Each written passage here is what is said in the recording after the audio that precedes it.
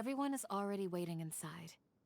Well, what are we waiting for? Let's join them! Please, wait a moment. Before attending the meeting, I hope you can promise me one thing. What do you need? Promise me that you won't commit to anything too reckless. What do you think? Okay.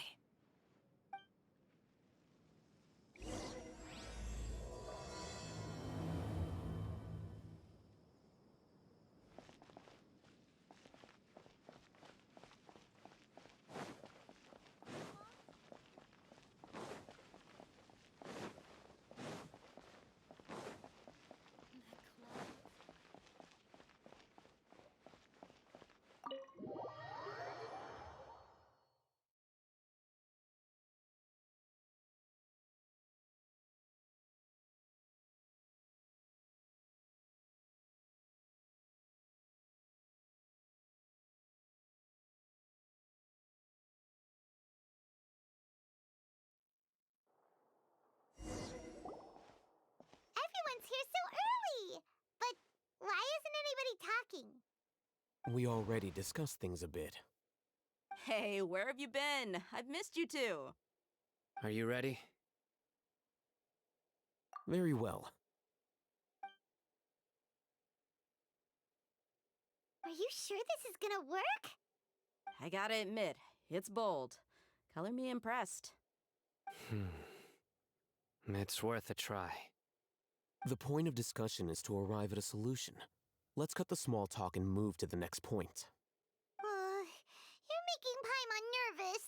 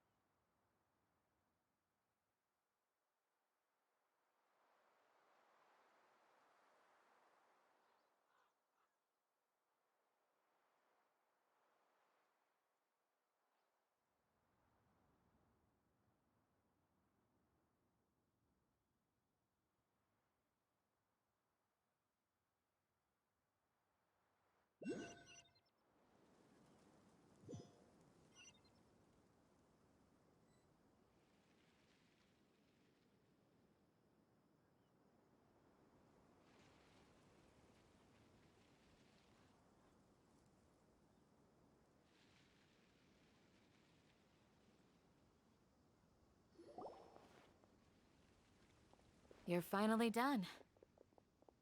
I have some other stuff to take care of. Catch you all later. Come on, don't give me that face. I know what you're going to say. I'll be careful. That's what I wanted to hear. Take care. Well, Traveler, Paimon, judging from your expressions, the meeting must have been quite productive. You can tell? I'm not that good at scheming or strategy, but I can sense people's emotions. And based on your reaction, things must have gone quite well. Paimon's a little worried. Hopefully nothing will go wrong. To be honest, I feel the same. But you're already some of the most capable people I know, so you have my trust. Candace gave us a compliment! Your deeds speak for themselves. Candace, we stayed behind to tell you that, although you won't be coming with us, we'll be sure to remember your words. I'm very glad to hear that. I've said the same thing to everyone here today as I said to you when you arrived. Your safety is the most important thing. Only when you're safe can the plan be successful. So please, take care. You're welcome. And thank you for taking my advice. Good luck. With everything. I'll be here in the village praying for you.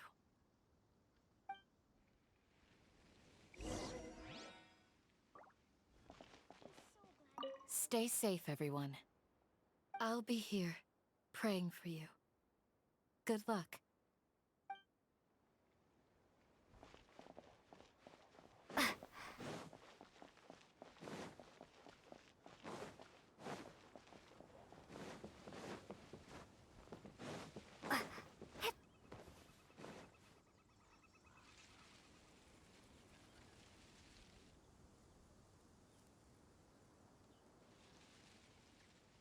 Sounds good. I'll go make some preparations. Okay. I'll hate them! Have you finished saying your goodbyes? Yeah! Also, Candace told everyone to be careful. Yes, she did. But I think my point also bears repeating. Our plan is not child's play. We won't be able to achieve anything if we're simply careful. We must go beyond that and fully commit ourselves to it. I hope this is clear to you. Huh? Shouldn't you be saying something more cheerful to boost our morale right now? Didn't we already do that during the meeting? You can never have enough words of encouragement. In that case, Candace can cuddle you to your heart's content while I continue to remind you of the seriousness of our situation. We all have our jobs to do, after all. It's like how some people can be put in charge of logistics while others will fight on the front lines. Speaking of the front lines, you don't look anything like a soldier. Of course. Compared to the mercenaries, I'm merely a feeble scholar. But the advantage of not being a mercenary is that I get to stay in a safer place and offer my strategic insight. Just think about that mercenary who lost his mind. Mercenary groups are facing constant danger every single day. Well, being a scholar is also a high-risk occupation, and you are a scholar. I'm not like the rest of them. Even among members of the same species, some will exhibit far more potential than others. This guy. Paimon still remembers when those mercenaries in Port Ormos called you a lunatic. All intellectuals are lunatics in the eyes of fools. I'll take that as a compliment. That reminds me. Do you remember the record we saw in the King Deshret ruins? It mentioned forbidden knowledge. You have a good memory. Forbidden knowledge has the power to drive people insane, but this fact has never been shared with the public. Even I, who has worked in the academia for some time, was never once informed of this. I think those mad scholars and mercenaries we encountered may have all fallen victim to the corrupting qualities of forbidden knowledge. But the academia has always held a different view. They have always believed that symptoms of madness are a side effect of human contact with divine knowledge as mere mortals. Come to think of it, perhaps the academia has also never understood the true nature of forbidden knowledge, and thus always approached the issue from the wrong direction. The Withering, Elazar, and the Sandstorms. Don't you think what is happening right now across Sumeru is rather similar to the forbidden knowledge pollution that occurred in the desert thousands of years ago?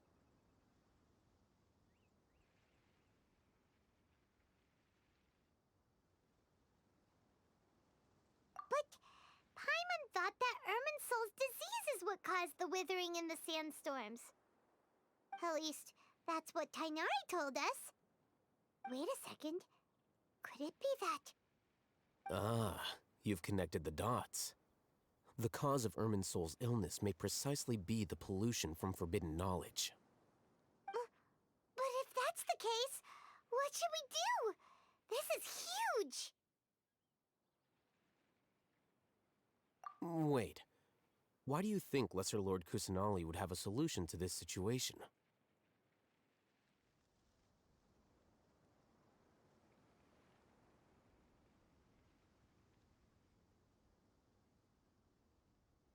You mean it's related to the scene you saw when you passed out in the Avidia forest? That whole the world forget me thing? In that case, it's imperative that we rescue Lesser Lord Kusanali. Only by working with her to save Irminsul can we completely resolve the problems Sumeru currently faces. To make sure we're still on track, I would like to check on the state of some of our preparatory work. Where are we going? To an Eremite base.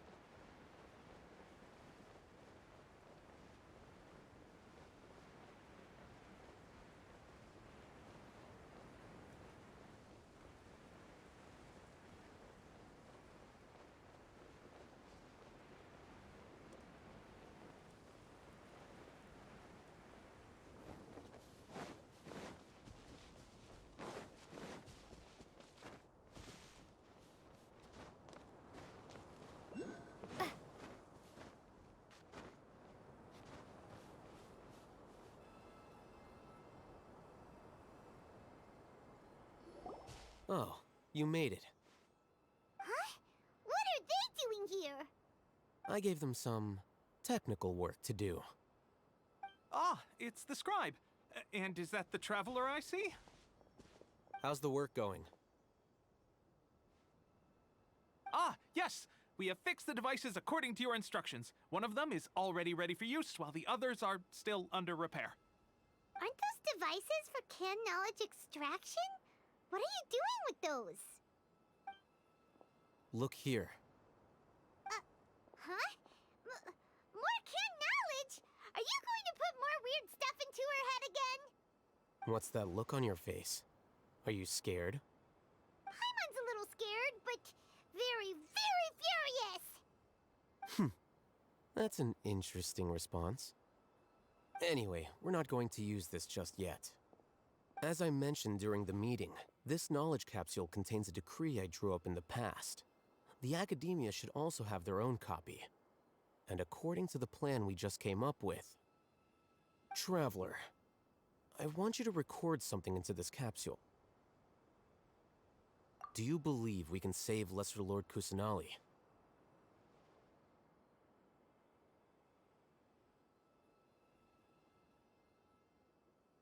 Good. Conviction is the most important part of all of this. Now, please get ready and put on this device. You want us to record our conviction into the knowledge capsule? Yes. Paimon is still really worried. I understand, but trust me, Paimon, this is something we have to do.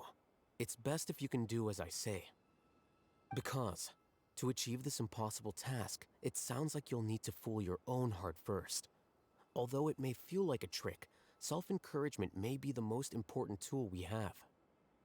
Paimon can see the point you're trying to make. Imagine this. We have orchestrated our plan and successfully rescued Lesser Lord Kusanali. As a result, we have changed Sumeru's entire political landscape. Everything went without a hitch, and everyone recognizes and praises our achievements. Now, open your eyes.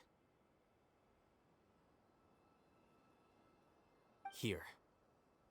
What's this? Read it out loud.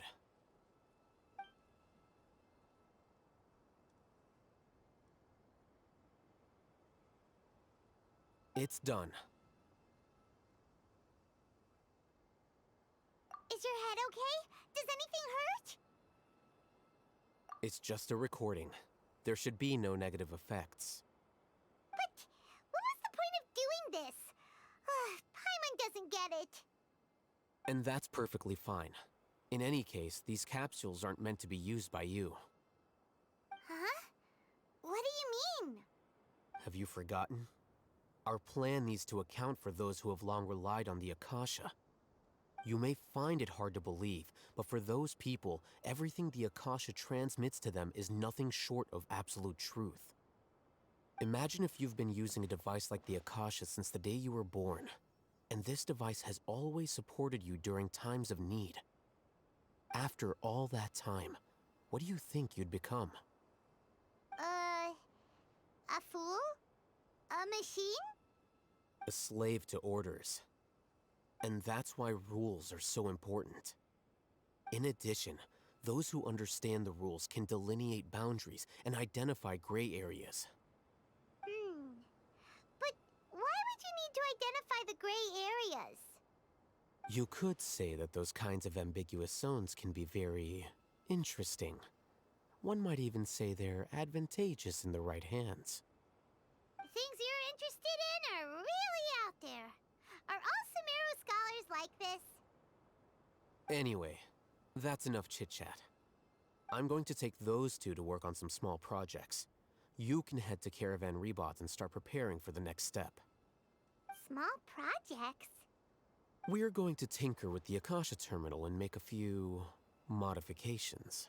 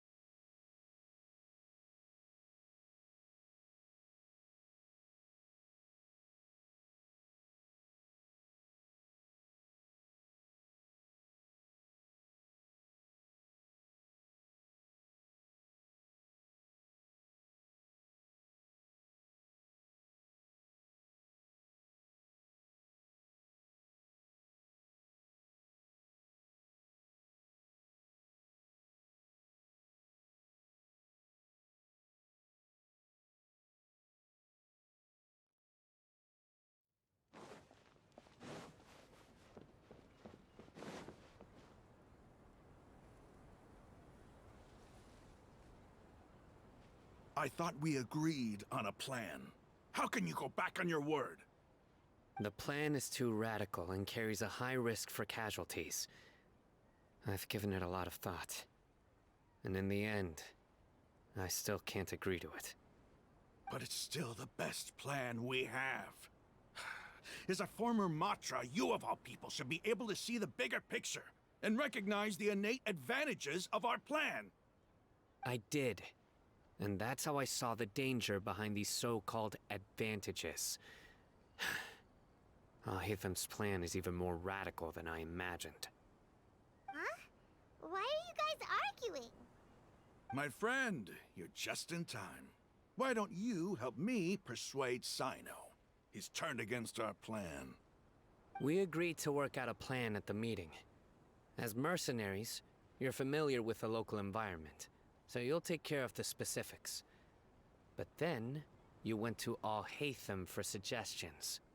Had I known Al-Haytham would give you those kinds of suggestions, I would not have agreed to the plan.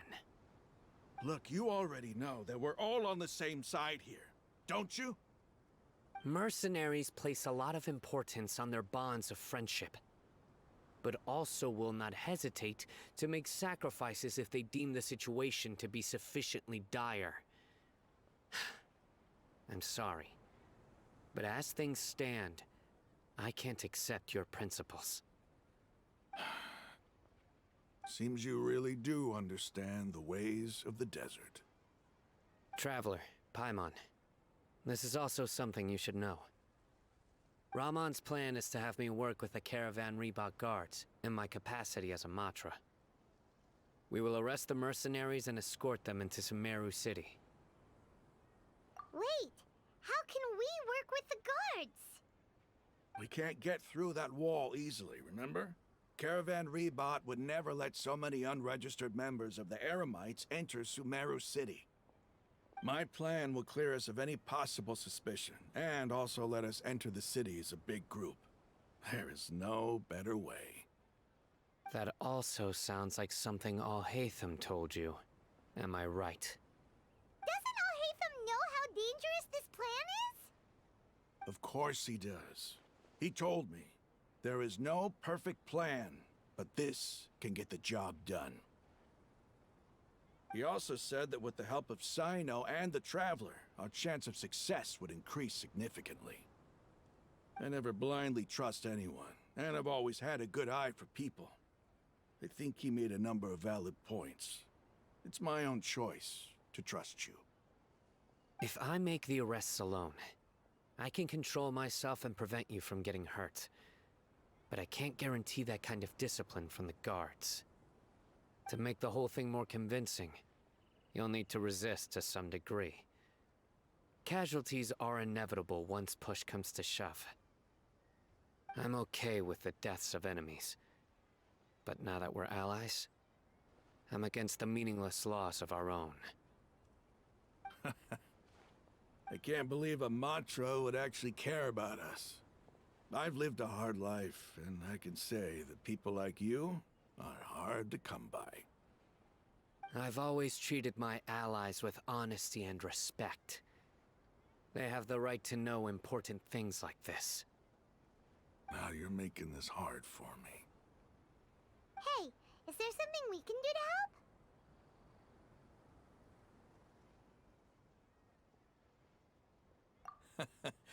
I knew you would say that. We can help fight some of the mercenaries, which should reduce the number of times you'll have to struggle directly with the guards. That should help at least a little bit. Sino, on behalf of my people, I thank you for your kindness. But this is a mission we cannot turn our backs on. We strongly value the lives of our friends, but the goal we are about to achieve is even more important. We have no fear of casualties, because we crave the spoils of victory. So please, lend us your support. We will show you the determination of us desert dwellers. Well, now that you've put it that way, I can no longer refuse. But remember, you need to follow the plan and not do anything reckless. Candace made it very clear that we can only achieve our goals if we can ensure our safety. Since you and I both recognize the significance of this operation, there should be no more animosity between the followers of the Dendro Archon and those of King Deshret. Everyone's life is equally important. Okay, you have a deal. Let's do this for our shared dream. The guards should be stationed in the courtyard nearby. You can find them there.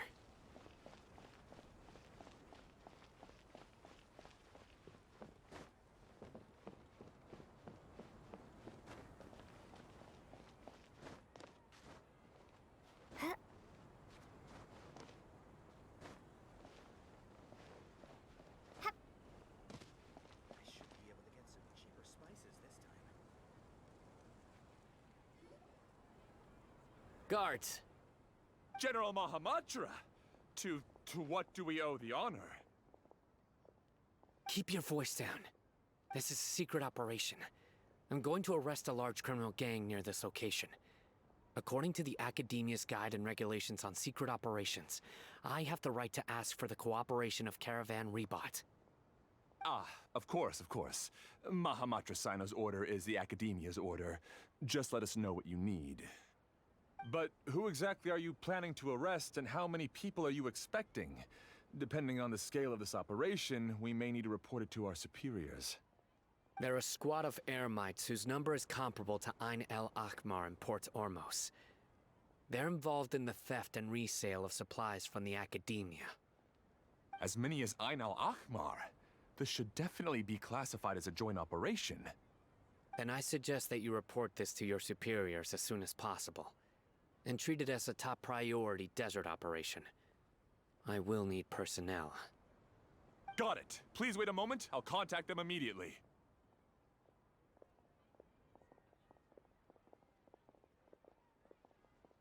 Because this is work. Because I trust you. Paimon can't believe you're still in the mood to chat. This whole thing has Paimon scared stiff. Aren't you even a little worried? What if these guards already know that you have betrayed the Academia and are no longer their General Mahamatra? Even if that guard doesn't know, their superiors might, right? We discussed this, remember? The Caravan Rebot operation is of great importance. But don't worry, the guards there shouldn't know that Sino has stepped down. How can you be so sure? First, the other Matra still don't know why Sino has left, which proves that the Academia has been covering up the matter. Second, this is a crucial moment for the Academia's God creation plan. If something were to happen to the General Mahamatra, it's bound to attract a lot of unwanted attention. No matter how you look at it, they don't seem interested in sharing the news of Sino's departure. A reasonable inference. I agree. Which brings us to our next issue. I'm sure some of you have been wondering if the prediction function of the Akasha will affect our operation. The Akasha is still in operation, so I must remain on high alert. Actually, considering the power of the Akasha, it's quite strange that it hasn't already tried to interfere with my actions. I've given that a lot of thought. For now, I don't think you'll need to worry. If you remember, when you first came to Aru Village, all your actions and routes were predicted by the Akasha. It even gave that information to those who kidnapped the village keepers. But things like that never happened again after we met up with the Traveler. That's true. But why? Look at it from a different angle. Why do you think the Akasha will predict your actions? Because my personal data has been entered into the Akasha. That's true, but the key to this question is, how well can the Akasha make predictions about a person? Haven't you ever thought about it? Just how can it do this in the first place? Because the Akasha controls the entirety of Sumeru. The Academia firmly believes that all human actions can be explained through logic. By sorting and analyzing entered data, the Akasha can derive behavioral logic and predict the actions of those who fit an existing logic model. However, at the risk of sounding like an advocate for fallacies, can everyone truly be considered logical at all times? Emotions are part of our behavioral logic, but can you guarantee that every experience of the same joy or pain would be equally intense? How can our feelings and opinions be predictable down to the letter in every single instance? Sino, in the past, you've always worked alone. In the absence of another person who could sway you or your thoughts, the Akasha could produce predictions that were similar to your real-life behavioral principles. Decisive and principled, you were used to solving problems alone. That's why the Akasha could figure you out. But now, you've joined a team. And I believe the Akasha hasn't yet figured out the full composition of it. Our thoughts and logic have intermingled and weaved themselves together to become a complicated, chaotic mess. Any one of us could potentially disagree with another. The Akasha lacks data on these interactions, and it's impossible for it to predict your actions in the future based on your decisions in the past. After all, there's probably a limit to just how much we can be modeled or controlled by data. So, in my opinion, you're probably safe for now. Makes sense to me. I agree. The Akasha is not alive, and I don't think we can be completely controlled by something without a mind of its own. Is that so? I guess there are things that even the Akasha cannot calculate, and people will not be forever trapped by the past. Whew! Paimon's so glad that this is settled. Next time, pay attention during our meetings. Will do. Just remember to stay vigilant. Footsteps! General Mahamatra, we were not expecting your presence here. I'm the security officer of the Grand Deshret Desert District. My name is Luxembarbo. This is my assistant, the Traveler. She will be working with me. The construct next to her is for her work. Beep! Construct, beep! What a great honor to meet you. Your golden hair is as bright as the sun. And, is this the latest technology from the Academia? Have you made a decision regarding the matter I mentioned to your subordinate? It seems to be a dire situation, so of course you will have our full cooperation. To be perfectly honest, I've always longed to go on a mission with someone as well known as yourself. There's no need for flattery. Yes, sir. Take your most elite platoon and follow me to the eastern side of the district. We will carry out the operation there. Understood. Map? Hurry, bring the map! In 2 days, we will engage Rahman's Eremites and capture all of them. Any questions about the time or location? None at all, sir. Good. See you then. Yes, sir.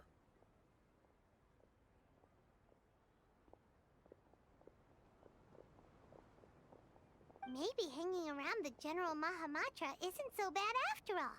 Everyone's so respectful towards us. This is all due to the absolute authority of the Academia. And now, we're going to strike back against that massive pillar of power. Get ready. We will move out in 2 days.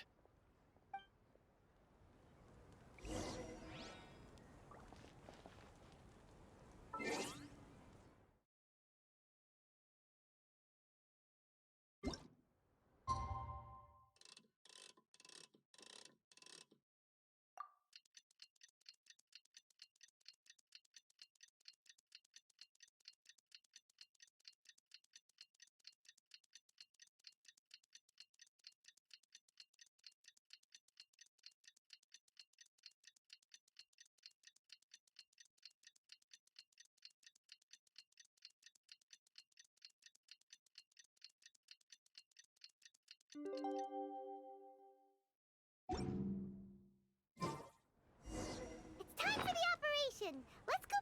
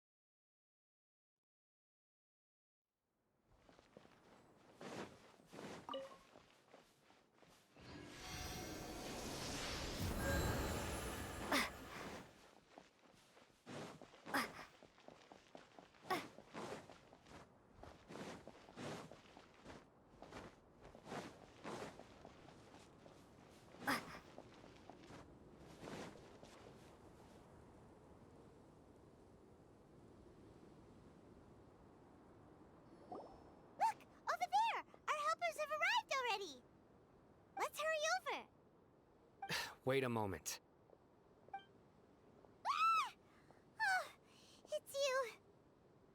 You're my assistant, remember? Being my assistant, you must stay with me. Now let's head over there. It's General Mahamatra and his assistants. We meet again. You're here early. It's to show how important we think the operation is. Since this is a big case for the Academia, we are prepared to give it our best.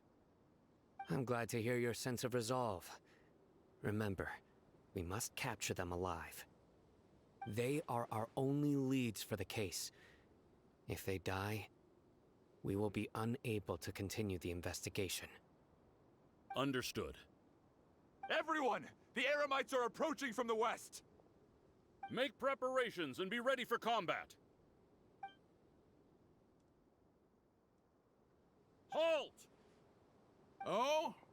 What a warm welcome! What do you want? Judging from those shiny weapons in your hands, it seems like you're not interested in a deal. Rahman, the Academia has caught wind of your smuggling and illicit sales. If you value your life, I advise you to surrender. Who are you supposed to be? A Matra from the Academia? I can't believe you came all this way just to catch us. I'm not here to talk. Oh. Nobody's given me this much time of day since I became a mercenary. Brothers! For that slight, let's wash our blades with their blood. Let's show them we Eremites are not to be messed with.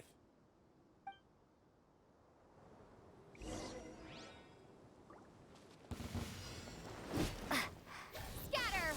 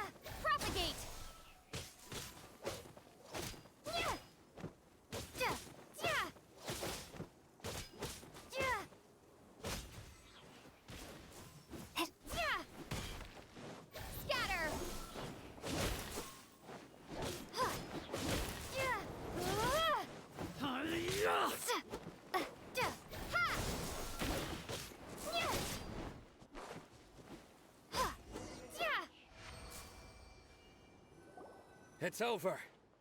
Ah! We have subdued them. The operation is now over. All Eremite mercenaries and related personnel in the area have been arrested.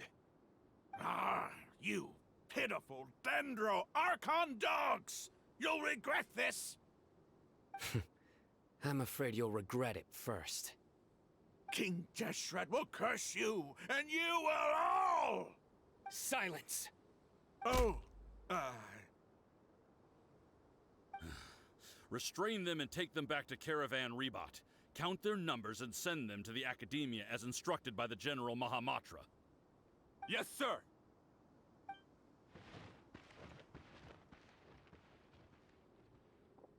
Mahamatra Sino, I will now take my leave. If you need further assistance, please come to Caravan Rebot and ask for me. Understood. You are dismissed. There they go. Let's talk elsewhere.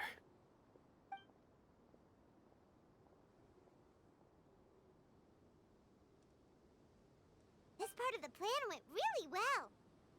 Yes, things went perfectly. That's fantastic! And that punch you gave Ramon there sure looked convincing enough. Once we're done here, I'll return to Caravan Rebot and oversee the group's transport. I promise. I'll get everyone into Sumeru City safely. Yeah, you're the reason why everything went so well. It's not the time to celebrate yet. I believe Dia should already be waiting for you. Go join up with her.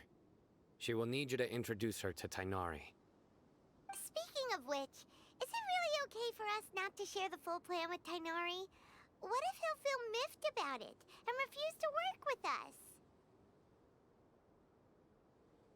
I have a very close relationship with Tighnari. Given how well we know each other, I believe my message alone should be enough to bring him to our side. He knows I won't make jokes about things like this. If we need help, Tighnari is the best option. Get ready for the next phase of the plan. Don't keep them waiting.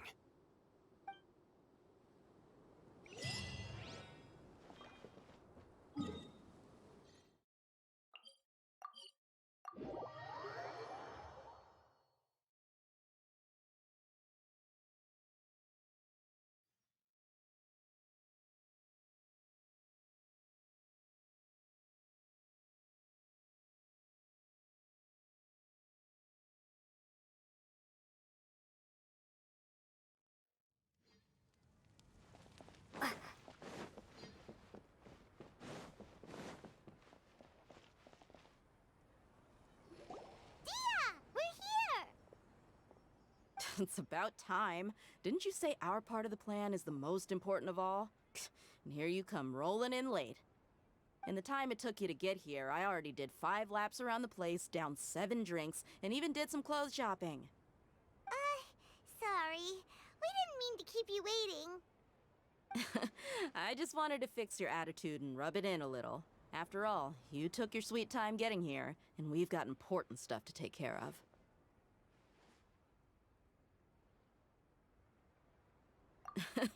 I just like seeing that serious look on your face.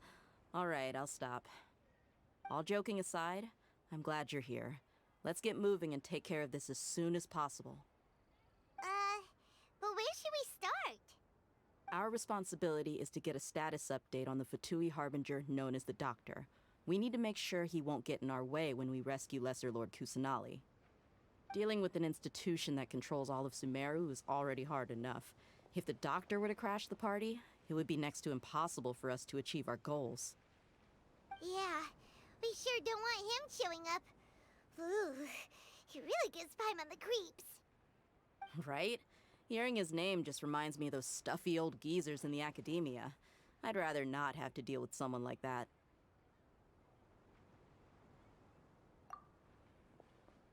According to the plan, we should first go to Pardis DI and ask for Forest Watcher Tighnari. If all Hatham and Sino's sources are solid, then we can be sure that Tighnari still has the Academia's trust. So, we'll find Tighnari and convince him to get us the latest intel on the Doctor. Then, depending on what we learn, we'll make any necessary adjustments to our plan. The sages have placed spies everywhere on the other side of the wall. I'll follow you as a bodyguard.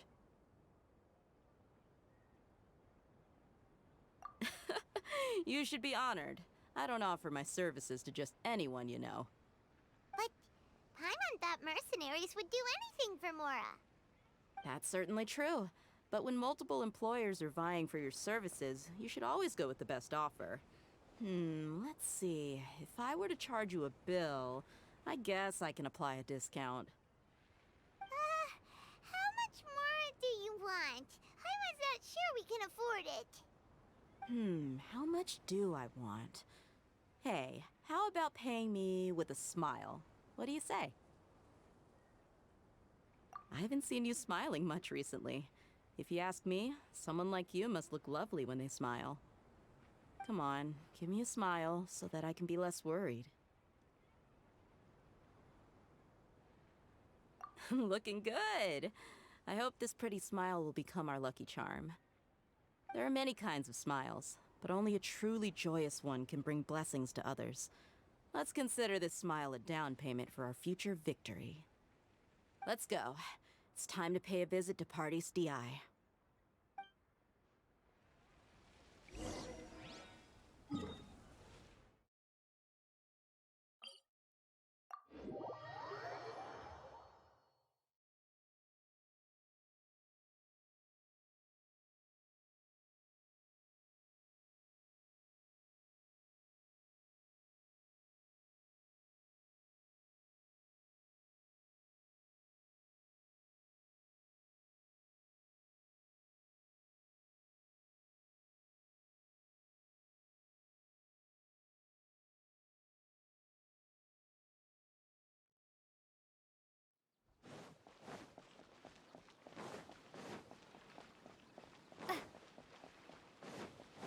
He's over there! Let's go say hi!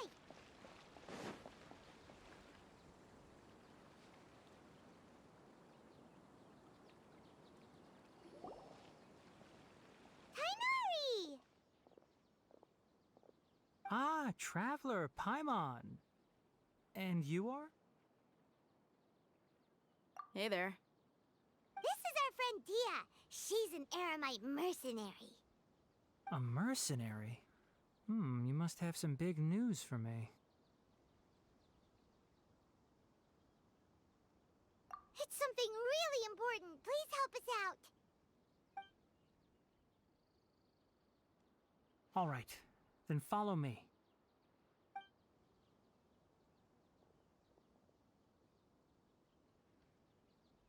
This place is better. We won't be disturbed by any passerby. Okay, what is this important thing you want to ask me?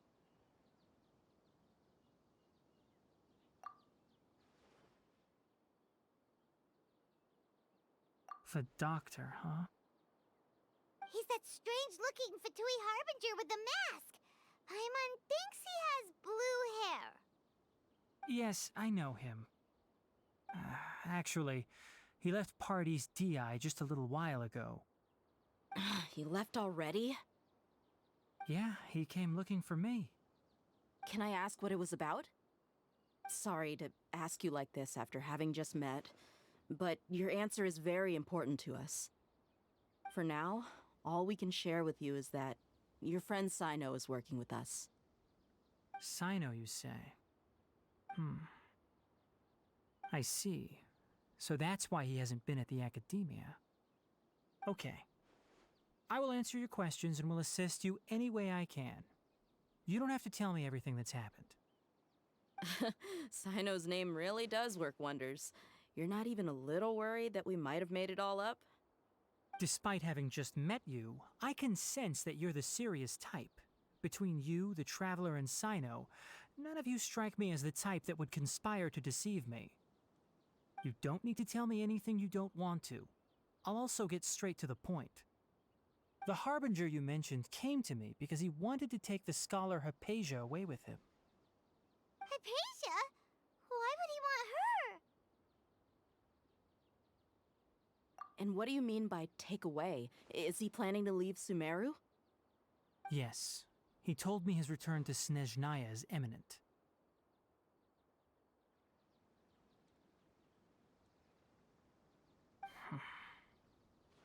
So you mean... you're leaving this place soon? Indeed. Otherwise, we could have perhaps talked a little more.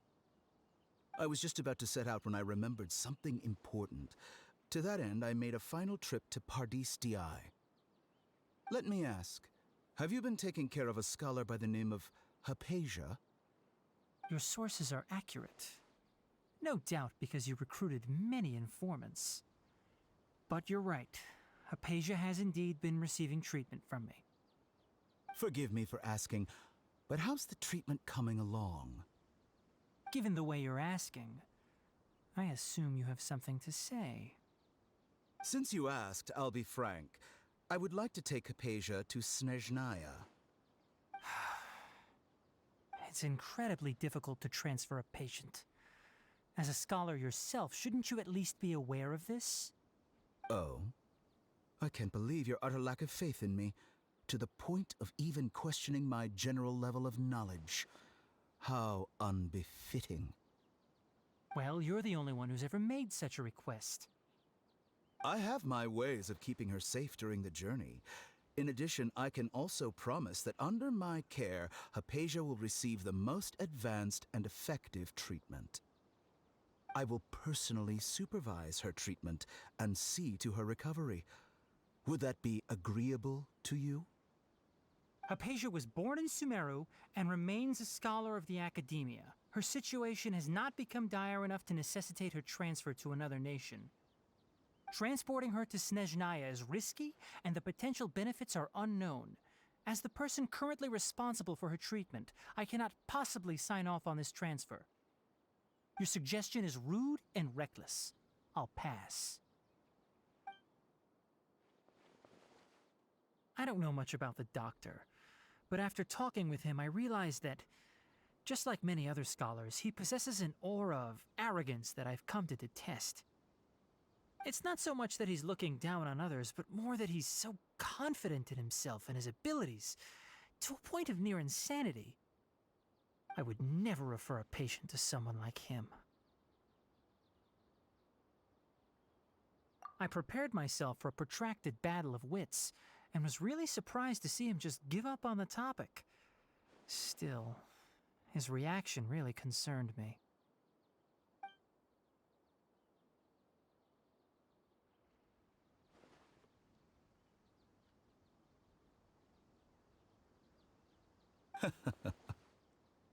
I see, I see.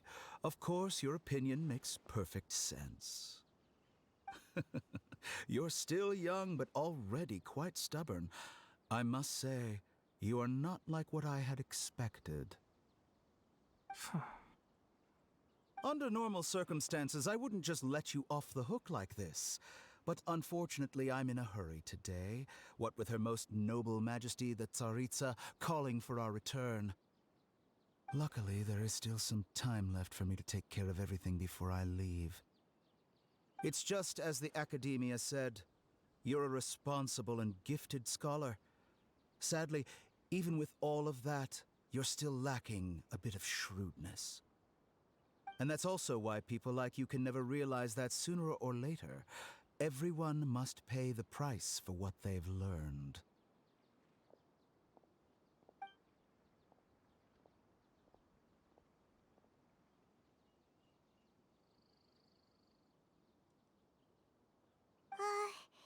Paimon can't help but feel like he's hinting at something unpleasant.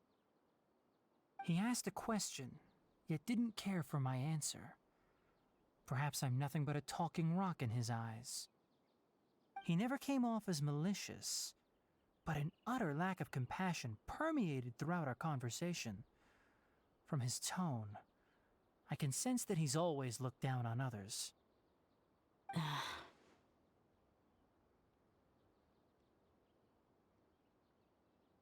I can barely believe it myself, but if that's true, the situation will be in our favor. I don't think I missed any details. Frankly speaking, I don't want you to do anything too risky. Now that you know a little more, it should be easier for you to stay safe.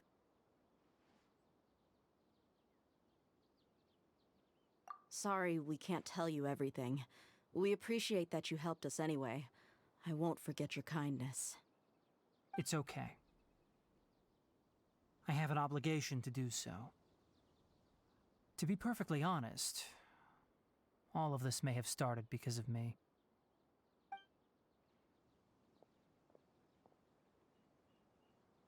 Recently, my master wrote several letters to me, asking me to return to the Academia and assist him with his research. Hasn't he already asked you several times before? Yes, but there's something off about this most recent batch of letters. The handwriting and tone are both familiar, but some details have been omitted. My master will occasionally leave a few dots on the back of the letter, 1 dot means that he wrote the letter on a sunny day, and 3 dots stand for a rainy day. This has been a habit of his for many years, but I didn't find any dots in his recent letters. I believe something may have happened to him. I get it. Since you are always at Gandharvaville, you would like me, someone already working at the Academia, to investigate this matter, right? I'd like to ask you to do that for me. If you can keep yourself safe, please withdraw immediately at the first hint of danger. I can do that, but I have a feeling it won't be that simple. The Academia has been working on a big project. I'm not quite sure what it is, but your master might be involved with it. If the higher-ups really are hiding something, then it will be difficult to remove myself from the situation once the investigation starts. If the situation becomes critical, I'll leave the Academia. If you don't see me there for an extended period, that's your cue. All right, we've got a plan. I'll stay at Gandharvaville to support you. If that scenario comes to pass, you must be extra vigilant. And be wary of any messages or direct requests from the Academia. I must say, I didn't expect a warning like this from the General Mahamatra. Being loyal to the Academia doesn't mean blindly doing whatever the sages say. I know what I'm doing. On that note, aren't you also being quite distrustful of your alma mater? The Academia, yes, but my master is a man of integrity. Even when I was a student, I was worried he'd get in trouble for sticking to his beliefs. I suppose he's lucky to have lasted so long. But in the end, it still caught up to him.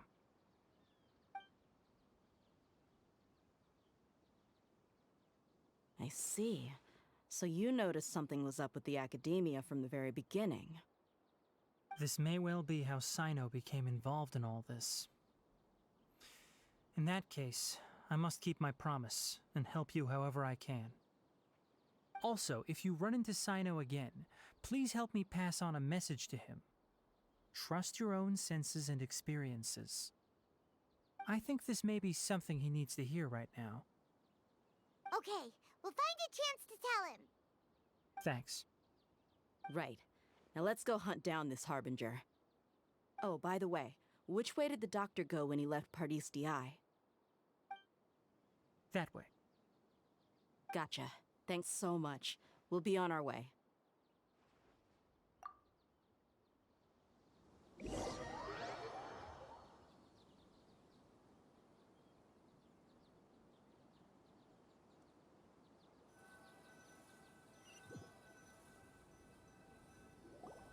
According to Tainari, the doctor is leaving Sumeru soon. I want to check if the doctor was actually telling the truth. He also said that he'll take care of everything before he leaves. What did he mean by that?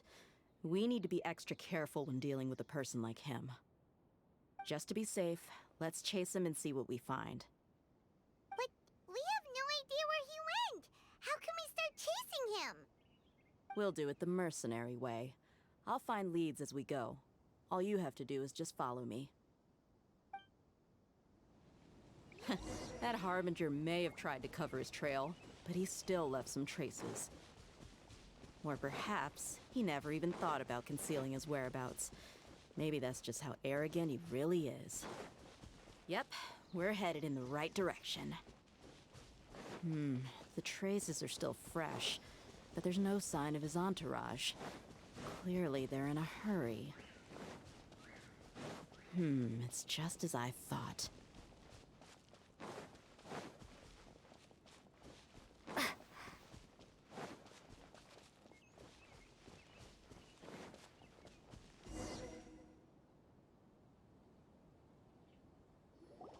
We can stop here.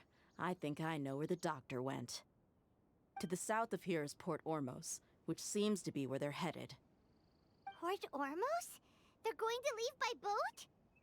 That's right. Let's go to the port and have a look for ourselves.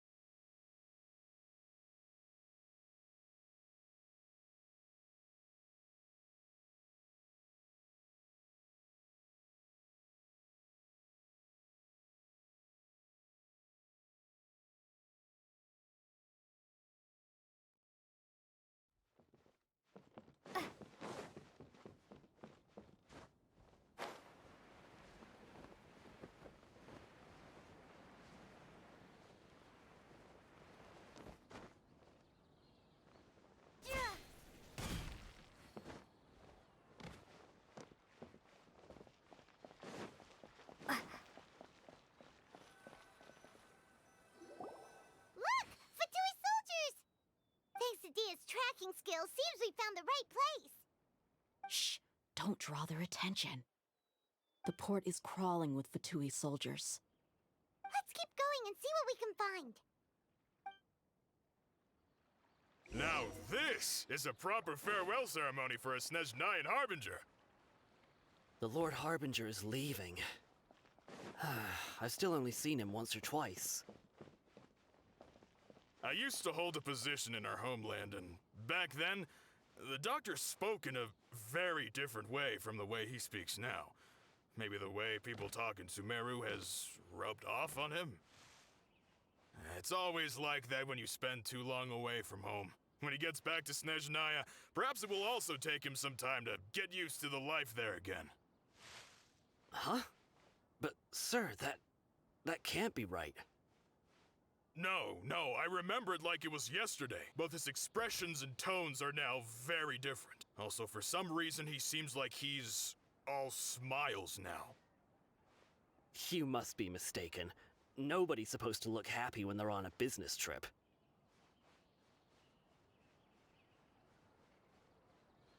The doctor is on that boat. So he told the truth after all. He is actually leaving Sumeru. This place will do. We can hide here while we keep an eye on the boat.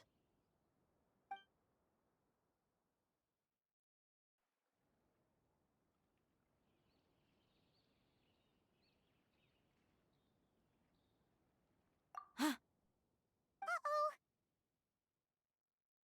He saw us.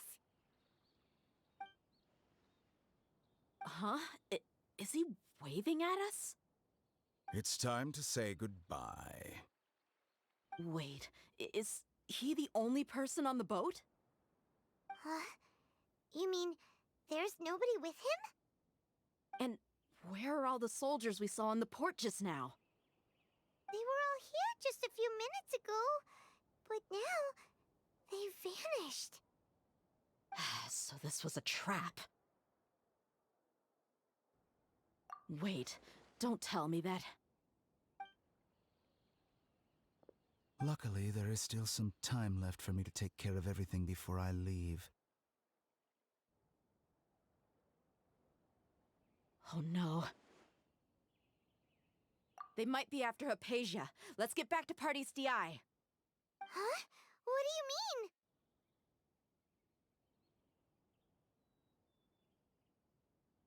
I'm afraid that she's seen something that she wasn't supposed to see. If I were the Fatui, I would also try to take her away. And if I couldn't... Oh no! Are you saying they're going to kill her? Let's go!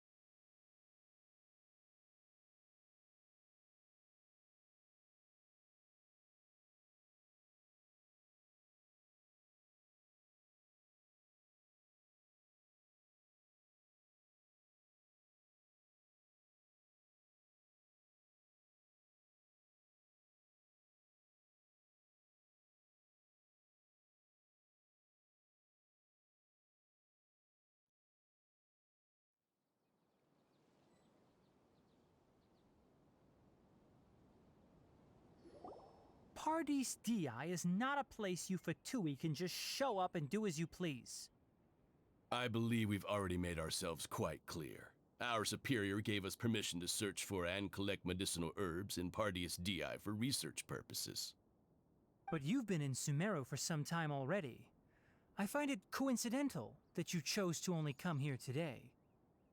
Even the Grand Sage himself may not have the right to question our research, much less an ordinary scholar like yourself.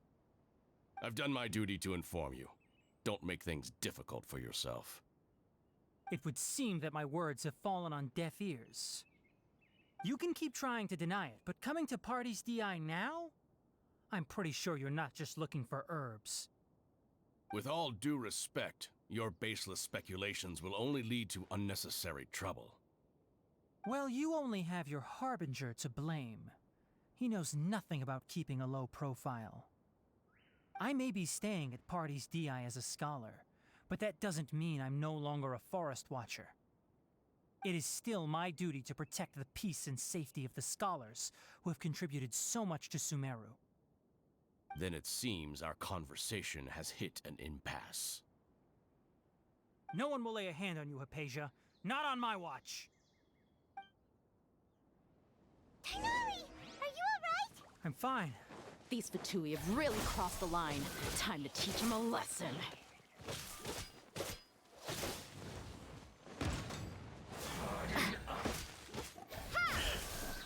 That's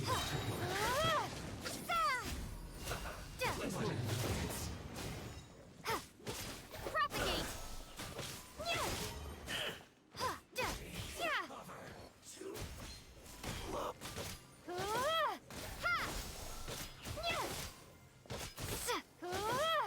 There's no use resisting! Give us Hypatia! Keep dreaming. Yeah, Tighnari, beat him up!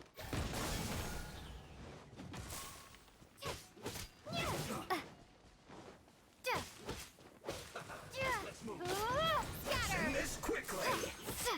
Stay right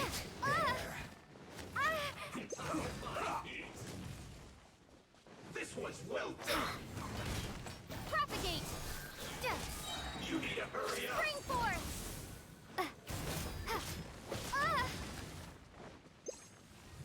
Roast and fry!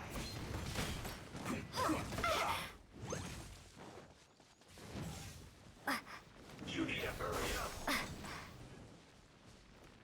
This one's well done!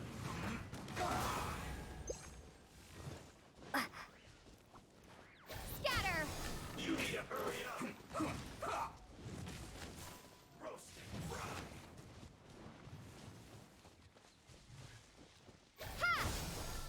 Let's end this quickly!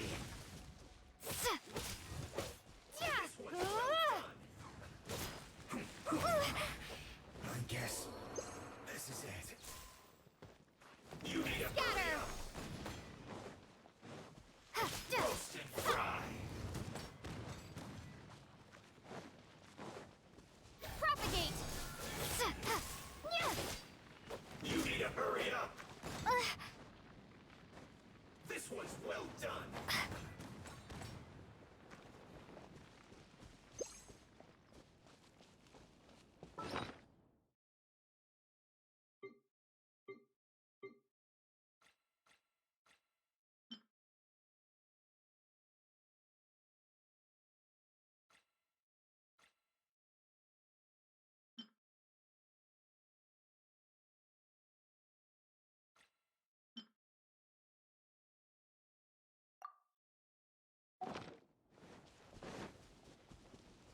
Roast and fry! Scatter! You need to hurry up! This one's well done! Propagate!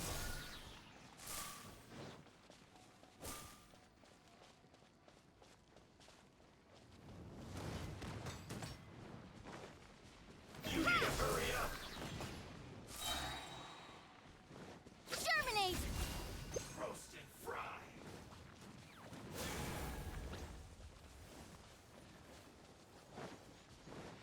You need to hurry up! This one's well done! Maybe I wasn't meant for this world.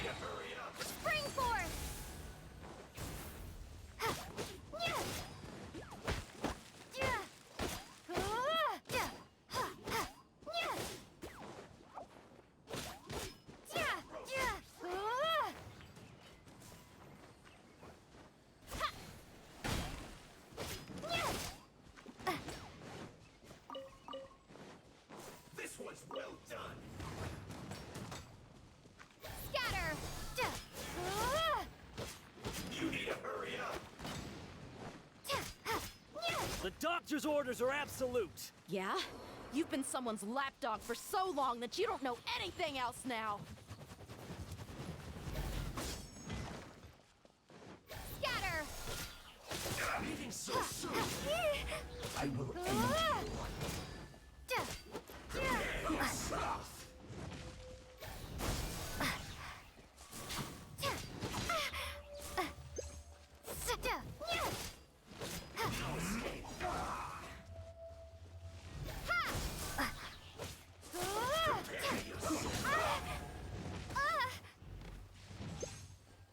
Leaving so soon. Let's not waste time.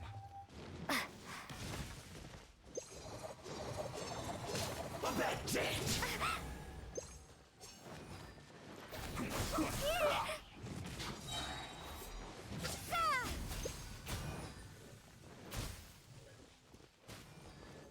Propagate! End this quickly. This is no escape.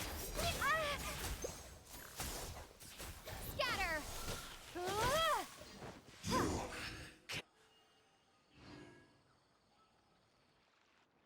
We're not getting anywhere. Traveler, Paimon, please go to Hypatia. We need to make sure they don't try to sneak around and attack from behind. Got it! Hypatia's still here. Doesn't look like anyone's broken in.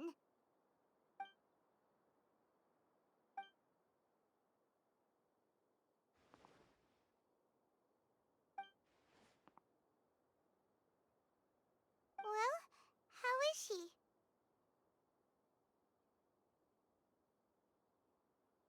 Oh, that's good.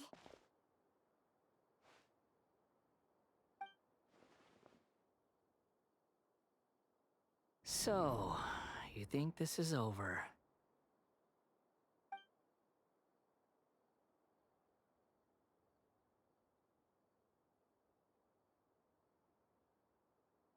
What? The Balladeer is here?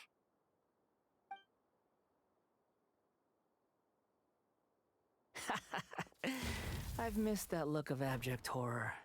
You've given me that look every time we meet. But, where is he?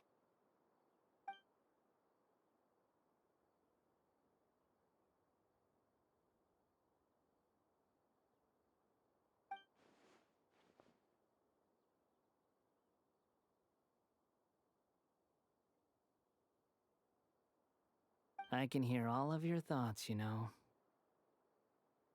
Don't you remember? I already saw you the first time you came to Party's DI and made contact with Hypatia. I didn't need to do anything. It is her honor to be able to connect her consciousness with me. Who are you talking to? It can't be the Balladeer, right? That's impossible.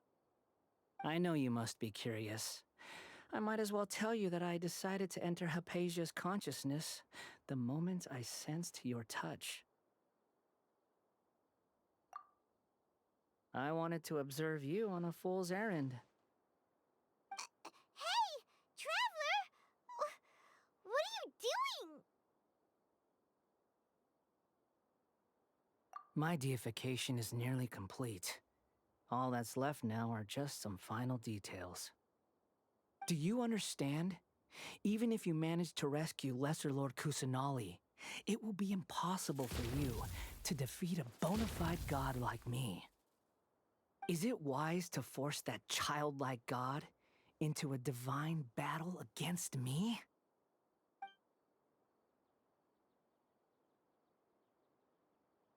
Scholars consider the God of Wisdom to be the sum total of their faith. It's how they can justify reverence for a god as they construct it. But this also shows that humanity's worship of gods is a combination of blasphemy and exaltation. It's truly laughable.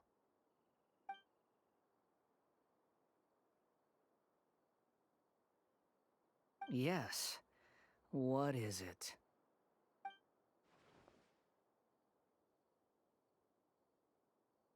Yeah, I'm in a good mood, which is why I'm talking to you like this.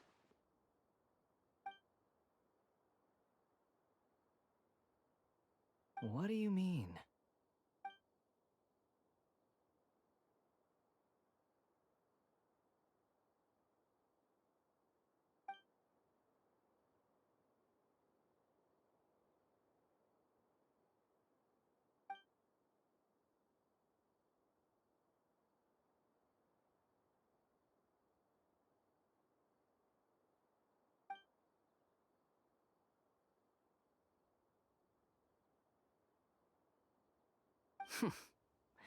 Those words almost make you sound like a friend who actually cares.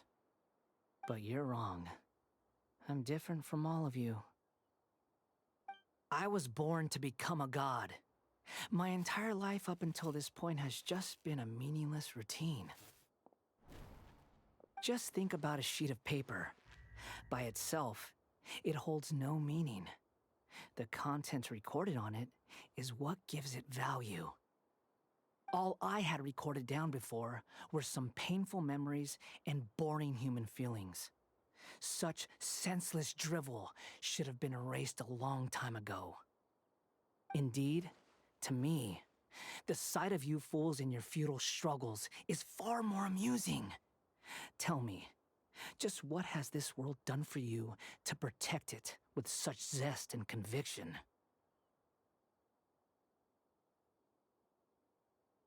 I'm connected to your consciousness, so I can hear what you're thinking and sense the depth of your determination. This is a good conversation we're having. So here's a word of advice. Let go of your misguided guardian complex. You know nothing about the truth. It'll be for your own good, as well as everyone else's. Humans are a species that can only find bliss in...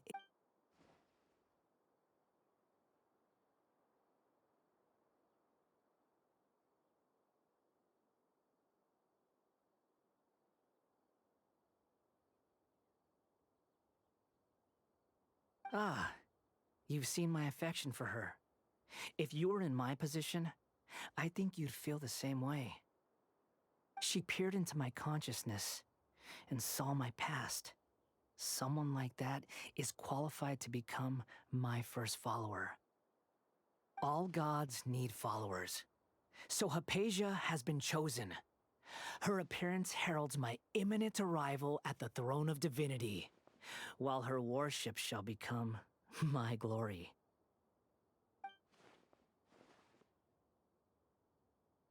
You're doubting me again? No matter.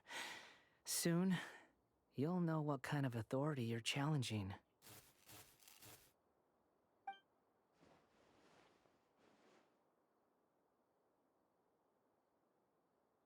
Who wants to hurt my devout follower?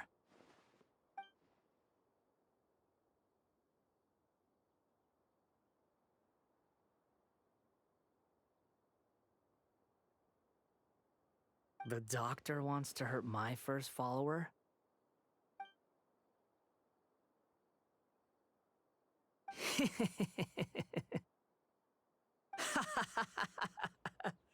How very amusing. Has anyone ever told you that you're not good at sowing discord? The doctor has never known his place. Even now, the puny human thinks himself capable of interfering in the business of the new god. You're still too naive if you think a few words will be enough to convince me to destroy the doctor. But I'm willing to give you a gift, just like my expression of affection towards Hypatia. It is an honor for you to be able to stand here and speak with me. As my listener, you will be rewarded.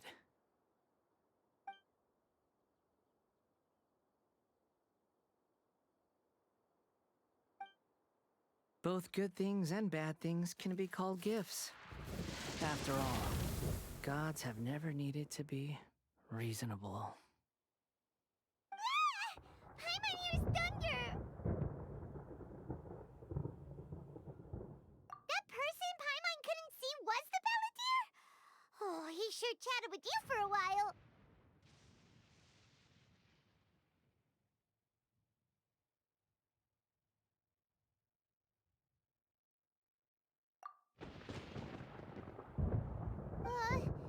Where is the storm headed?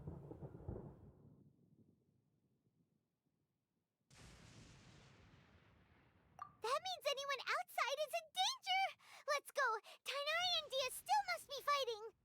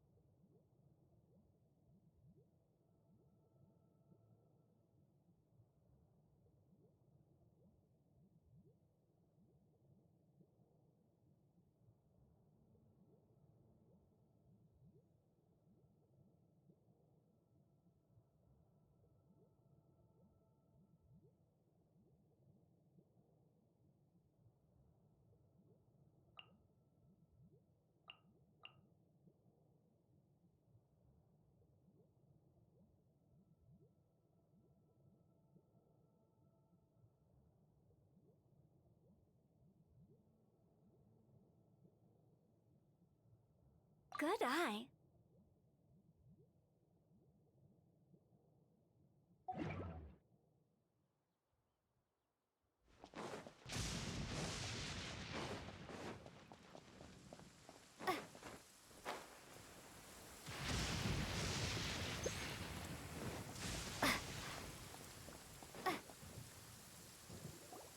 Oh! Have the Fatui retreated? Hey! What happened to you? He's hurt. I'm fine. Don't move. I've seen eremites get struck by lightning before. You need to rest. Struck by lightning? We were fighting, and just as things started looking grim, the weather suddenly became extremely strange. Lightning started attacking everyone, almost as if it were alive. Luckily, there were only two of us, and both of us were nimble enough to dodge most of the strikes. There were a lot of Fatui, though, and they were being torn to shreds by the bolts of lightning. With that, all the Fatui soldiers were forced to retreat.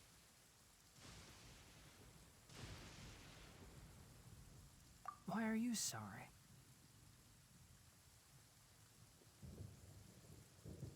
Huh.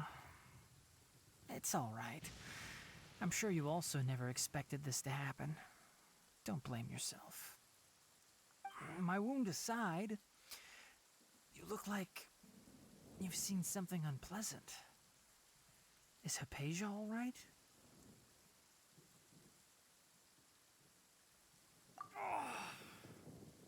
Hey, didn't I tell you not to move? Just in case. Let's go to Hypatia's place and talk about things there.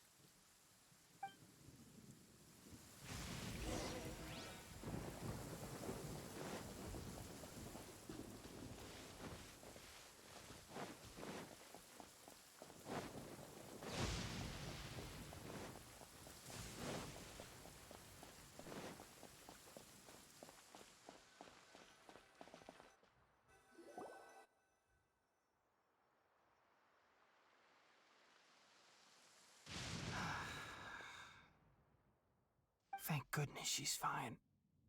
Hey, how about taking care of yourself first? I understand my condition.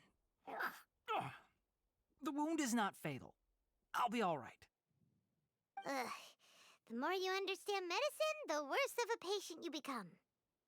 I know. They always think they can push through the pain.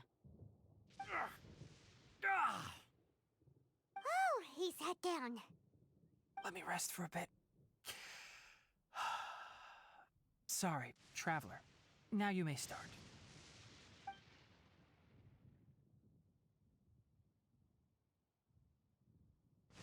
So that's what you were talking to the balladeer about? Oh, Paimon can't believe what he's thinking. The Academia's God creation plan. How ridiculous. That sounds, ambitious, I guess? Anyway, this is all way beyond me. As long as I can enjoy every day with a drink in my hand, tasty food in my stomach, and a good night's rest, that's enough. I'll only work when I have to. I must be the least ambitious person who's ever set foot in Party's DI. Don't say that. I haven't even thanked you for your help back there. Don't mention it. Well, if nothing else, all this proves that the doctor really did have some urgent matter to attend to and left Sumeru in a hurry.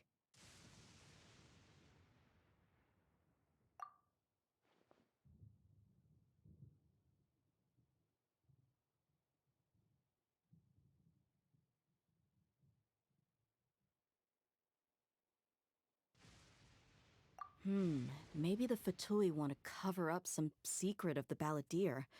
Is that why they tried to seize Hypatia? You said the balladeer claimed that Hypatia has seen his past. So, what could be there? Have you noticed? The balladeer is not happy with the doctor's actions. He thinks the doctor has no right to consider himself as his equal. So, if the doctor was to show up again, would the balladeer zap him with lightning? Based on what the Traveler has said, I think he would. Having the doctor gone benefits him as well as us. In other words, we've successfully completed this stage of the plan.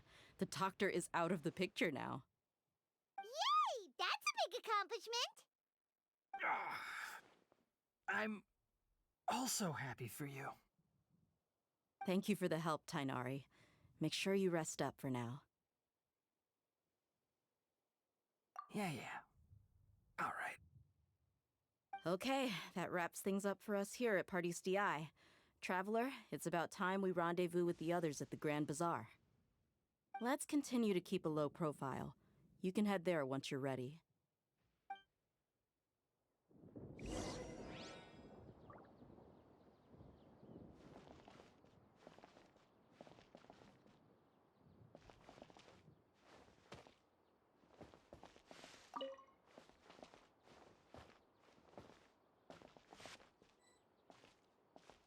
You can just focus on your plan.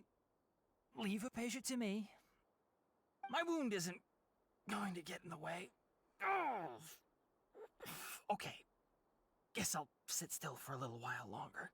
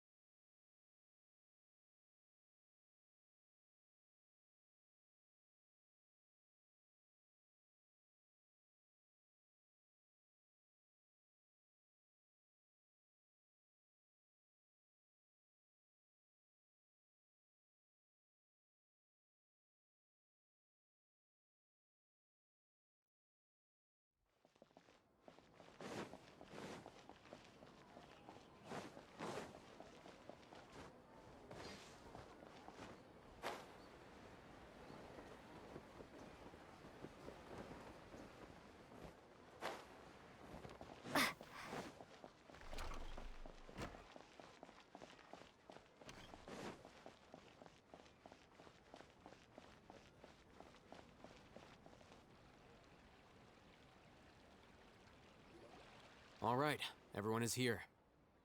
How did everything go? Any luck with your missions? Let's report back one by one. I'll start first. We've made the necessary modifications to the Akasha terminal. In addition, the props required are also ready. I'll go next. The Traveler and I went to Party's DI. The situation was a bit complicated, but we found Tainari. Unfortunately, he was wounded during a fight. Who was behind it? Well, that's the tough part. What should I say, Traveler? The Fatui or the Balladeer?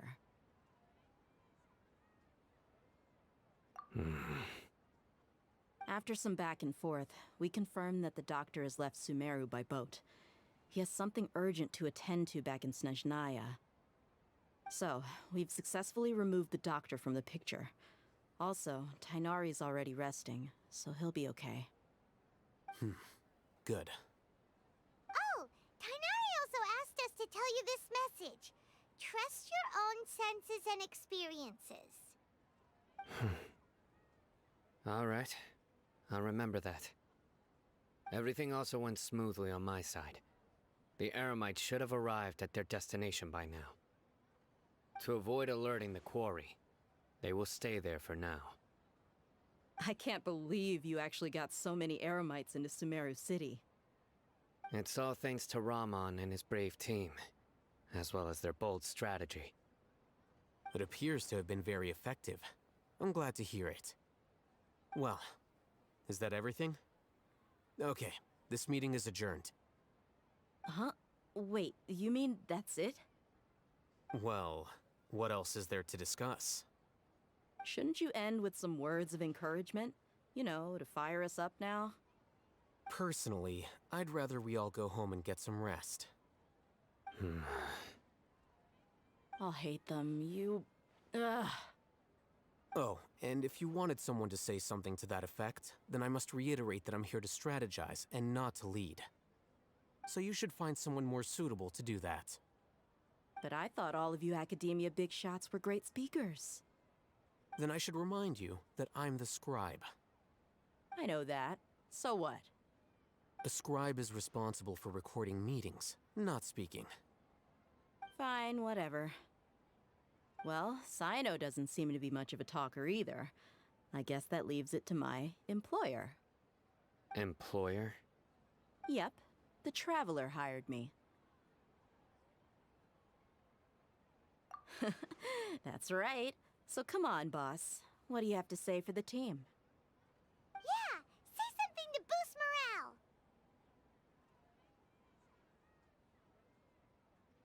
Huh?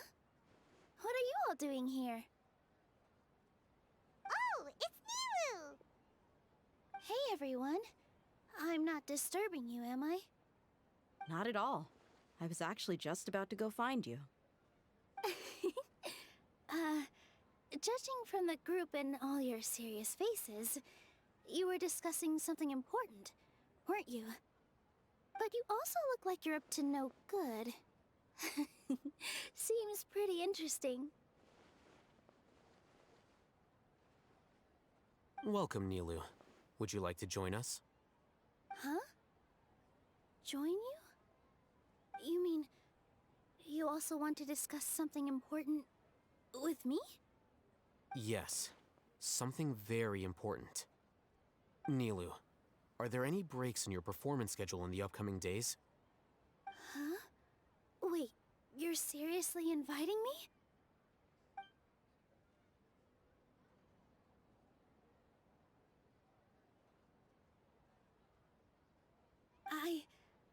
I can't believe my ears. You are truly the bravest and most passionate people of Sumeru, well, that I've ever met. Ahem. Oh, right. The Traveler and Paimon are not from Sumeru, but you are awesome as well. That's right. I must admit that I'm a little scared. But I'll try my best for Lesser Lord Kusanali. If I can somehow use my abilities to help you, then count me in. Remember, believe in yourself. Okay. I'll get my friends at the Grand Bazaar to help us tomorrow. Just remember not to say too much. Be discreet. Yep, you got it. All the preparations are done. Now, can we finally conclude this meeting? So, have you thought up what you'd like to say, boss?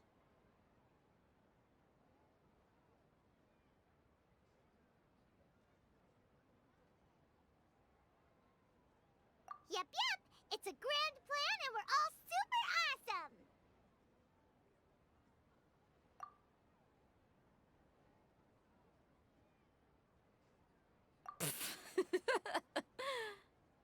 Well said. A good night's rest before an operation can be the difference between success and failure. Thankfully, I've had my place to myself recently. It's been nice and quiet. Uh-huh? Oh, nothing. Alright, let's all go home and get a good night's sleep so we can be up early tomorrow. Okay. So I guess that means it's time to say goodnight now. Yep, good night everyone!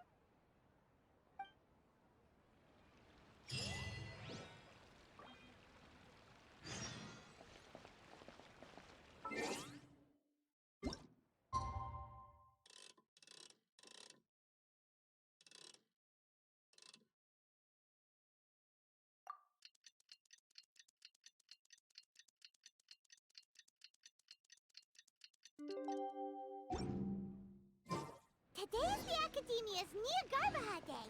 We can finally put our plan into action. Al-Haytham should be waiting for us.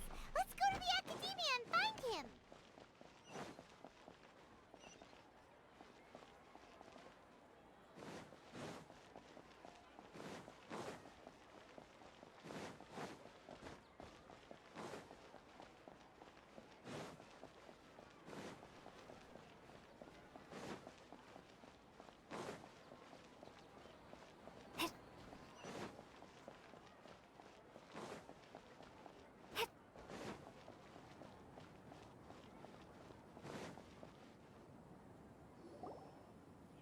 Hello, you two. Sleep well? Not really. Paimon got too nervous thinking about today and didn't fall asleep until the sun was almost up. What about you, Al-Haytham? Naturally, I slept just fine. After all, a good rest should be considered part of the plan, since energy is an important resource. You just want to show off how calm you are. It's crucial to dissipate any tension before we execute our plan. The only thing you're doing is being annoying. Anyway, do you need me to go over the game plan again?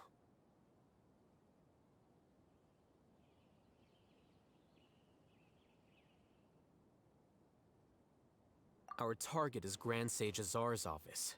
Everyone in the Academia knows that's where the Grand Sage's console is. Only they can operate it. Many restricted commands and operations are executed via that console. I'm sure that console has a way to free Lesser Lord Kusanali. You know, Paimon's been thinking, what kind of technology could let the sages imprison even a god? That isn't something they could have accomplished with their scholarly talents alone. In the Sanctuary of Suristhana, there's a device of Greater Lord Rukkhadevata's that she once used to isolate herself while meditating. 500 years ago, the Grand Sage at the time modified the device so that it can no longer be controlled from the inside. They were effectively trapping one god with the power of another. So, how are we gonna get to the Grand Sage's office? Don't forget, today is Niagarbaha Day, arguably the most important day to the Academia. The sages and core Academia personnel are busy loading the latest batch of research developments and legal decrees into knowledge capsules so that they can be entered into the Akasha. All the Darshan's researchers have their noses to the grindstone, and the Academia's grounds are flowing with all sorts of people. It's the perfect time for an infiltration. When the Grand Sage leaves his office to supervise the entering process, that's our cue to access the console and free the Danger Archon.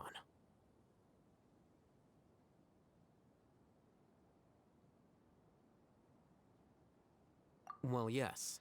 That's just the visible side of our plan, after all. If precedence holds, the Academia should have already started preparing for Nyagarbha Day. Everyone should be in position. All that's left is for us to lead the charge. Let's go. So are we just gonna walk in through the front door, or...? Yes. Were you expecting a stealthier approach? Paimon can't think of a good comeback. Alright, it's all on Alhaitham if things go south.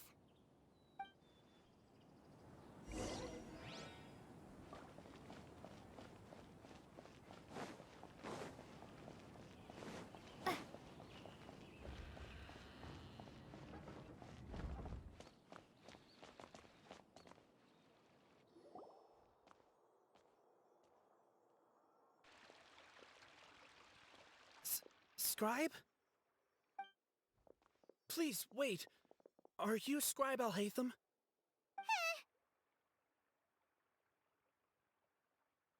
That's me. Is something the matter? I'm in a hurry. No. I was just surprised to see you here. I had heard that the sages were looking for you not long ago, but I didn't know what for. And, also, please don't bring outside guests into the Academia. Outside guests? How did you arrive at such a conclusion? Your groundless inference shames the Haravatat Darshan. What did you say? I'm the top student in Haravatat, and I earned 3rd place at the last Inter-Darshan debate. Don't look down on me! That wasn't my intention. As your Haravatat senior, I just assumed that you possessed a greater aptitude for critical thinking. Look, based on what you already know, the purpose of my return and the reason they're here should be obvious. Is that so? Wait a moment. Let me think. Don't tell me the answer. The sages search for you. A blonde-haired traveler. Outside guests. So, from the start, the sages weren't looking for you, but this traveler? And you were gone from the Academia for so long because... Hey, shh. Yes, you've proven yourself as the top student in Haravatat. I surmise you've arrived at the correct conclusion. As I expected. Please, forgive me. I wasn't thinking clearly just now. Thank you for getting me back on track. It's nothing. We'll be on our way then. All right. Thank you for your contributions to the Academia, Scribe.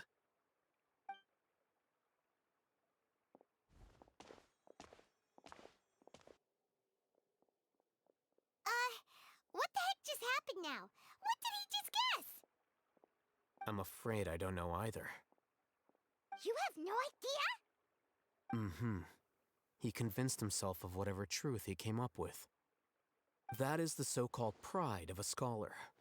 If someone questions their academic facility, they will instantly feign understanding to keep up appearances. Nowadays, the Academia is rampant with this type of scholar. Their obvious farces of intellect only serve to highlight themselves as fools. Wow, so there are special ways to deal with smart people. We don't even need to make up our own excuses. We shouldn't waste any more time. It would be problematic if we missed our window of opportunity. Let's go.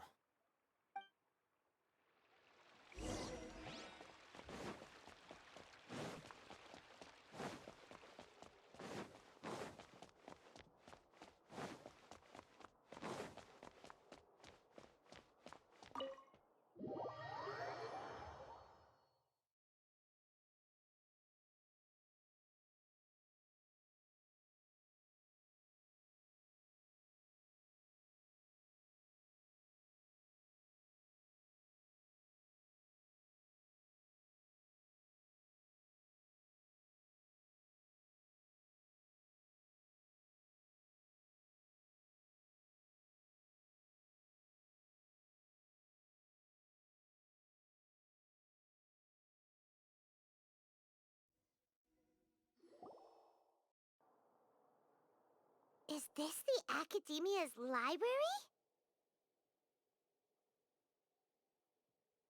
Indeed.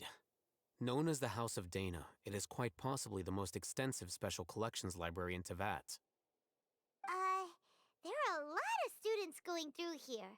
Is it really okay just to waltz right in? The Academia marches to a fast beat, especially since it's Nyargarbaha Day. They're all occupied with their own matters.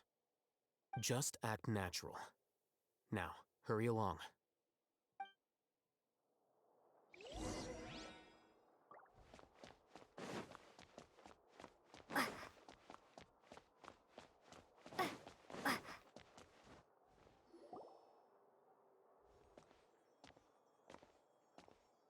What's this platform for? It's a lift that Academia personnel use to access higher floors. Are we gonna take it then? The Grand Sage's office is up there somewhere. No, not right now. We can't guarantee that we won't run into the Great Sage. Let's step back and observe for now.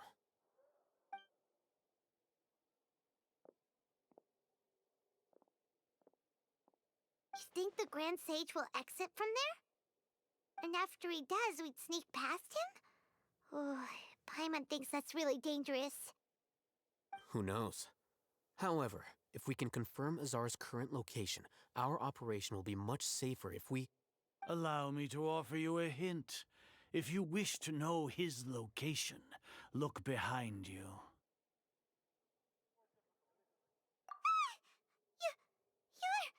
What's Grand Sage Azar doing here?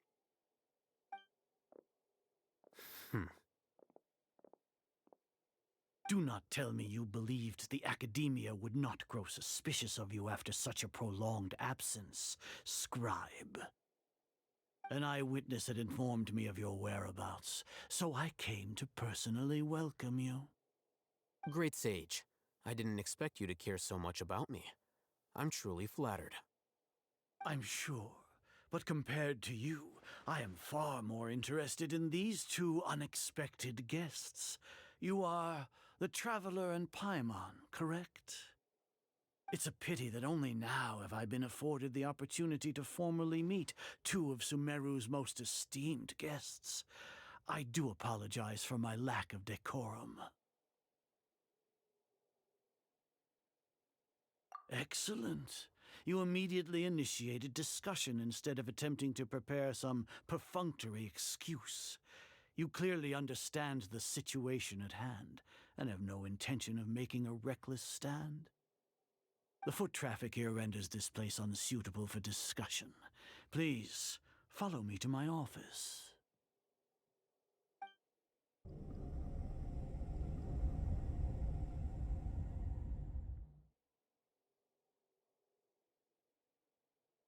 This place is crawling with guards.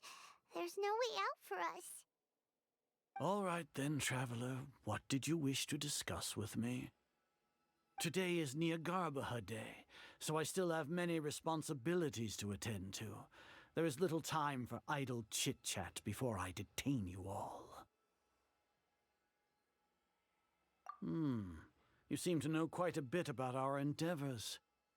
If that is so, then you should be praising our great work, rather than using your trivial misgivings in a futile attempt to sway me.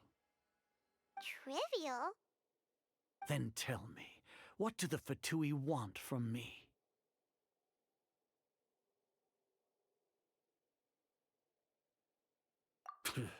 Worthless. Those are all completely worthless. Benefits, divine power. These materialistic words do nothing but debase our great work. Creating a god. Yes, we are using human wisdom to create a god. If humanity cannot attain omniscience and omnipotence, then we shall create a god to reveal them. This is the pinnacle of human wisdom. We shall regain a god's guidance at long last. No longer will we flounder in the interminable void of consciousness and knowledge. Even Ermin's soul will be freed from its plight. For our nation of scholars, this is the ultimate aspiration. No cost is too great to realize it.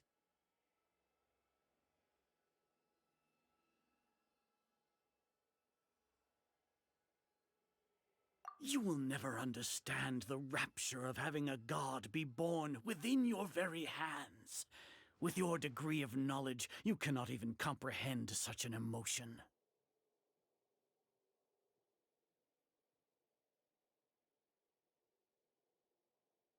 Gods exist on a plane that far eclipses humanity's. Lesser Lord Kusanali, what can she even do? Care for the people? Fend off sandstorms? Fabricate silly fairy tales? These are but child's play for the academia. Does that make us equal to the gods? We are a people favored by Greater Lord Rukadevata. Though I may have personally not seen it, our forefathers bore witness to true wisdom. The ascension of the Lesser Lord has brought nothing but bewilderment to the scholars. They all ask, is that truly what true wisdom is supposed to look like? With that in mind, it is better to keep her isolated in the sanctuary of Surasthana, so our academy will not become embroiled in turmoil. What a pathetic justification! Do you really think that only the super smart or powerful should be able to call themselves gods? As per your judgment, Grand Sage, they are indeed dangerous individuals. Not only are they acting against the academia, but their ideologies have the potential to lead scholars astray. Looks like there really was merit in my assignment. Oh, Hatham? Are you talking about us? Anyway, I've brought them to the academia as ordered, but it took some time and trouble. Oh, that reminds me. Here's the investigation report you had requested. It's a summary of my time spent with the Traveler, an array of information about her ready for your perusal. Oh, Hatham!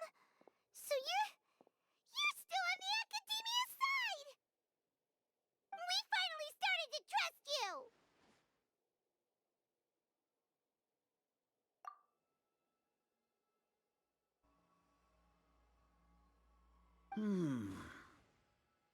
Excellent. Detailed contents with no errors. I would expect nothing less than an immaculate report from the scribe.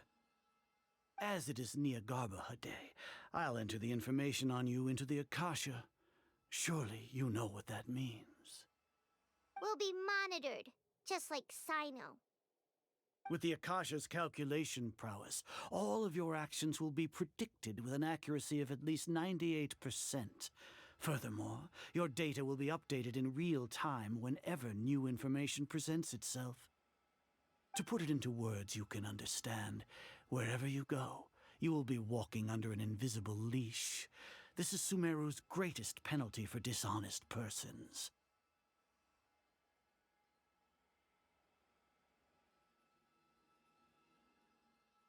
Are you not familiar with the concept that great responsibility begets an equally great suspicion? In any case, you are Sumeru's most concerning external variable. Locking you down will greatly decrease the chance of any undesirable outcomes coming to pass. You're despicable! Despicable? Perhaps from your perspective, but I suppose you had mentally prepared yourselves for this, no? Your ploy was to sacrifice the Traveler here, was it not? Lord Azar, I know what you're trying to say, but I've been following your plan this entire time. Why are you doubting me at this juncture?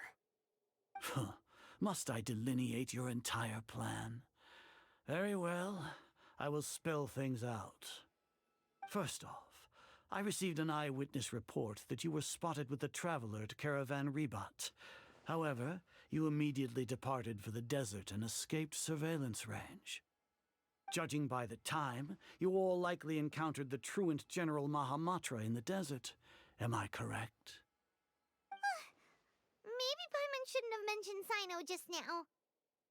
The Academia had not received correspondence from its scribe for a prolonged time. You were also in the company of the Traveler, a close associate of Lesser Lord Kusanali and General Mahamatra Sino, who had defected from the Academia. With their instigation, what was the probability that you would betray the Academia? Rationally speaking, 50%? 70%? What do you think?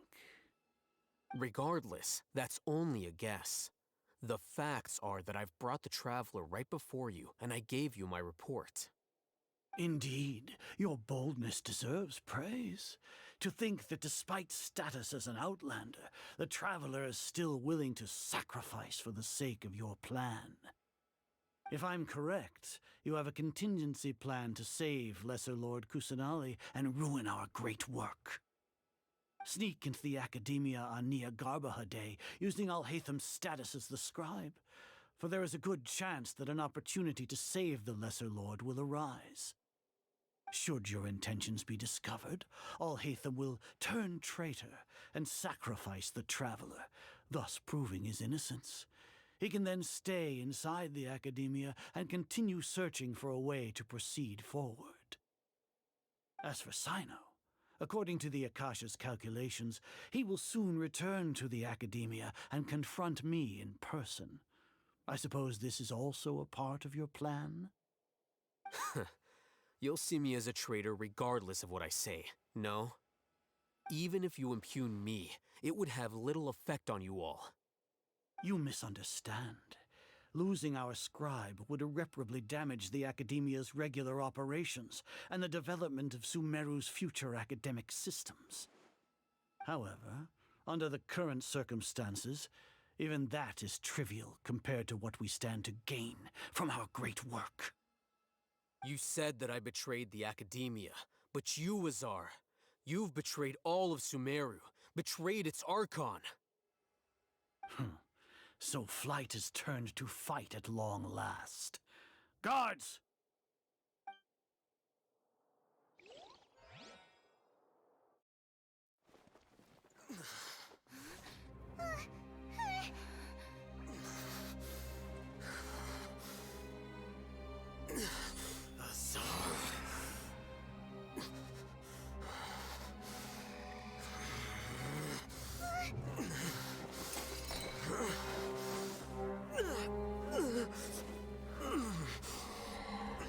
Well, what do we have here? So you stole that divine knowledge capsule? Traitor! You traitor! Even the most rational scholar will yearn for the power of a god in a moment of desperation. Aren't you doing the exact same thing as me, Alhaitham? Unfortunately for you, no god will lend you their power. Azar!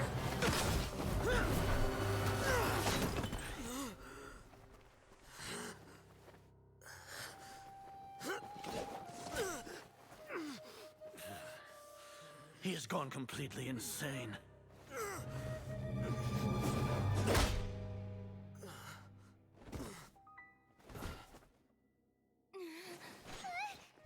Take him to the Matra and exile him to Aru village. Then find someone to take these two to the confinement room. I'll deal with them later. Grand Sage, we've finished all required preparations for Nyagarbahar Day. We may begin to enter the capsules now. Excellent. You may begin.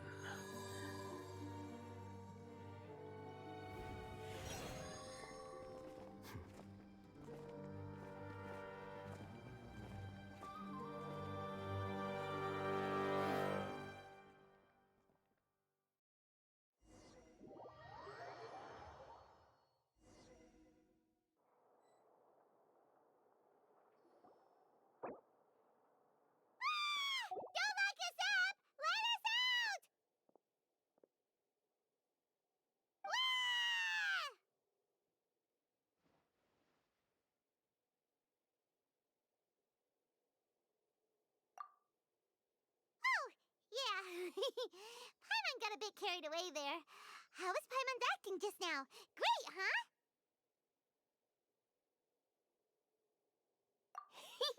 Everything's going according to plan so far. We made it into confinement, and Alhaitham's probably done with his part too.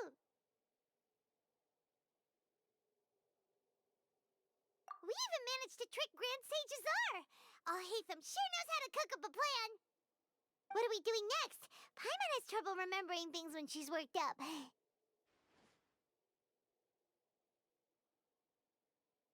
Right! Paimon thinks it went something like this. Apart from that, we still have yet another goal in the first stage of our operation, which is to send the Traveler to the confinement room. What? Why do we want to get her locked up on purpose? She's always been the person the sages are most afraid of, as well as the greatest obstacle to the successful implementation of their plan. They are very aware of the risk she poses to them. Once the Traveler is imprisoned, the sages will likely think that everything is under control. And with their guard down, the next phase of our plan will have a much higher chance of success. I can already see the pompous looks on their faces. Oh, that's a super tricky plan. But Paimon still thinks it's not really worth it. That isn't the only reason, of course. She has a more important task once she's in confinement. According to the Academia scholars in Ramon's custody, Lesser Lord Kusanali has sealed off her consciousness in the Akasha ever since she was captured by the Doctor. That way, they can't pry any more information from her. Even if we break into the sanctuary of Surasthana, it will take time to awaken Lesser Lord Kusanali's consciousness. We need to do that in advance. So our job is to wake up Nahida!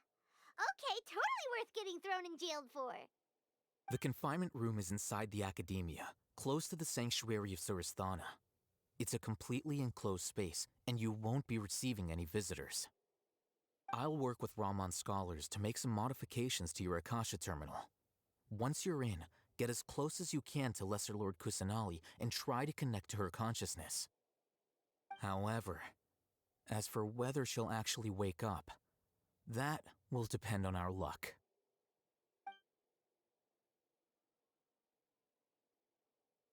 No wonder you've been wearing your Akasha terminal today. It's the one that Al-Haytham modified. Paimon thought they'd take our Akasha terminals when they locked us up in here. Were they being careless?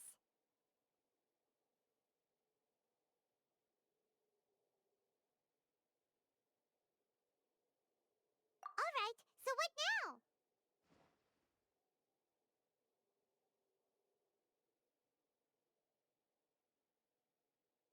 Sounds easy enough. We can finally talk with Nahida after all this time. Let's do it. There's a light flashing on your Akasha terminal. It's almost like... the faster it blinks, the better the signal.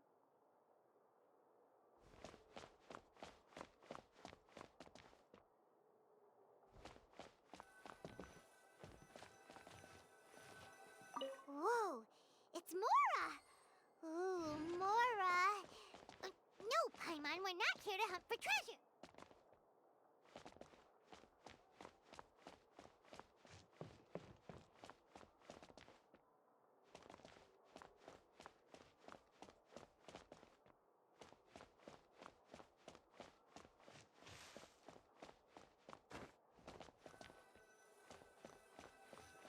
Here?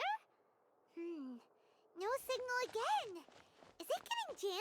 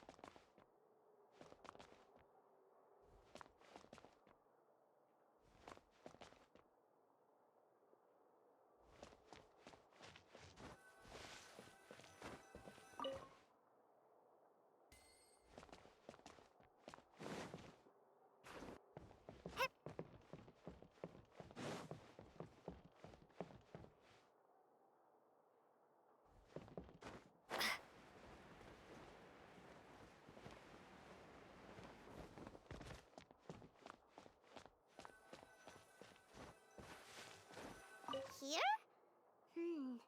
No signal again. Is it getting jammed?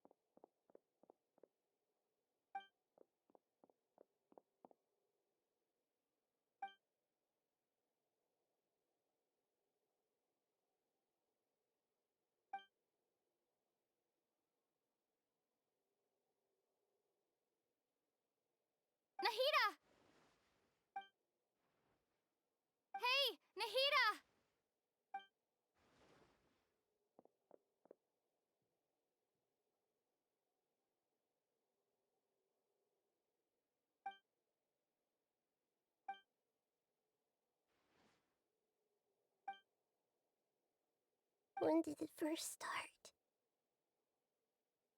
Oh, right.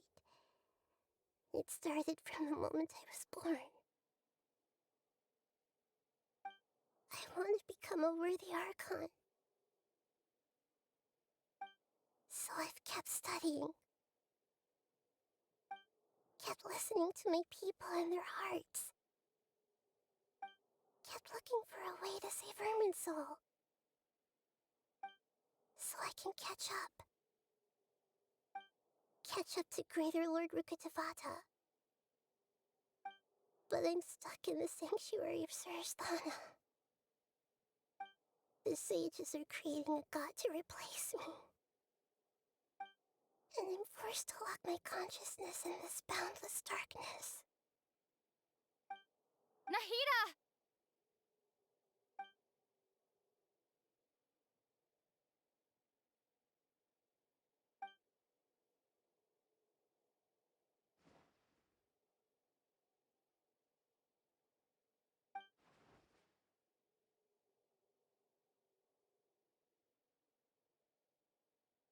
Nahida!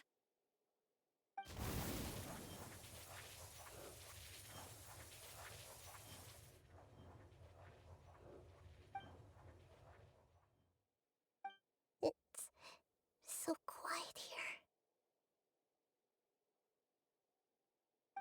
Now that I think of it, I don't think I've ever actually listened to my own inner voice. Do Archons have them?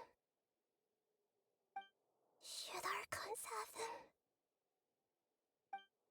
Have I been doing the right thing? Am I really not needed? How do I really feel about all of this? It's so quiet here. Since you're the god of wisdom, you've known the answers to all these questions since the very beginning, haven't you? Who are you? Whose voice is that? It sounds familiar.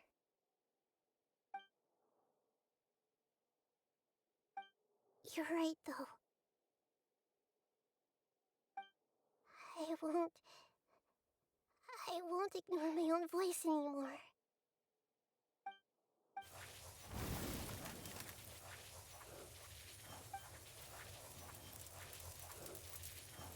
Nahida!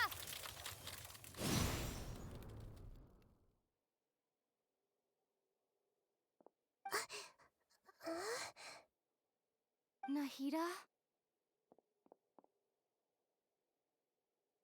Did you wake me up? Thank you.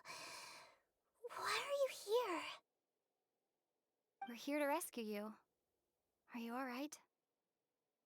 I'm fine. It's just...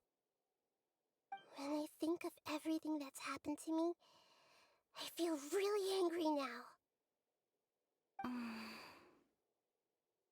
You should have been angry ages ago.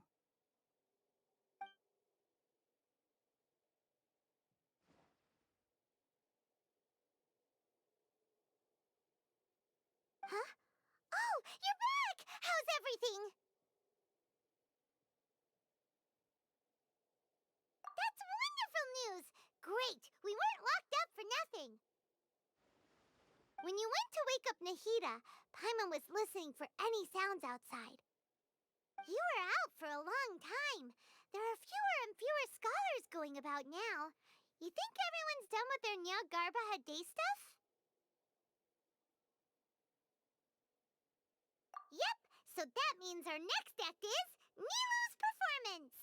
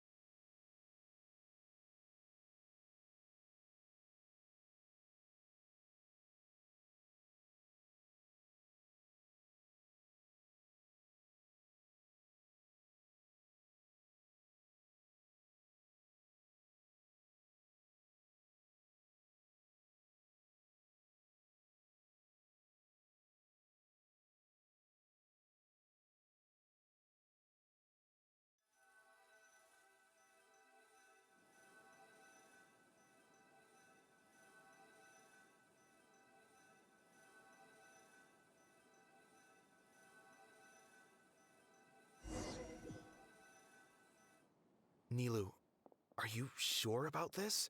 You're taking such a great risk for them. I'm sure, and I'm going. You know that I don't like to pass up any opportunity to dance, and this one is especially important. All right.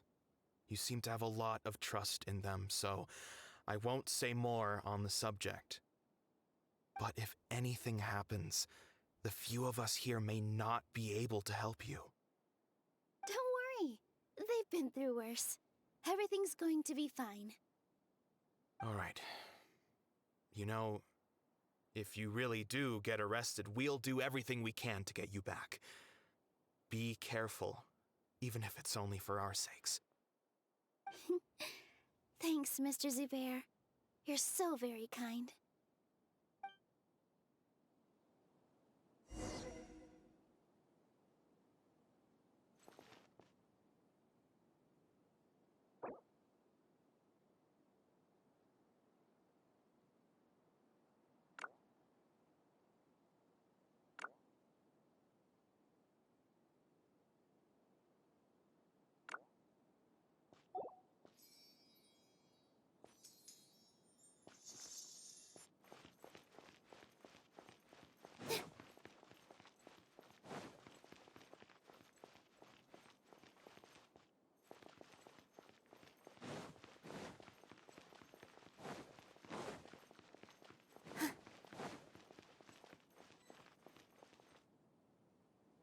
Nilu, how's it going?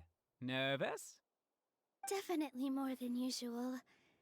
But it's because I'm worried I won't dance well enough. It's okay. Just focus on your performance. We'll take care of everything else. You sure know how to talk.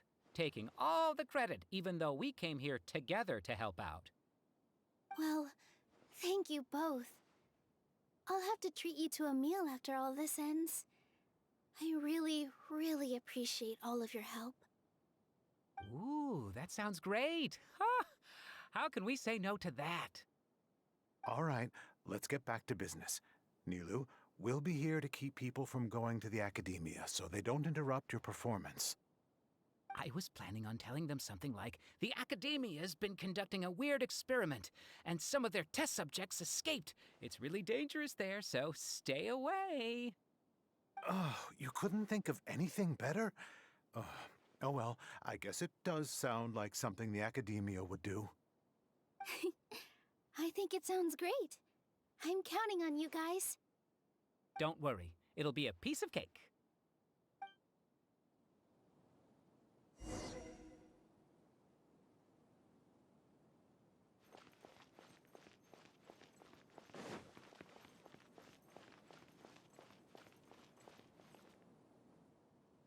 Hey, Nilu!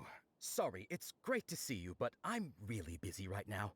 Our Bait People Away with Yalda Candy's plan is working beautifully. Do you want some candy? We have more than we can give out. Vihar, thank you so much for doing all of this. And even dressed up as the Knight of Flowers, no less. I'll pass on the candy, though. I cut back on sweets in the period leading up to a performance, and I'm about to start one. You have a point.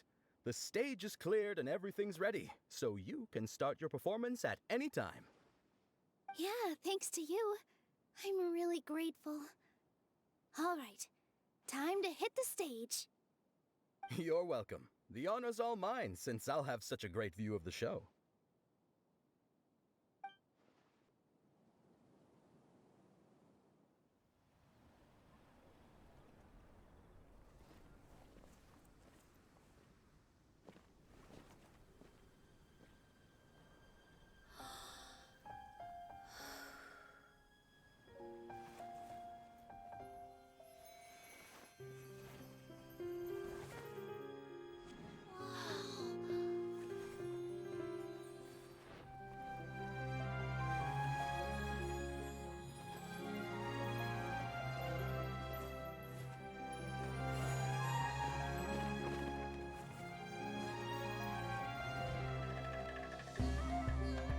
I've never seen a performance like this.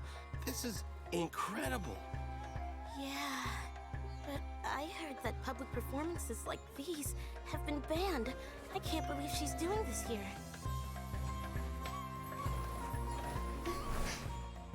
Grand Sage, there's some commotion outside. How uninteresting. Issue the new Prohibition Act from the Akasha to the guards. They'll know what to do. Do you think we should, like, stop her? Let's just watch for a little bit longer.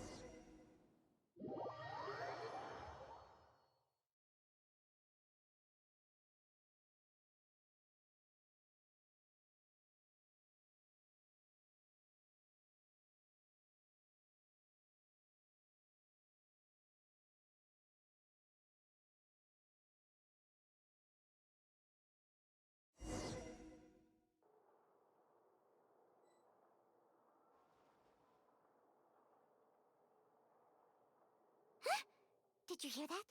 It sounds like a lot of guards just ran by. Does this mean the plan has moved on to the next stage?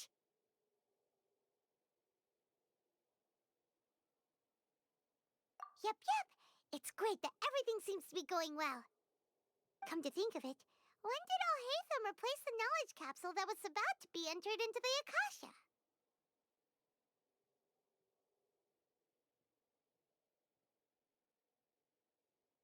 Oh, so that's when he did it! Paimon was too nervous to notice. Speaking of, didn't Alhaitham also yoink the divine knowledge capsule from that mercenary leader in Port Ormos when everyone else was distracted? It's a time-tested trick of his.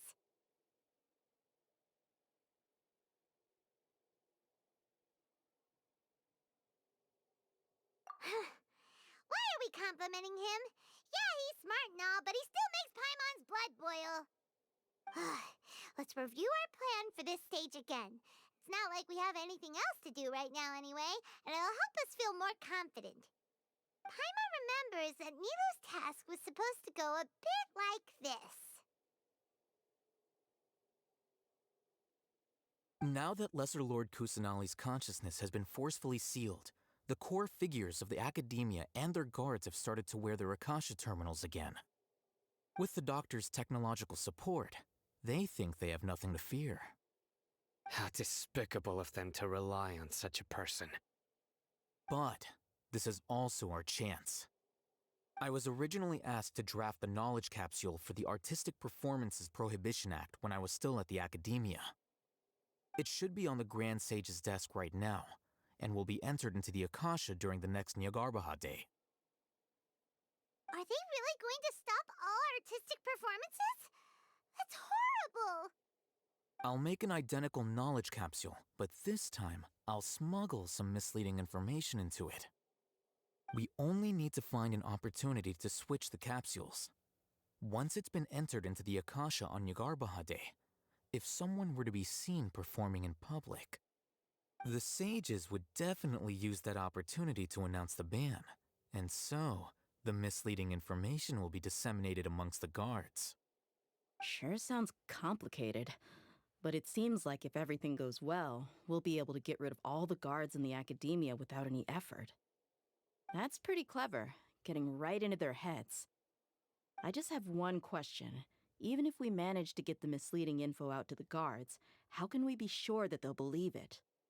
People who are used to relying on the Akasha become less inquisitive, and their ability to distinguish truth from misinformation is significantly reduced. They will view everything the Akasha releases to them as the unequivocal truth. The Akasha will turn humans into machines. I've seen it happen many times. Yikes. Good thing I didn't wear it for long when I was working in Sumeru City. At first, I thought it was a good thing, too. By the way, this plan still requires a performer, right? Do you have someone in mind? Nilu of Zubair Theater. I know her really well. We can trust her. I'm kinda hesitant to ask her to participate in a dangerous plan like this, but we can ask her in person. All right. After the guards in the Academia are gone, then it'll be time for me and my stowaway brothers to shine.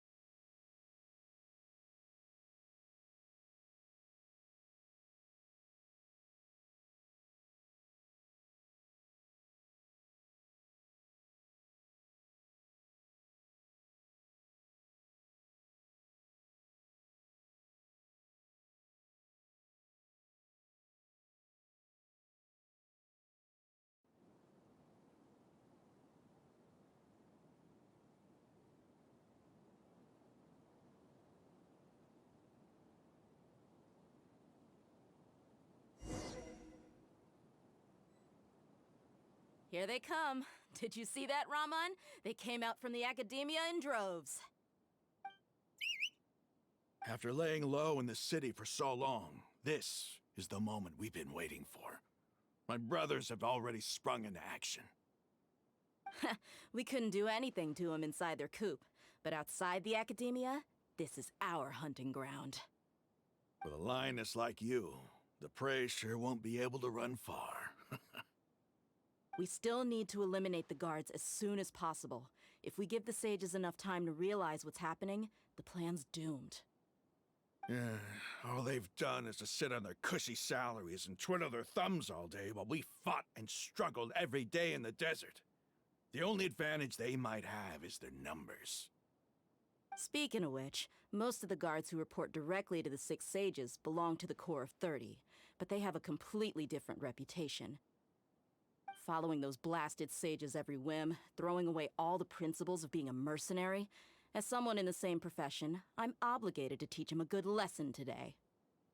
Indeed, the trap has been set. All we need to do is lead them there. All right, let's each take a road and herd those scattered guards back into one place. Make sure to attract their attention. Isak will be the key. You gave such an important task to that child. Will he be okay? It'll be fine. Isak was so determined to help, so let's put our faith in him. Besides, even if he's caught, the guards would be too scared to do anything to him. They've never seen Lesser Lord Kusanali in person, after all. You've got a point. Anyway, I think I see them coming. Let's head out. Good luck.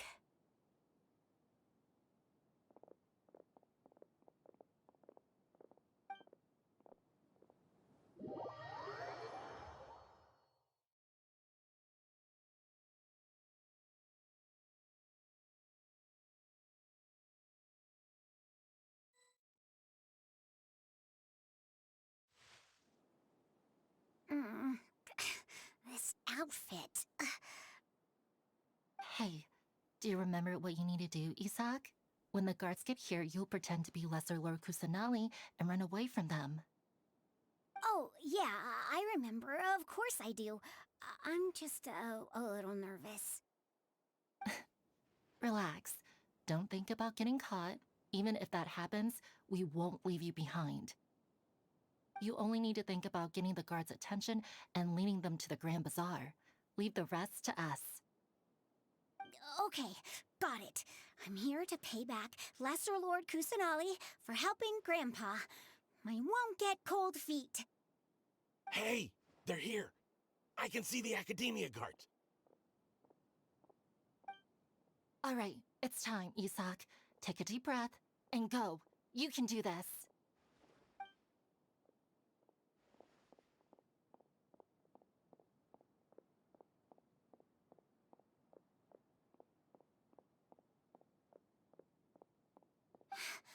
Why is there a guard over there?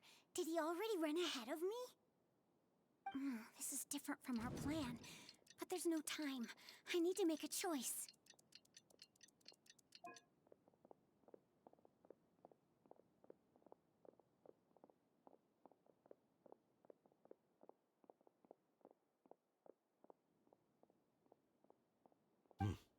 Let's have a look behind the house.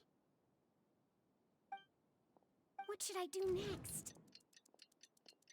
Huh. Looks like nothing's here. A wasted time. Luckily, he didn't check behind the tree. What should I do next? The guard looks alert. What should I do next?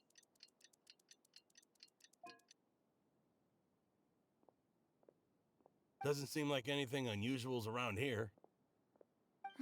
Looks like the guard finally left. I need to go.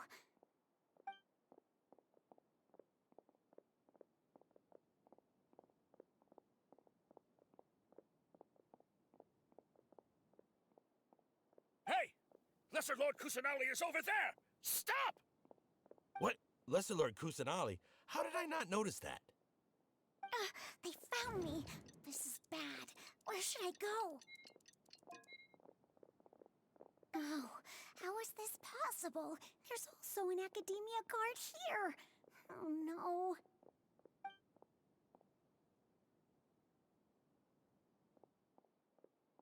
Hey!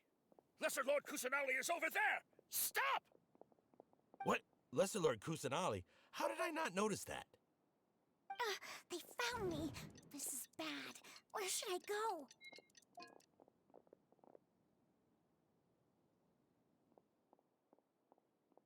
Hey! Lesser Lord Kusanali is over there!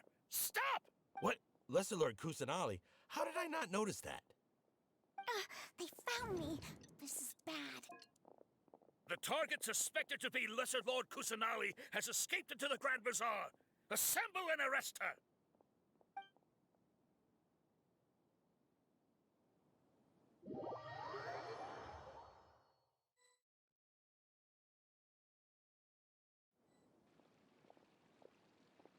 Where did she go? How did she disappear? Did we lose her? Hurry up and find her! Hey, why is your team here? Didn't we say to split up our search? Hurry! Hurry! Huh? This place is... Why are you all here? Yeah, isn't it one heck of a coincidence? Everybody's here. What on earth is going on? I suppose that's all of you? Who are you? Did you set us up? What are you planning? Phew, that was rough. I almost got caught. Little brat! So you're not actually Lesser Lord Kusanali. Who exactly are you all? Eremites from the desert? Just some colleagues. Think of this as a business competition, or a personal grudge. After stepping into our traps, stop thinking of yourselves as hunters. Behave like the prey you are.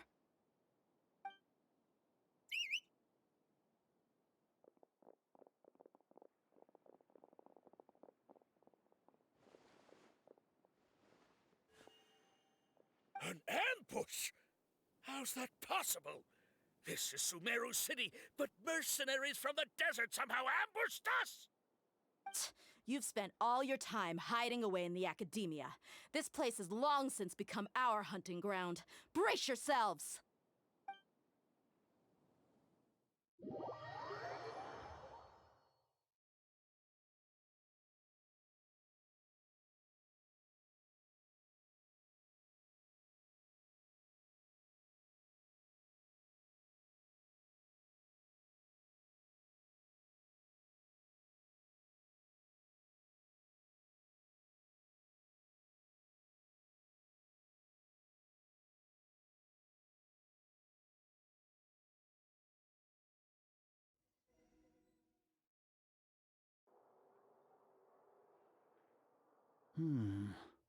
This is odd. The academia has quieted down after the conclusion of the Nyagarbha Day ceremonies, but it's much quieter than usual. Where are the guards? Why have I not seen a single one? Guards? Guards! Grand Sage, how may I be of assistance? I called for the guards. Why did you come? My apologies, Grand Sage. Right now, all Academia guards have entered the city to perform the ordered arrest. I thought you knew. Arrest? Who is there to arrest? I have an ominous feeling. Arrest Lesser Lord Kusanali, right? Is that not what the order was? Lesser Lord Kusanali? You mean she has disappeared? Yes. I wouldn't dare make up something like that. Right now, everyone is in a panic, and many are saying that Lesser Lord Kusanali will take revenge on us. What happened? Just what is going on? Lesser Lord Kusanali somehow escaped? Was it Alhaitham and his party that freed her? That's impossible. The Academia is heavily guarded today, and any order to release Lesser Lord Kusanali would be strictly confidential. Besides, Alhaitham and the Traveler are already in our hands. What manner of trickery did they employ? How could Lesser Lord Kusanali disappear into thin air? Disappear? Wait. How was the arrest order distributed to the guards? It was issued by the Akasha earlier today.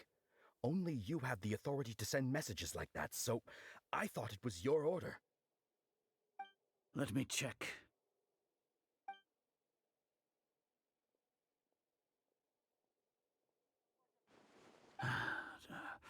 Here. Lesser Lord Kusanali has escaped from the sanctuary of Surasthana. Go to the city and arrest the escapee immediately. The Akasha indeed contains this information, and it clearly appeared in my mind. How did they bypass my permissions to issue this kind of message? Was it the report about the Traveler that Alhaitham submitted? No. I specifically checked that knowledge capsule before entering it into the Akasha. Could that have been a red herring? Well, even if I figure it out now, it won't make any difference. The important thing now is to confirm Lesser Lord Kusanali's status. Have you been to the sanctuary of Surasthana to confirm that Lesser Lord Kusanali has indeed escaped? Confirm? No, I haven't. It may be a bit offensive to say this, but Grand Sage, what you're saying doesn't make any sense. How can the information in the Akasha be inaccurate? What the Akasha decrees is fact. That is common knowledge to all of us. If we have to confirm the information and knowledge from the Akasha ourselves, then how is that any different from us learning that information ourselves? Wouldn't Greater Lord Rukkhadevata's legacy lose its meaning that way? In the beginning, it was I who asked you to believe in the Akasha, to believe in the legacy left by Greater Lord Rukkhadevata. Are you trying to use my words against me? No, Grand Sage. I'm merely confused because I believe in you. I never meant to refute you. Stay here and see if there are any suspicious people around. I'll go to the sanctuary of Surasthana on my own. Yes, Grand Sage.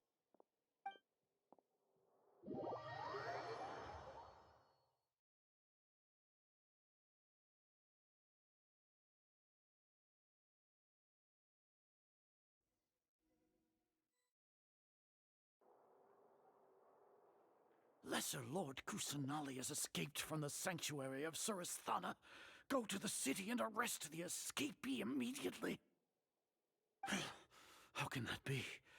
Stop thinking about it. Stop. It must be a trick of theirs. As long as I personally confirm it. Ah! Impossible. That's impossible. There must be something wrong with my eyes.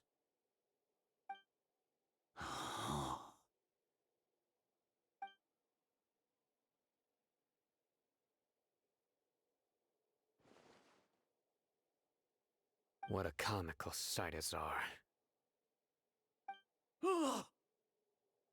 Once the Akasha has put certain thoughts into your head, even the Grand Sage can no longer see what's right in front of him. You all can only see the world in your mind, the one you think you know. And precisely because of this, you disregarded Lesser Lord Kusanali's existence. She has been a wise and worthy Archon. Sino, have you been waiting for a chance like this? The Akasha predicted that you would return to the Academia to confront me, but I didn't expect it to turn out like this. I was careless. No, you were blinded. Your faults stem from your reliance on the Akasha. You're still the same as always. I truly did not expect a proud person like you to cooperate with Alhaitham and the Traveler. People change, Azar. Admit it. The Akasha can't predict my actions anymore. Then tell me, what have you found during your investigation? You want to buy time? This is the sanctuary of Suristhana. Under your own regulations, even Academia staff are forbidden to come here. No one will come to save you.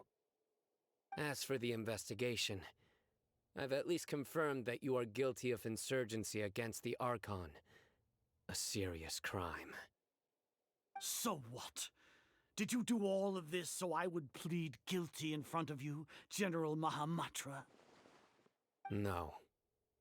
I want you to plead guilty in front of the Archon herself. You once said that I had no standing to judge you. So now, how about judgment in the name of a god?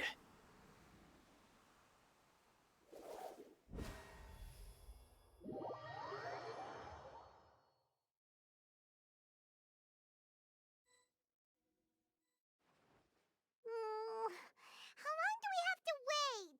Paimon wants to know how things are going out there. Paimon hasn't heard any sounds outside for a while. Hopefully something bad didn't happen.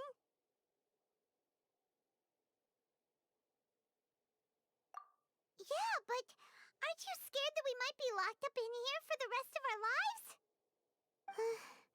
Thinking about it, at least Paimon has you. We could still chat like this. When Paimon thinks of Nahida being imprisoned alone in the sanctuary of Suristhana, Paimon can't help but feel sorry for her.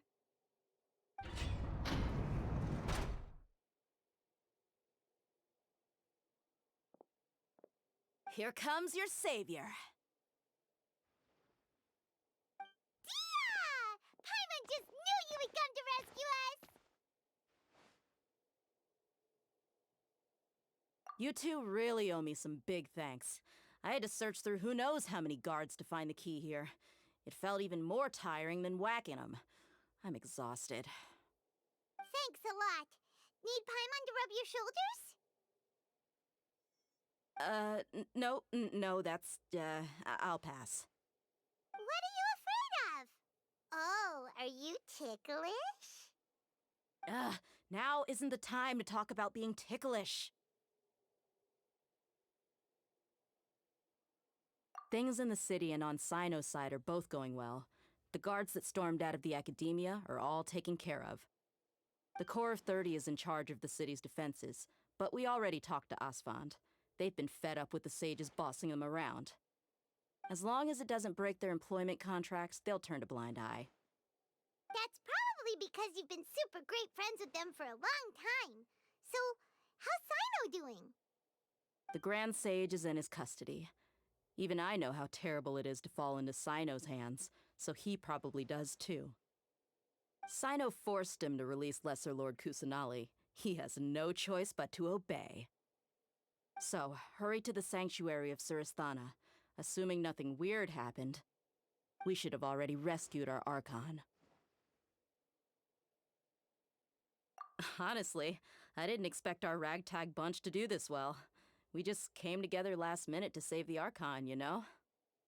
Alright, you two better go. I still have to clean up some messes in the city. See you around.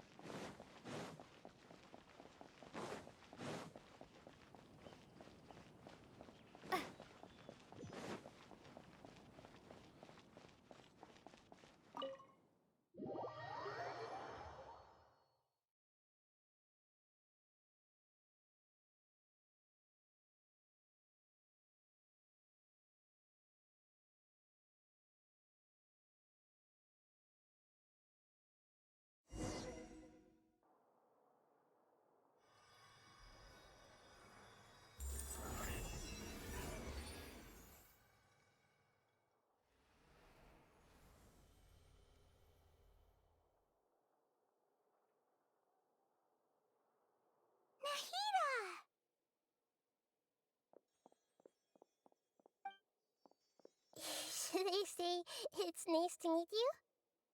This is the first time we've met in real life. Before, we've only met in dreams, consciousness, or when I was in someone else's body.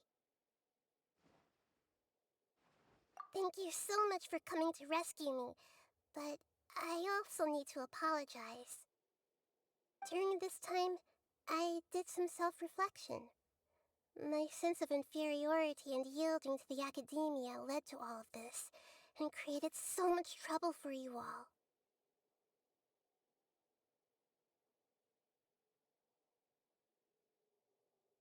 Exactly! We're here because you're a good Archon and one of our friends! Thanks, you two. Amazing. So this is how it feels to walk out of that cage with my own body.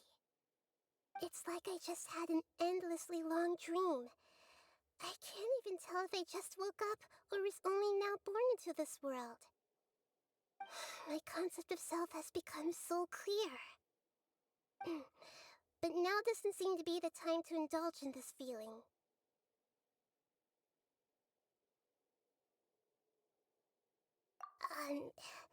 This is really embarrassing. You all just rescued an Archon, and now she needs your help to save her country, and even the entire world. It's okay. With you here, Paimon's sure that everything will work out. There's one more thing. What is it? For all the things the academia did to me, and for all the folly it committed in the name of wisdom, as their Archon, I will make them pay. Ah! Wow! That's the spirit! You're finally standing up for yourself and not letting people walk all over you! I understand now. To be a better Archon, I first need to better myself. If you haven't even figured out how to be a caterpillar, how can you be a butterfly? Yes, true. That reminds me. I wonder how far along the academia is with their god creation plan. We need to hurry and prevent the birth of that false god. I need to make some preparations. Since I'm now free, I can establish a direct link to the Akasha and control it. First things first, I need to remove the restrictions that the doctor put on me in the Akasha. After that, I'll make some adjustments and revoke the sage's permissions. The Akasha will then be like how it originally was, only operable by the Archon. After all, the Academia betrayed Greater Lord Rukkhadevata's trust. This might take some time. In the meantime, you should also work on your own preparations. If we don't stop the God creation plan in time, we'll be in for a tough fight.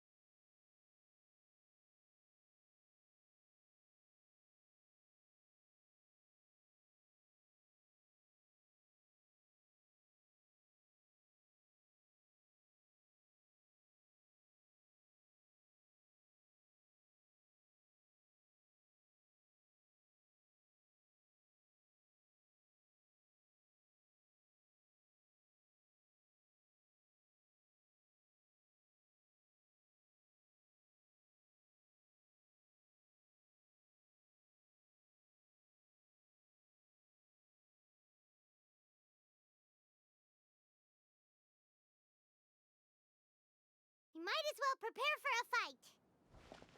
When we're done, we can take a walk around. After all, we missed out on a lot of stuff when we were locked up.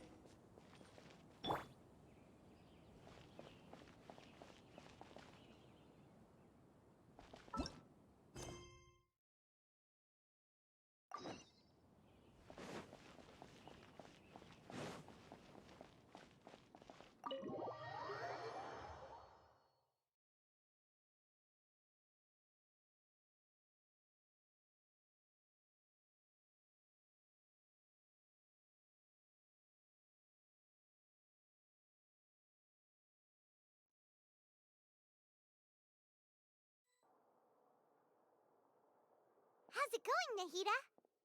I'm done with the parts that needed my involvement to complete.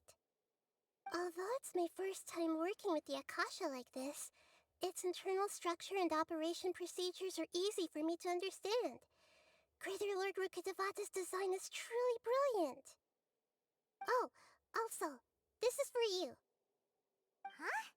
What's this little floaty thingy? It's a small device I put together just now. You can think of it as an upgraded Akasha terminal. You may not need it right now, but it should be helpful in certain situations. Wait! This thing has the same characteristics as Paimon! We're both small things that float!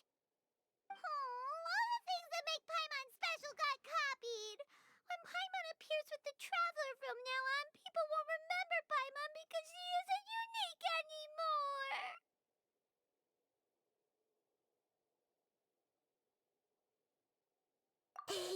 It's alright, Paimon. It can't replace you.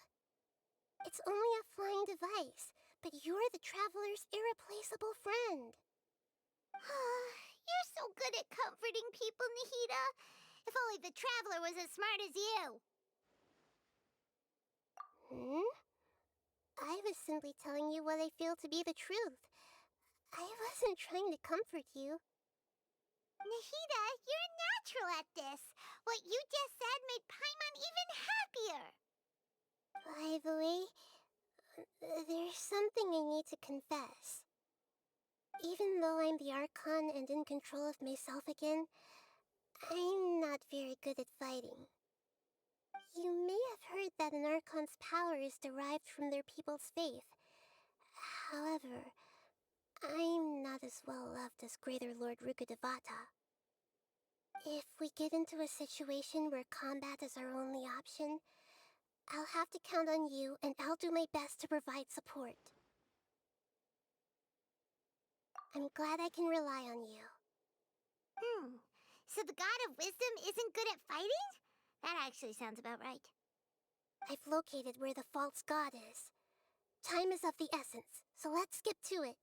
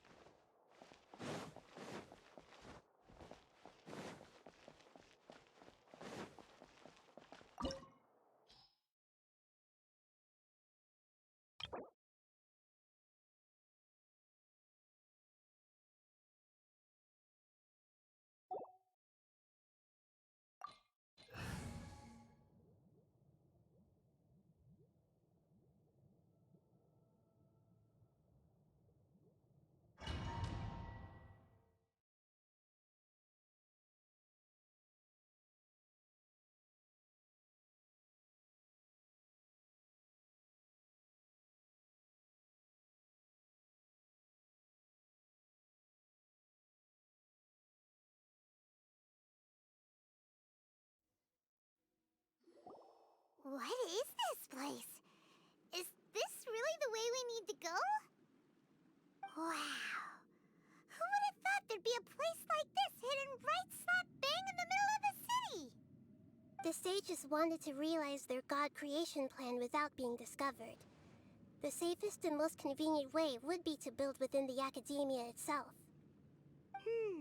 That's true. They were already hiding one god, so why not two? Judging from the structure here, the project is a huge undertaking.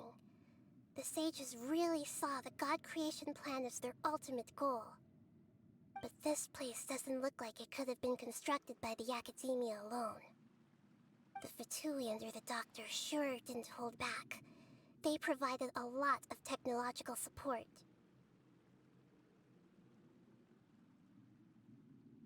Yeah, or else they wouldn't have been that generous. Is that it, though? I've always felt that this Doctor is different from the Academia sages. He doesn't seem to share their sense of urgency. Instead of being interested in the end product, it's like he's enjoying the experimental process.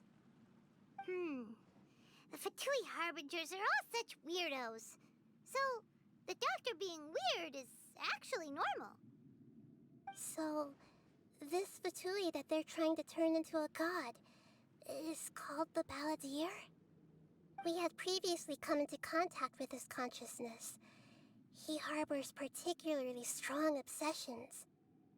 One is the desire for a gnosis, since he was created to be the vessel for one. The other obsession is probably related to his past. I can't quite explain it. Paimon knows that he was a prototype puppet for the Raiden Shogun before he became a Fatui Harbinger. That's why he wants a gnosis so badly. There's no way he'd willingly be a test subject. Not with that temper and ego of his. It sounds like you know the Balladeer quite well.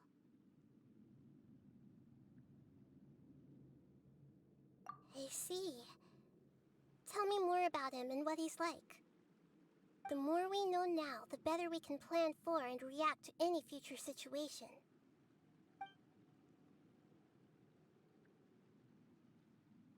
Ah, I see.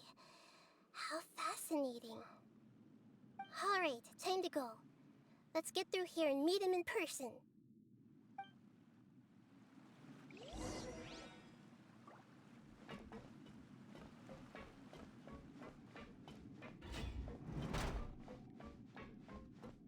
Time to work. Propagate! Let's See? This isn't good. Let's end this quickly.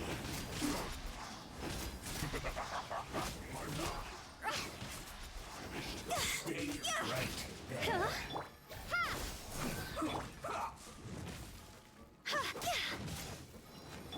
No touching. This isn't good.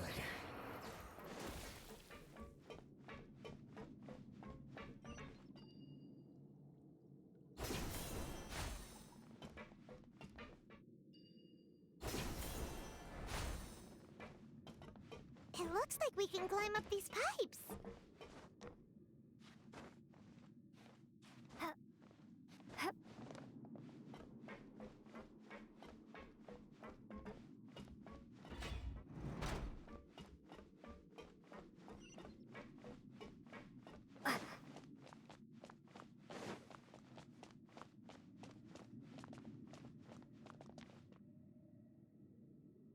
The pattern on the ground seems all messed up. Let's go around and see if there's a way to fix it.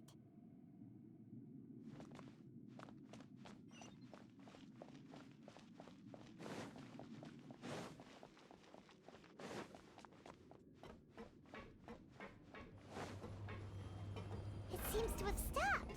Let's continue.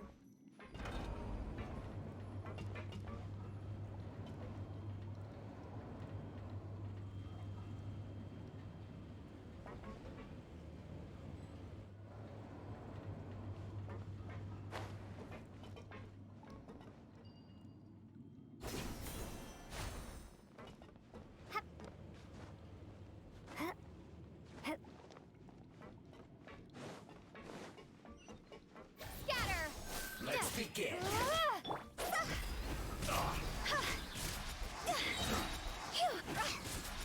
Stay right there. Access denied. This isn't good.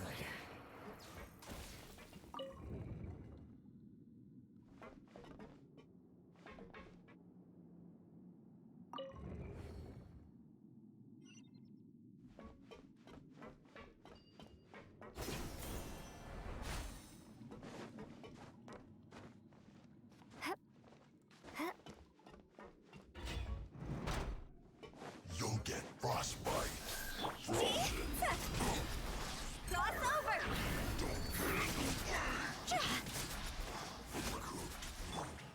Disgusting. Pay your dues. Spring forth! Born of ice and froth. Hold uphill battle.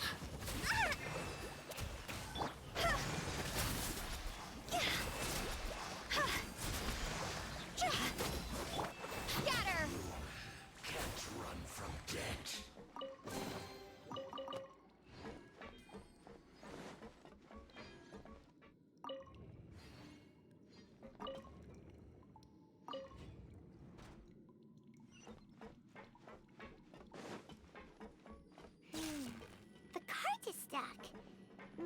something wrong with the tracks. Let's try adjusting the direction of the device to clear the tracks.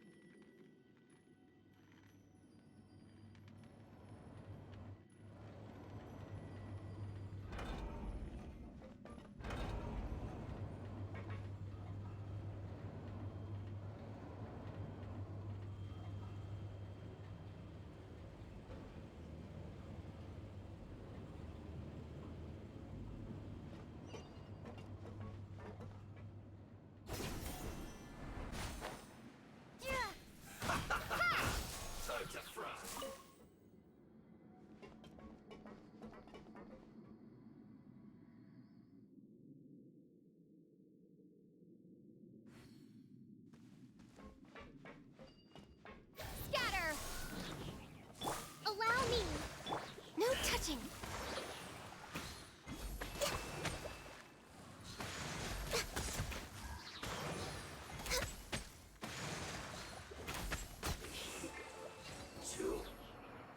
Next on the agenda.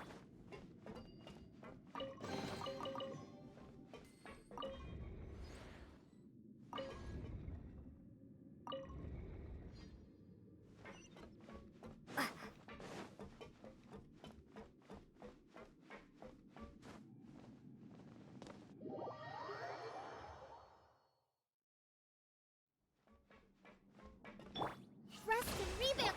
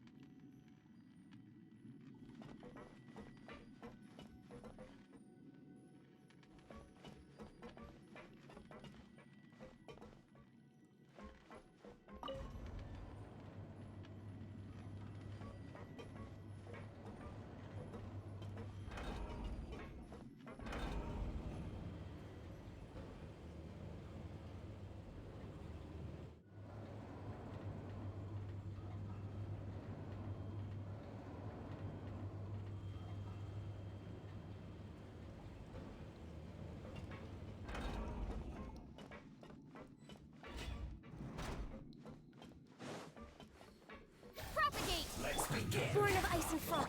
Hold the line. Go. Scatter!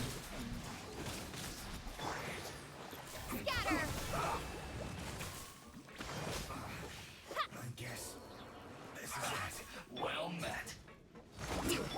Access denied. Allow me. You can't run!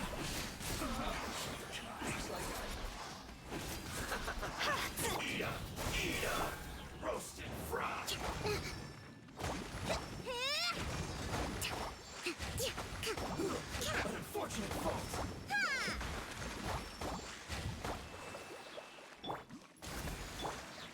Propagate! Cook this. Germinate! Time to go! Huh?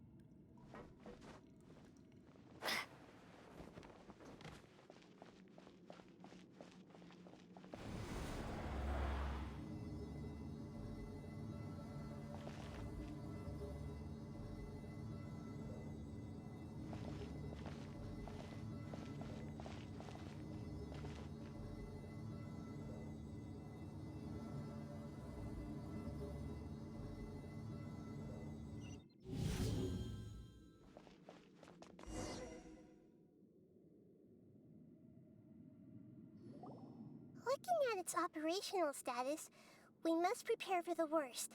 The god they wanted to create is likely close to completion or already completed.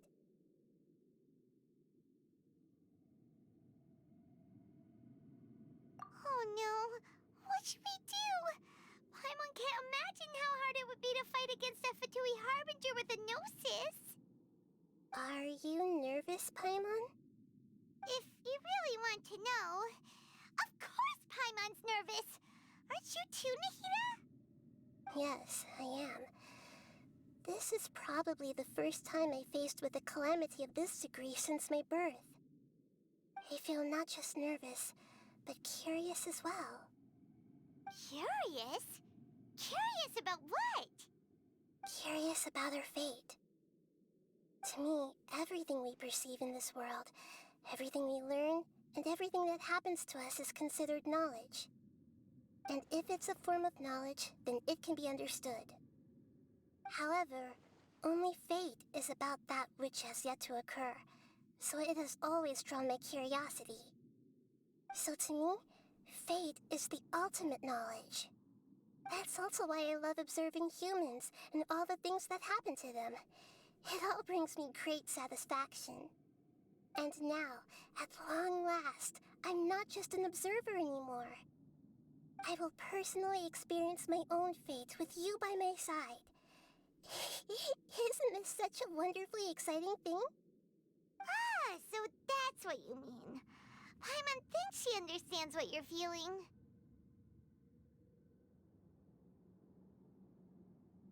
Agreed. Okay, let's continue on. I can sense his aura from here.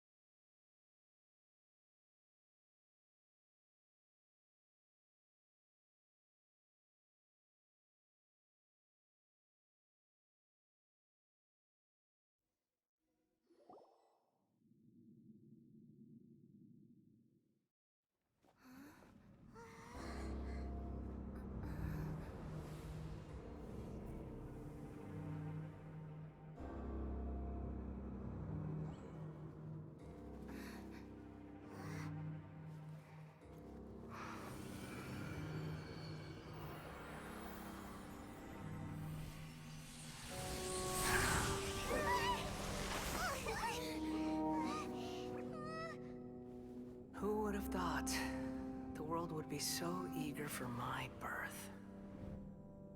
I remember you, Booer, the god of wisdom, and standing beside you, the traveler. Is he all-knowing and powerful now, like Greater Lord Rukkhadevata? No, I can't feel the same kind of divinity I felt from the Greater Lord.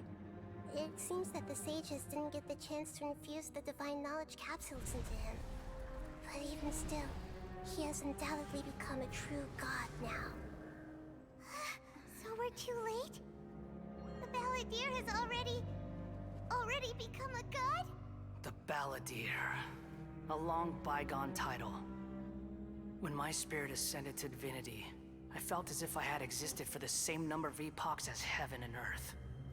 Looking back, the existence of what once called itself Kunikazushi appears infinitely small and ugly.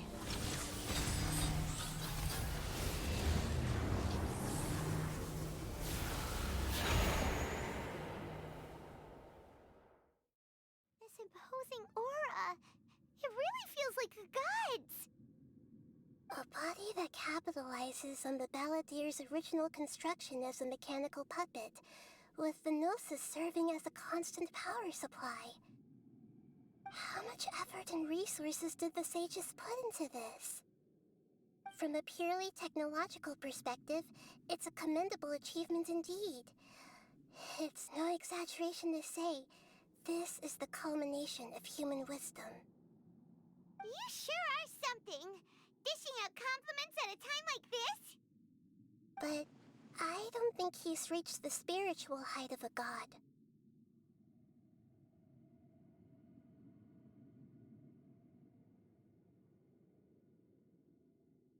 Strife is engraved upon every god and every gnosis brought forth into this world. Can you feel it? The exhilaration of such power, and the thrill of anticipation for our contention. Nahida wouldn't feel the same things as you! Do you not realize that you are interrupting a conversation between gods? Lowly creature, know your place!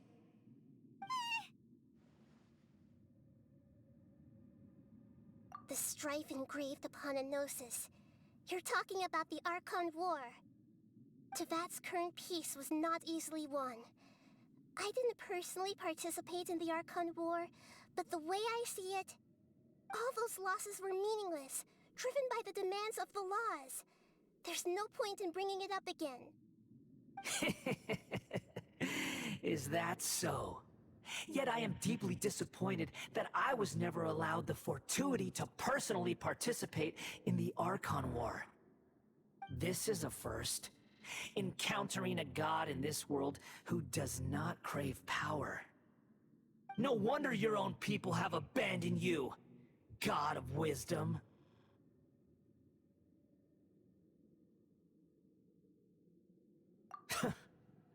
Your judgment is as your existence, unsubstantial.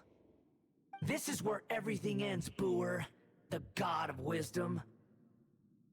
You should know that wisdom cannot solve every problem. Like now, where your only option is to face me in combat. Come!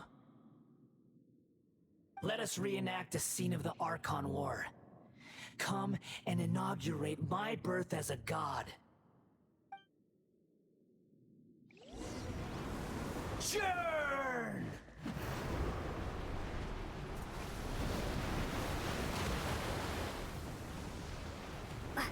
Scatter! Insignificant pest! Hold the line! Born of ice and frost. Next on the agenda...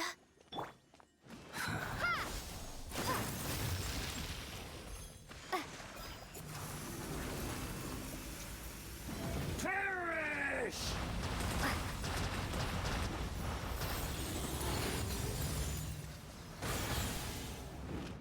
My endless cycle begins!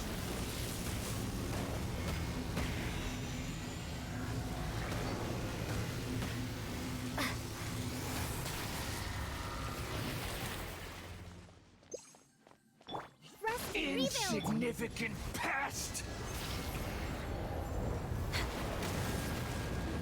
We're way behind schedule. This is long overdue.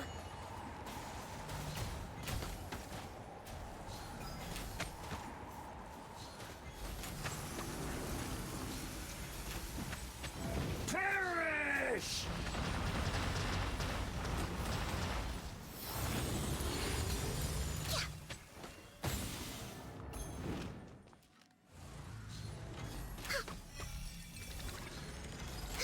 At my command, you shall fall! Let's move out.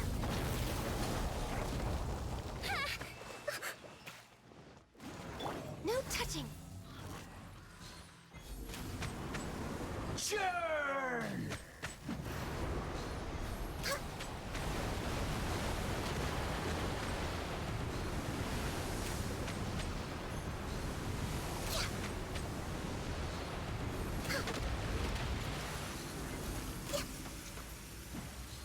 Perish!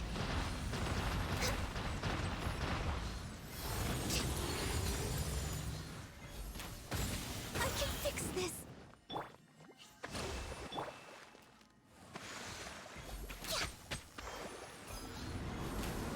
Churn! Access denied.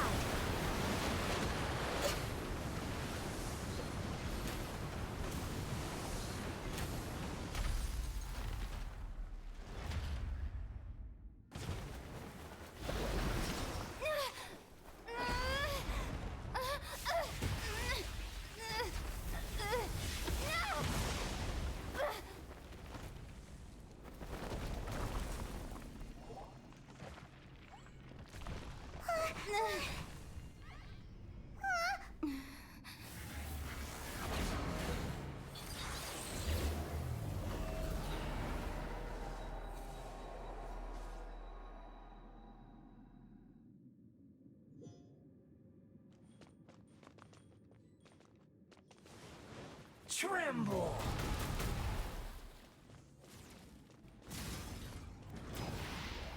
Burn to oblivion!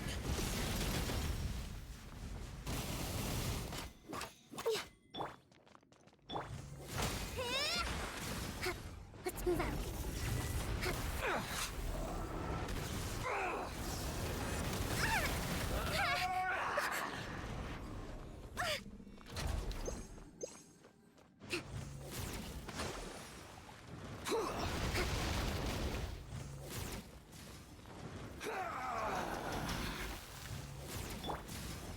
We're way behind schedule. Kneel!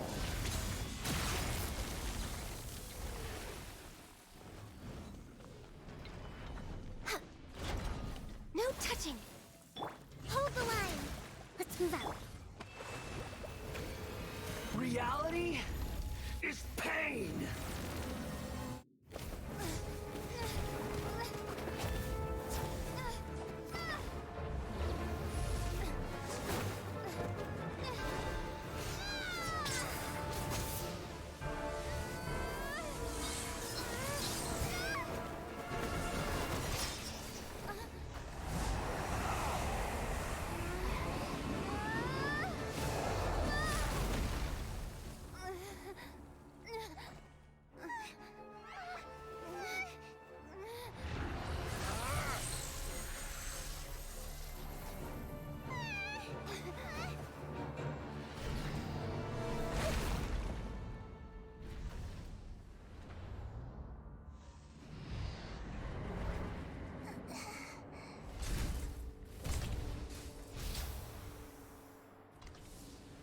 This is supposed to be a battle between gods, yet you choose to hide behind a mortal.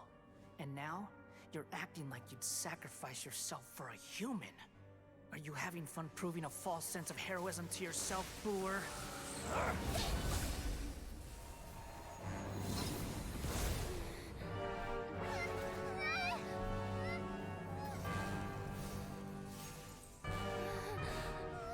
The data collection is almost complete. Do you even know how many times you've tried to take my gnosis from me?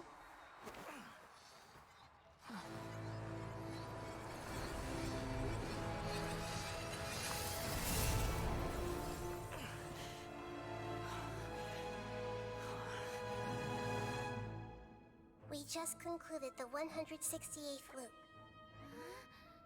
Did you know that in the effort to create you, the people of Sumeru were forced to live through the exact same number of Sub-Zerus festivals and Samsara cycles? The power of dreams. When did you use it on me?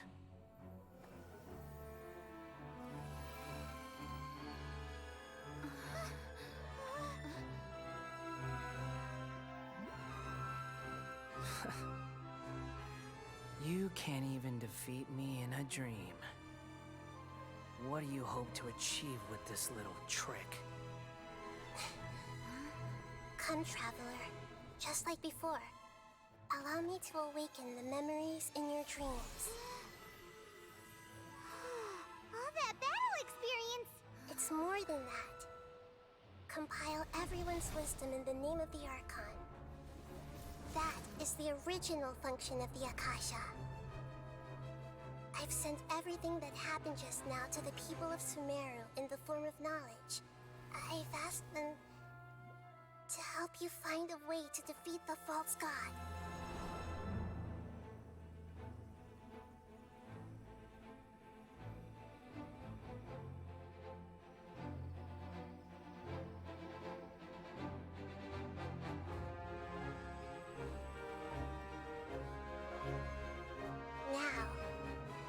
Sumeru's wisdom is at your disposal.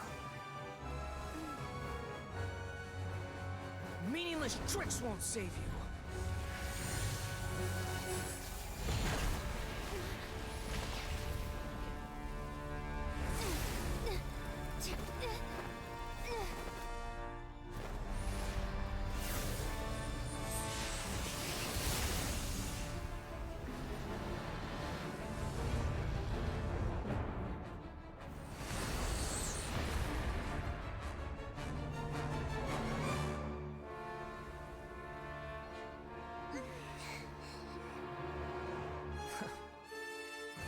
Are you done with your tricks? Can I finally take this as a real battle between gods? I'll leave this to you, the first sage of Booer.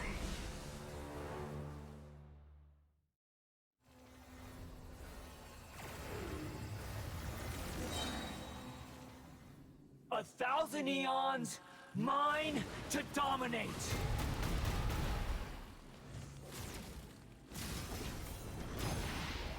Burn to oblivion! Share my knowledge! This may hurt a little.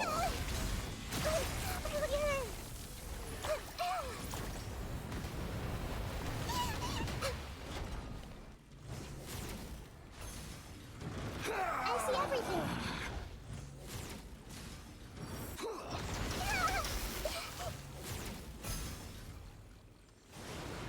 Tremble! Hey!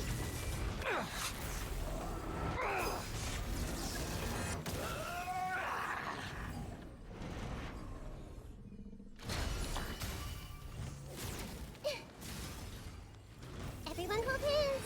Reality is pain! Hey! Good riddance, cruel world.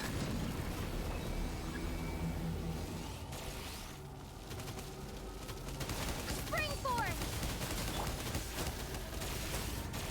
Everyone hold hands! Ha!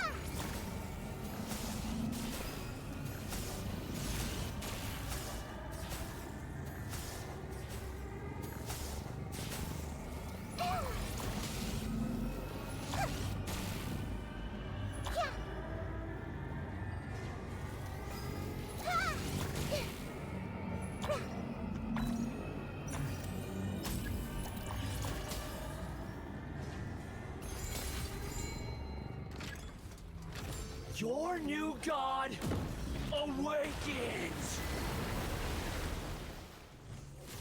Now, your eyes have been opened.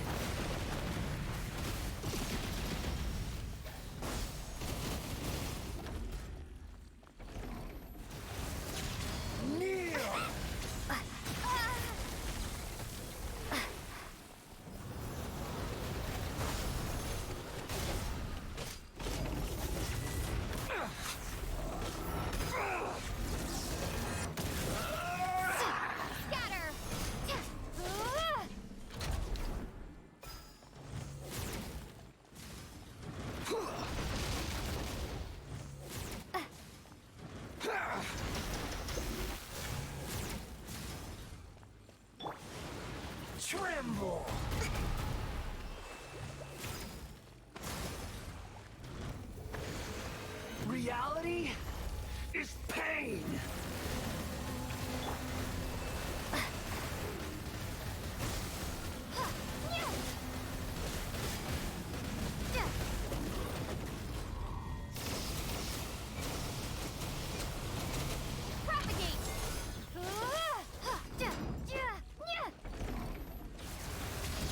Kneel!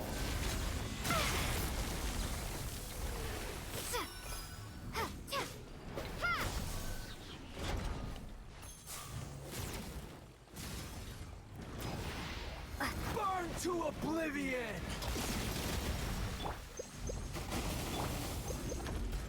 I see everything.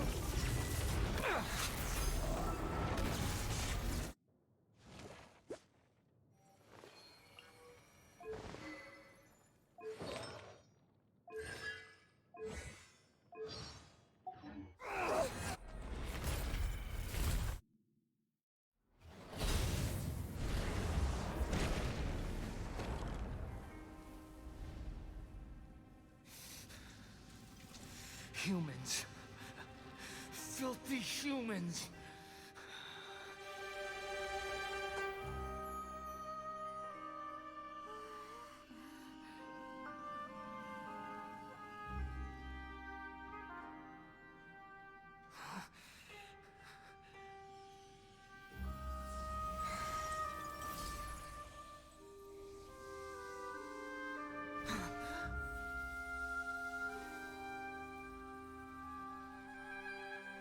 No! Wait! Please! Anything but the Gnosis!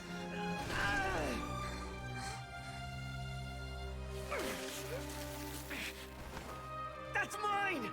Don't even try! I'll never go back!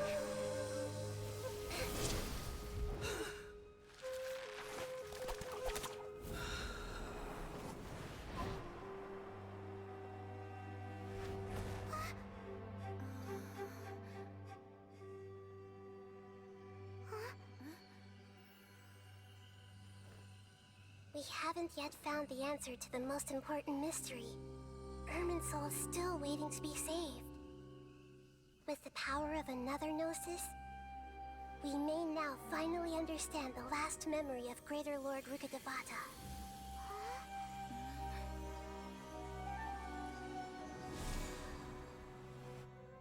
This is... That's right. This is the last memory of my predecessor.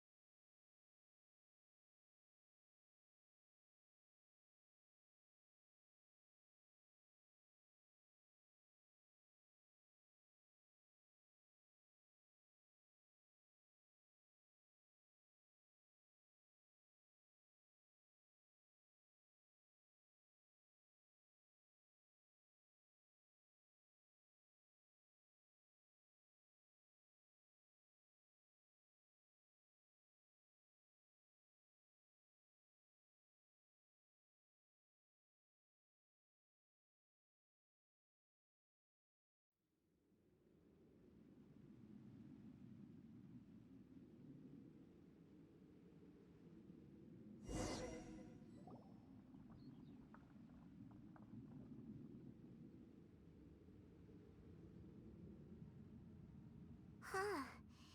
This sure seems very different from what Paimon imagined. Shouldn't Irminsul be in this realm of consciousness? Yes, that is our destination. But I didn't expect the remaining consciousness of Greater Lord Rukkhadevata to be as polluted as this.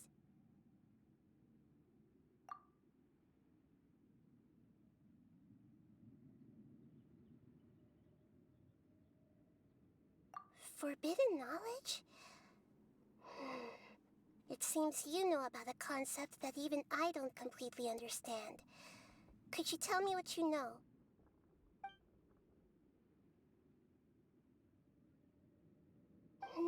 Your inference seems logical enough. Forbidden knowledge once polluted the desert thousands of years ago, but was successfully repelled thanks to King Deshret's self-sacrifice, and Greater Lord Rukkhadevata nearly exhausting her power. Then, a second instance of forbidden knowledge pollution occurred during the Conria Cataclysm 500 years ago. But I'm afraid it is much more serious this time, with Irminsul itself already in danger. So, if we're in the remaining consciousness of Greater Lord Rukkhadevata, and it's also been affected by forbidden knowledge pollution, then does that mean, in order to save us, Greater Lord Rukkhadevata? Yes. It's very possible that she sacrificed her life in the fight against forbidden knowledge. She didn't completely eradicate forbidden knowledge, but if it weren't for her actions, the pollution would have been far more rampant over these past 500 years. The way that everyone, including me, has forgotten everything about forbidden knowledge may very well be due to her restoration of Irminsul. Aww. Do you feel sad, Nahida? I'm just sharing her pain. The pollution of her consciousness here is severe. There is madness, chaos, and pain all around us. Did she fight to resist the forbidden knowledge pollution in such terrible conditions, all the way up to her last breath? She even used her last remnant of lucid consciousness to leave a clue for us to follow.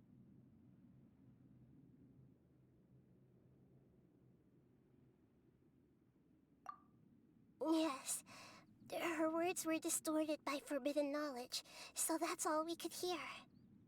But now, we have a chance to find the answer to this mystery.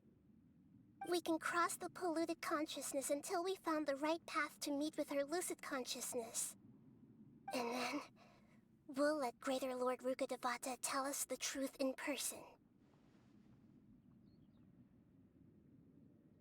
Each of us need to be mindful of the state of our own consciousness while we are here.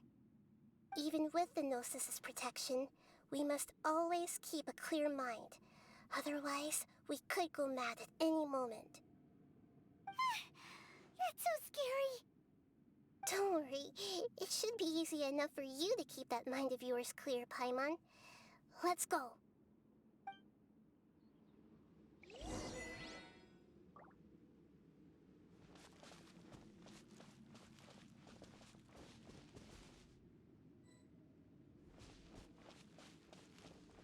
Are we in the air?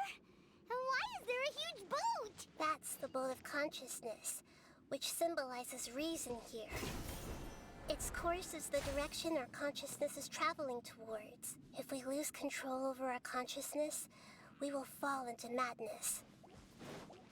Wow! What are these? The monsters seem to have been affected by them.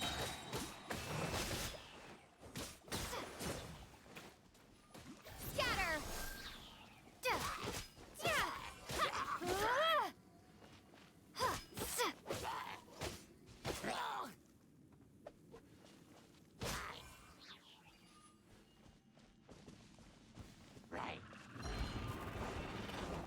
Germinate!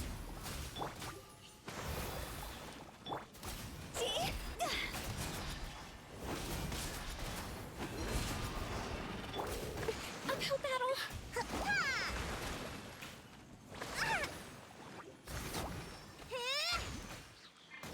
Born of ice and frost. Propagate!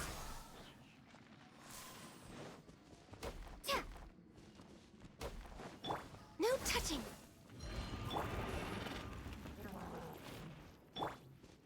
Thrust and rebuild.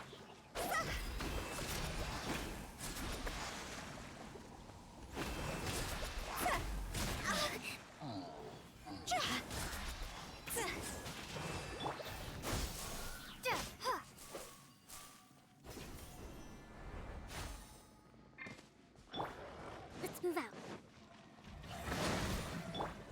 Blaze over.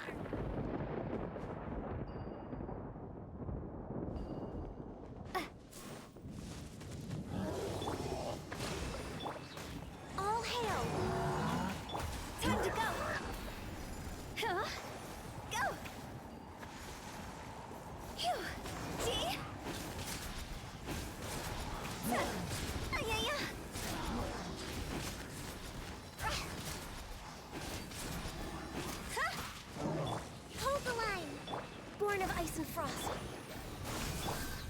Cross over!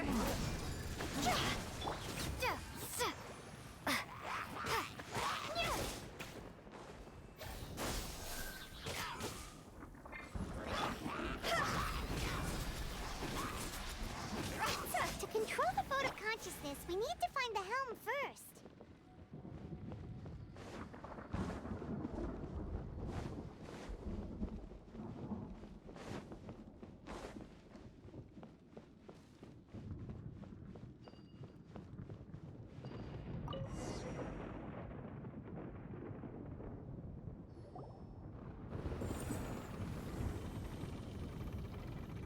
We changed direction. Are we still going the right way, Nahida? Mm-hmm. Judging from the current route, the boat of consciousness will soon take us out of here.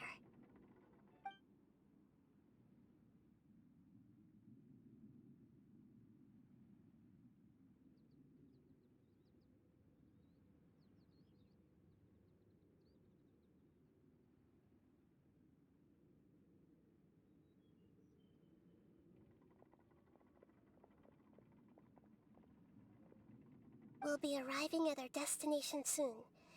How are you feeling? Are your minds still intact?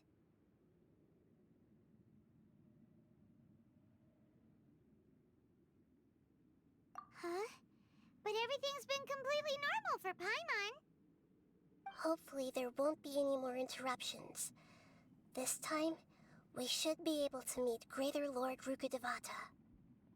Are you saying you've never met Greater Lord Rukkhadevata before? No. It seems that my birth and her death took place at the same time. Otherwise, I think she would have given me a little more guidance, and I could have done a better job. Hey, you've done a great job, Nahida. Let's get out of this creepy place and go meet her.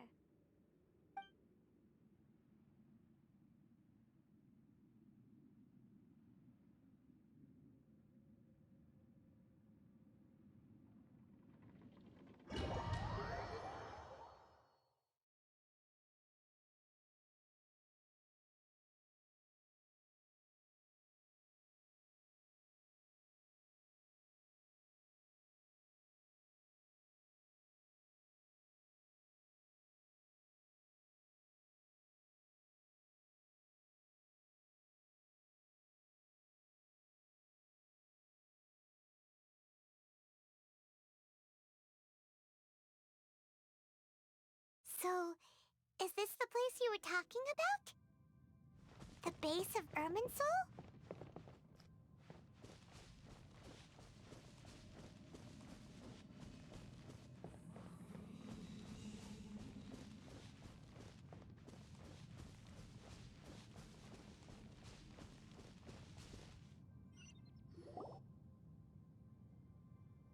Well, this is the place.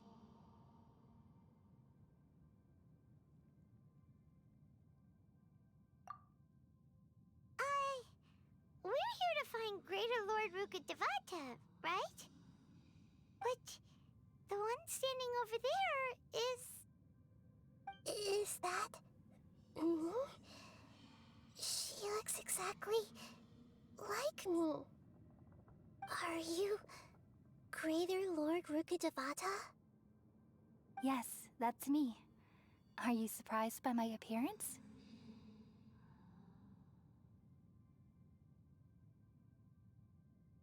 Irminsul and the surrounding lands have been reproduced here as they were years ago. But this is just a realm of consciousness. We are manifestations of the same nature. Hence why we would appear exactly the same. We're of the same nature. Why? Because you are me, and I am you. You are me in the new samsara. The new samsara? As Greater Lord Rukkhadevata, I'm the avatar of Irminsul. And you are the purest branch snapped from Irminsul. Imagine it this way. Even if a tree dies, its branches will eventually take root and grow. continuing the tree's life in another form. I'm merely the remaining consciousness of Greater Lord Rukkhadevata. The real me has presumably died a long time ago.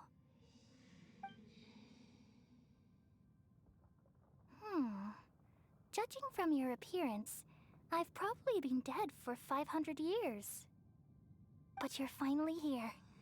My new self in the samsara.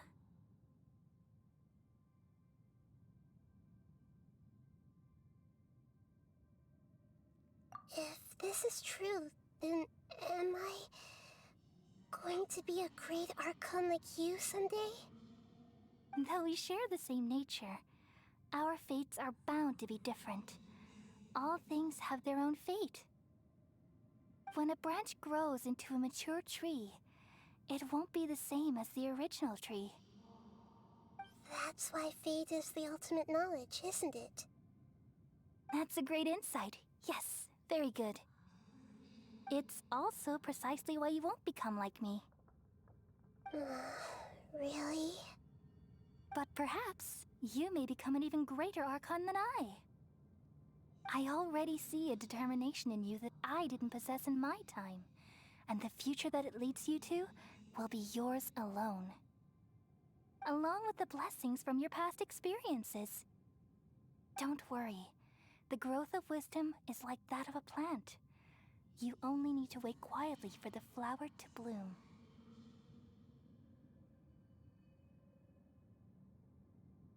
Come to think of it, the sages never had the faintest inkling of the meaning of wisdom. Thank you. Nothing makes me happier than discovering that the Archon I always admired was in fact myself in another fate. It's so nice to speak with you, Greater Lord Rukkhadevata. I've always wanted to meet you. The feeling is mutual. From the moment I snapped the branch off Irminsul and created you, I've also looked forward to talking with you. Could you tell me why you wanted to create me? And what exactly happened when you died? Ah, I see. You're here seeking answers, right? Everything that day, even the sky itself, changed into a color like this. At that time, the seven were all summoned to the nation of Conria. Except for me. I had a more important task to attend to. I had to protect Irminsul. The disaster occurred together with the pollution of forbidden knowledge. At that very moment, with my consciousness connected to Irminsul, I sensed something was wrong. The pain started to torment my mind. By the time I reached Irminsul, it was already displaying signs of corruption. Had I not repelled the pollution of forbidden knowledge with King Deshret thousands of years ago, I might have felt even more hopeless and lost. So what exactly is forbidden knowledge? It's a kind of knowledge that doesn't belong to this world, and a form of truth that can't be understood. It came from the very bottom of the abyss. Even I could never understand it. The world is constantly rejecting it, leading to all kinds of bad phenomena. If we allow forbidden knowledge to pollute Irminsul, I'm afraid the entirety of Teyvat could fall apart. So, there's knowledge that even the God of wisdom can't understand? At that time, I knew I couldn't repel the forbidden knowledge with my strength alone. Which is why I created a device that compiled human wisdom and named it the Akasha. It's truly the world's most amazing invention. Thank you. For a long time, I thought dreams were the fruit of human wisdom. Though it was selfish to do so, I borrowed people's dreams using the Akasha. Then I compiled their wisdom and all of my own power. Well, did it work? Thanks to the wisdom of the people of Sumeru, almost all the forbidden knowledge was cleared from Irminsul. But things didn't go as smoothly as I thought. I had a terrible headache, which gave me an uneasy feeling. And then, I remembered that my consciousness was also connected with Irminsul. It brought me knowledge and wisdom, but vile corruption as well. From the very beginning, my existence had been polluted by the forbidden knowledge. Oh no! How could that happen? I've experienced that pain in your consciousness. It must have been a horrible experience. Yes, but my feelings weren't important. The important thing was that even if I died, my existence and everything related to me would continue to exist in Irminsul as memories and knowledge, meaning that the forbidden knowledge couldn't ever be permanently eradicated. And there's no way for me to eliminate myself. It would be a sort of paradox. So, I took the purest branch of Irminsul as my incarnation in the next samsara, and left a trail of clues. All in hopes that you would come here and remove me and my pollution from Irminsul forever. Wait, no, I can't. So you realize what that implies? You are very smart indeed. Irminsul has all the knowledge and memories of this world. And as you've realized just now, removing me from Irminsul means I essentially will never have existed in this world. But this is the only way to save Irminsul. People love you so much, and they've missed you so much over the past 500 years. I am exactly the same. So how can we just forget you like this? Is there really no other way? There must be something else I can do. You're the god of wisdom, Booer. You should know that there is no other way. But this is so cruel. I don't want to forget you. No need to feel so sad, Booer. As someone who delights in wisdom, you should feel joy at finally finding the answer. These are the words in their entirety. The answer you've been seeking all along. Let the world completely forget me.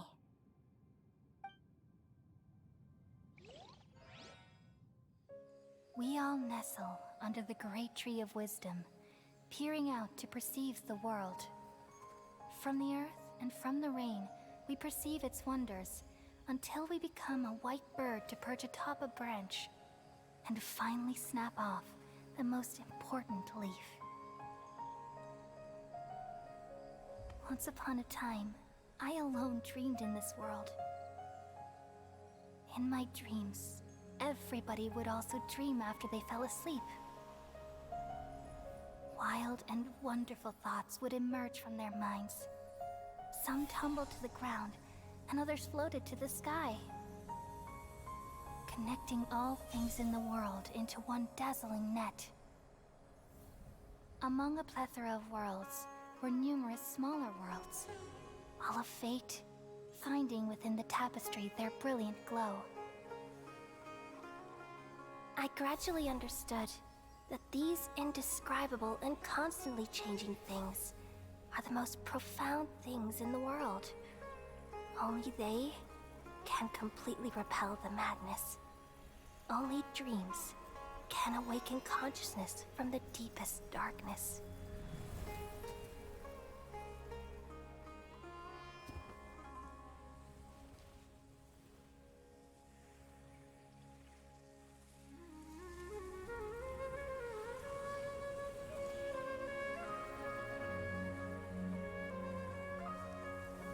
I'm the one who posed this question, yet also the one who sought a solution.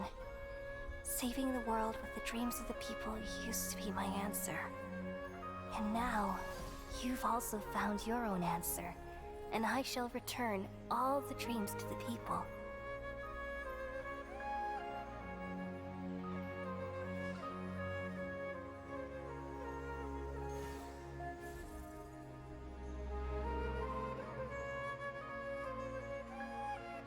Goodbye, people of Sumeru. May you be blessed tonight with the sweetest of dreams.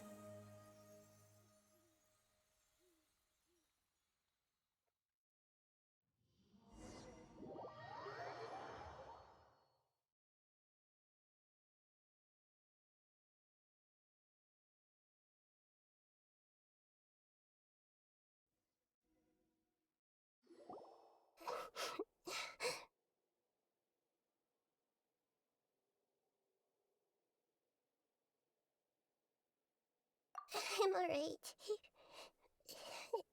I'm just a little confused. We've just saved the world, right? So why am I crying? I don't know where this feeling inside of me is coming from, but I feel very sad.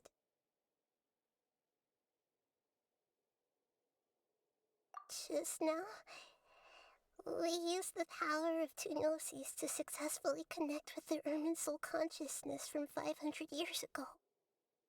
Then, we removed the remaining pollution from Merman soul.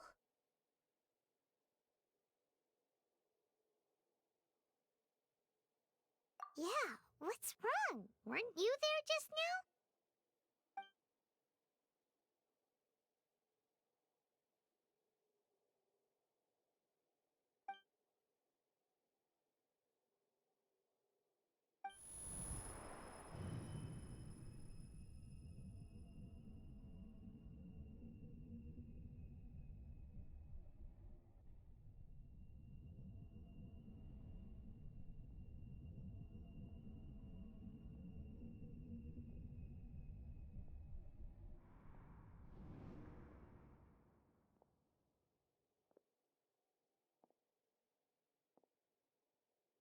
Huh?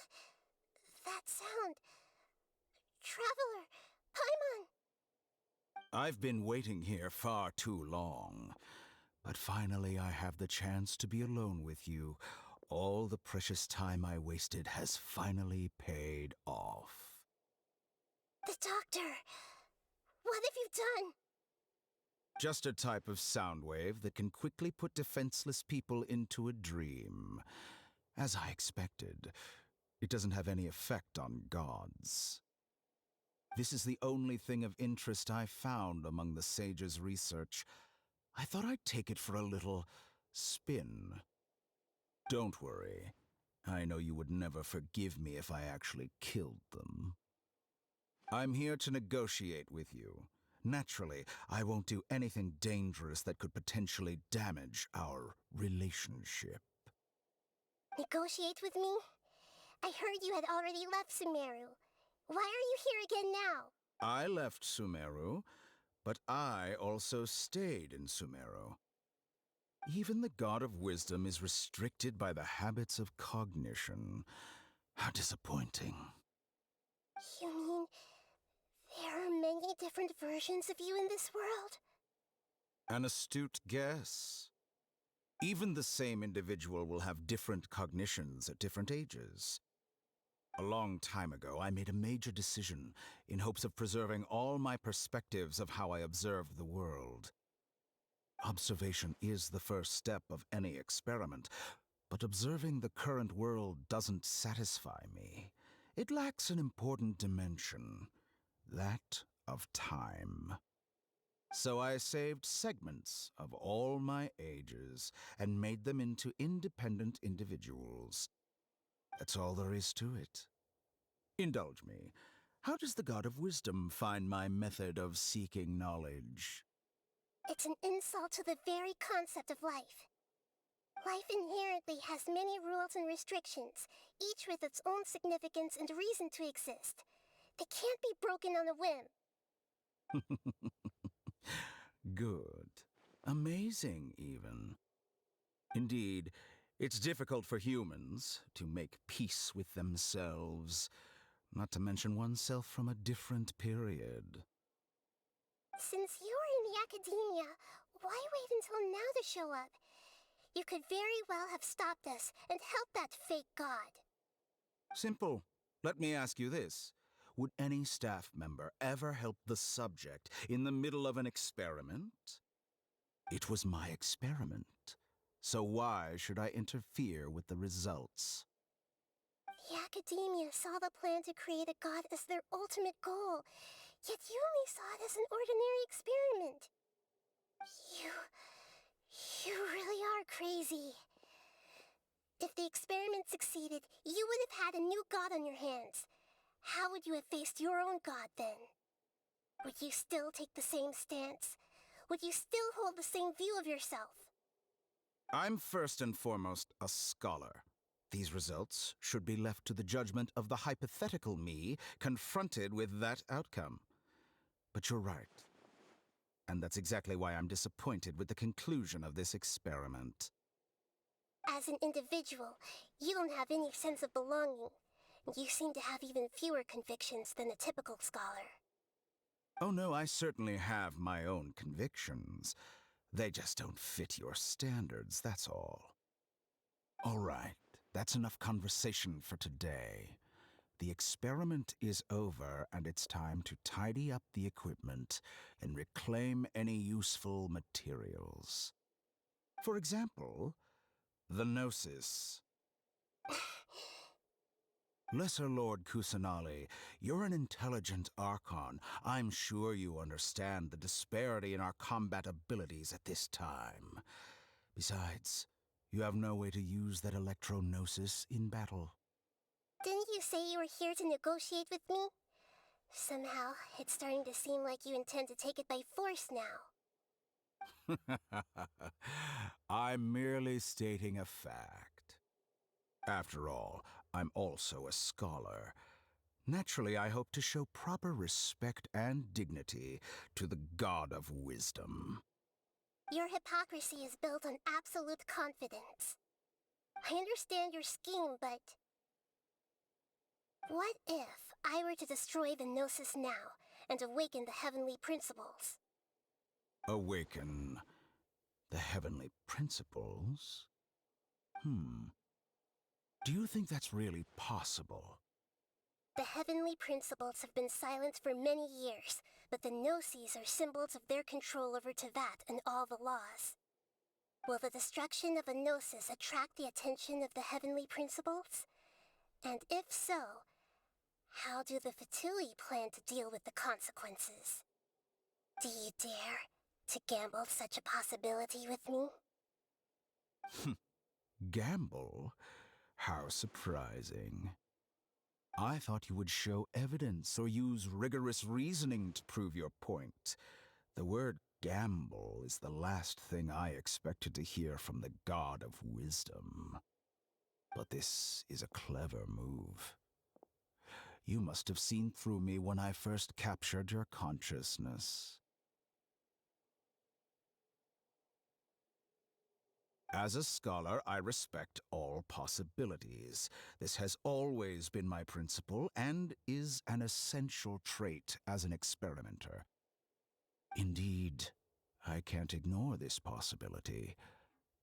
So tell me then, what are your conditions? This foreign Gnosis will only lead to disaster if it stays in Sumeru. But this Electro-Gnosis is the prize I obtained after defeating one of your fellow Harbingers. Now, as the one who initiated this cascade of events, shouldn't you pay the corresponding price? Price? Interesting. What price would you have me pay? How about erasing all your other segments? So this is how you wish to restrict me, the most threatening opponent of the Nation of Wisdom. What you request of me is like plucking out the eyes I have placed in the dimension of time. Segments are extraordinarily difficult to make. They require extremely rare resources and enormous amounts of time and effort. requiring me to destroy them all here and now. Bravo. A suitably wise decision on your part. Yes, how very interesting. Can I assume that you have long been wary of me? Among all the versions of me, this segment you see now is the most selfish. If it weren't me, your idea wouldn't have worked. What did you see when you were imprisoned?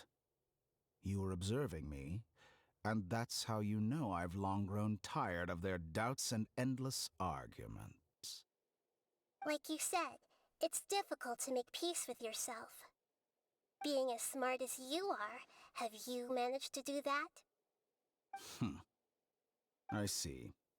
If you think all those versions of me are worth a gnosis, then deal.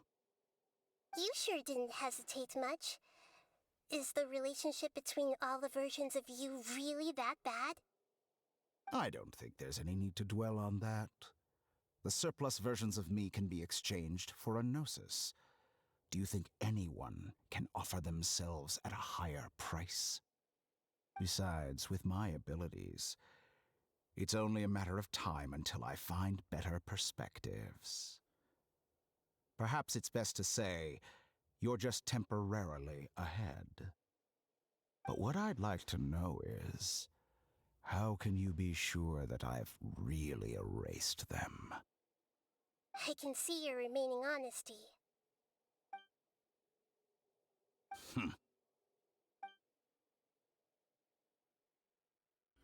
What a ridiculous decision! You can't be serious! How could I have been so short-sighted? You think this is the end? Wait, I'll have my revenge! You'll make this moment count. You will regret this! Well, have you confirmed that it's complete? Here, take it. The future of Sumeru City will be in my hands alone. I will shut down the Akasha and let curiosity and the thirst for knowledge drive the realm of academics once again. There won't be any further gaps for you to exploit. It truly pains me that my academic achievements have never been appreciated in my homeland. Of course, I have no interest in being rejected by this city for a third time. Another chess piece. And where is your dendronosis? Don't be greedy, Harbinger of Snezhnaya.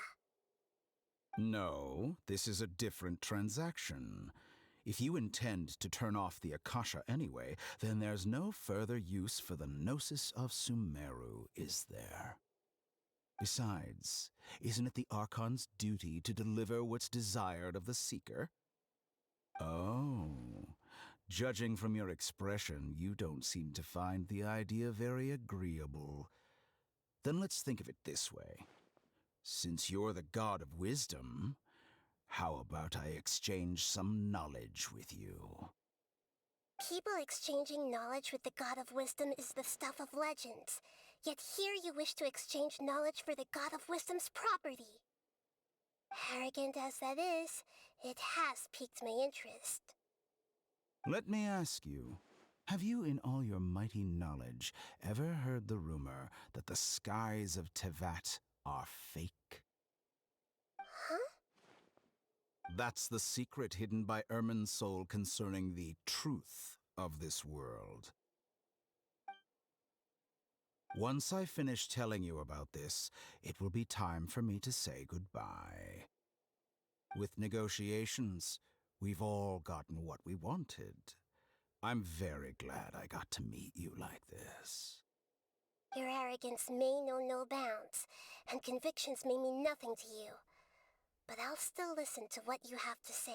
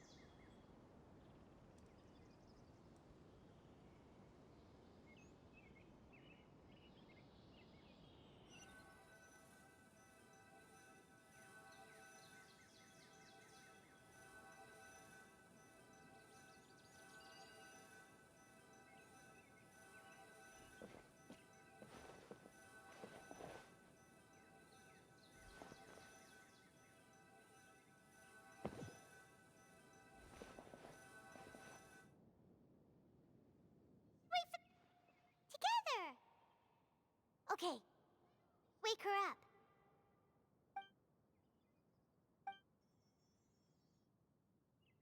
Are you awake? Kali says it's time for breakfast. Come on, get up! Good morning! How are you feeling today? Good to hear. It looks like we've recovered pretty well. Not even Tainari could stop us from going out now, right?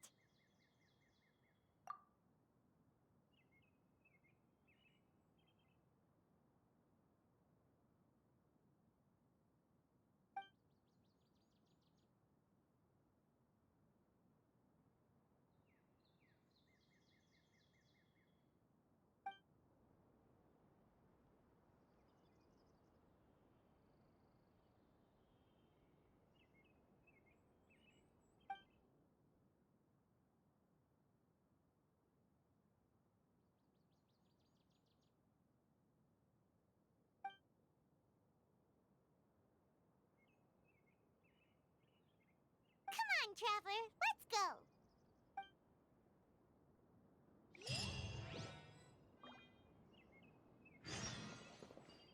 Surely that little girl must be leaving soon. How many Rupeshava mushrooms? Good morning. Looks like you're awake. Yep, yep. I prepared some breakfast today. Please have a taste. I hope you'll like it.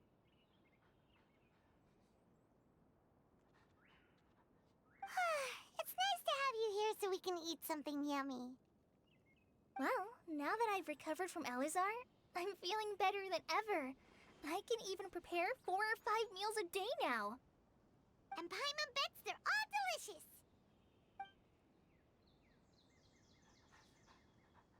Oh, by the way, someone brought a letter for you after you went to sleep last night. Nope. Paimon wanted to read the letter with you after you woke up, so Paimon didn't open it. All right, let's read it now. Oh, it's from Nilu.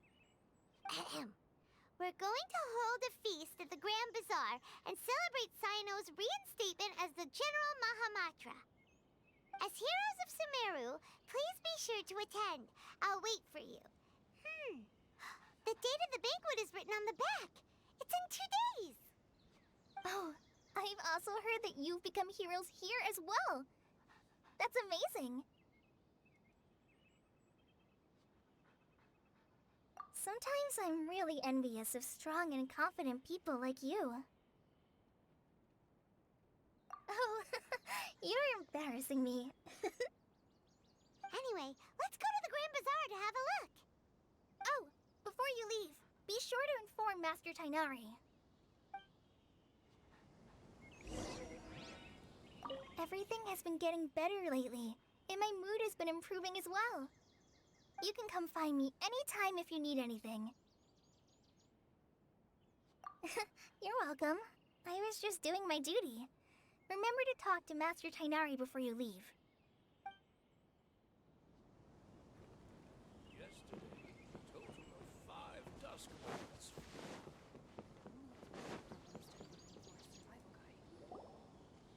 Tainari!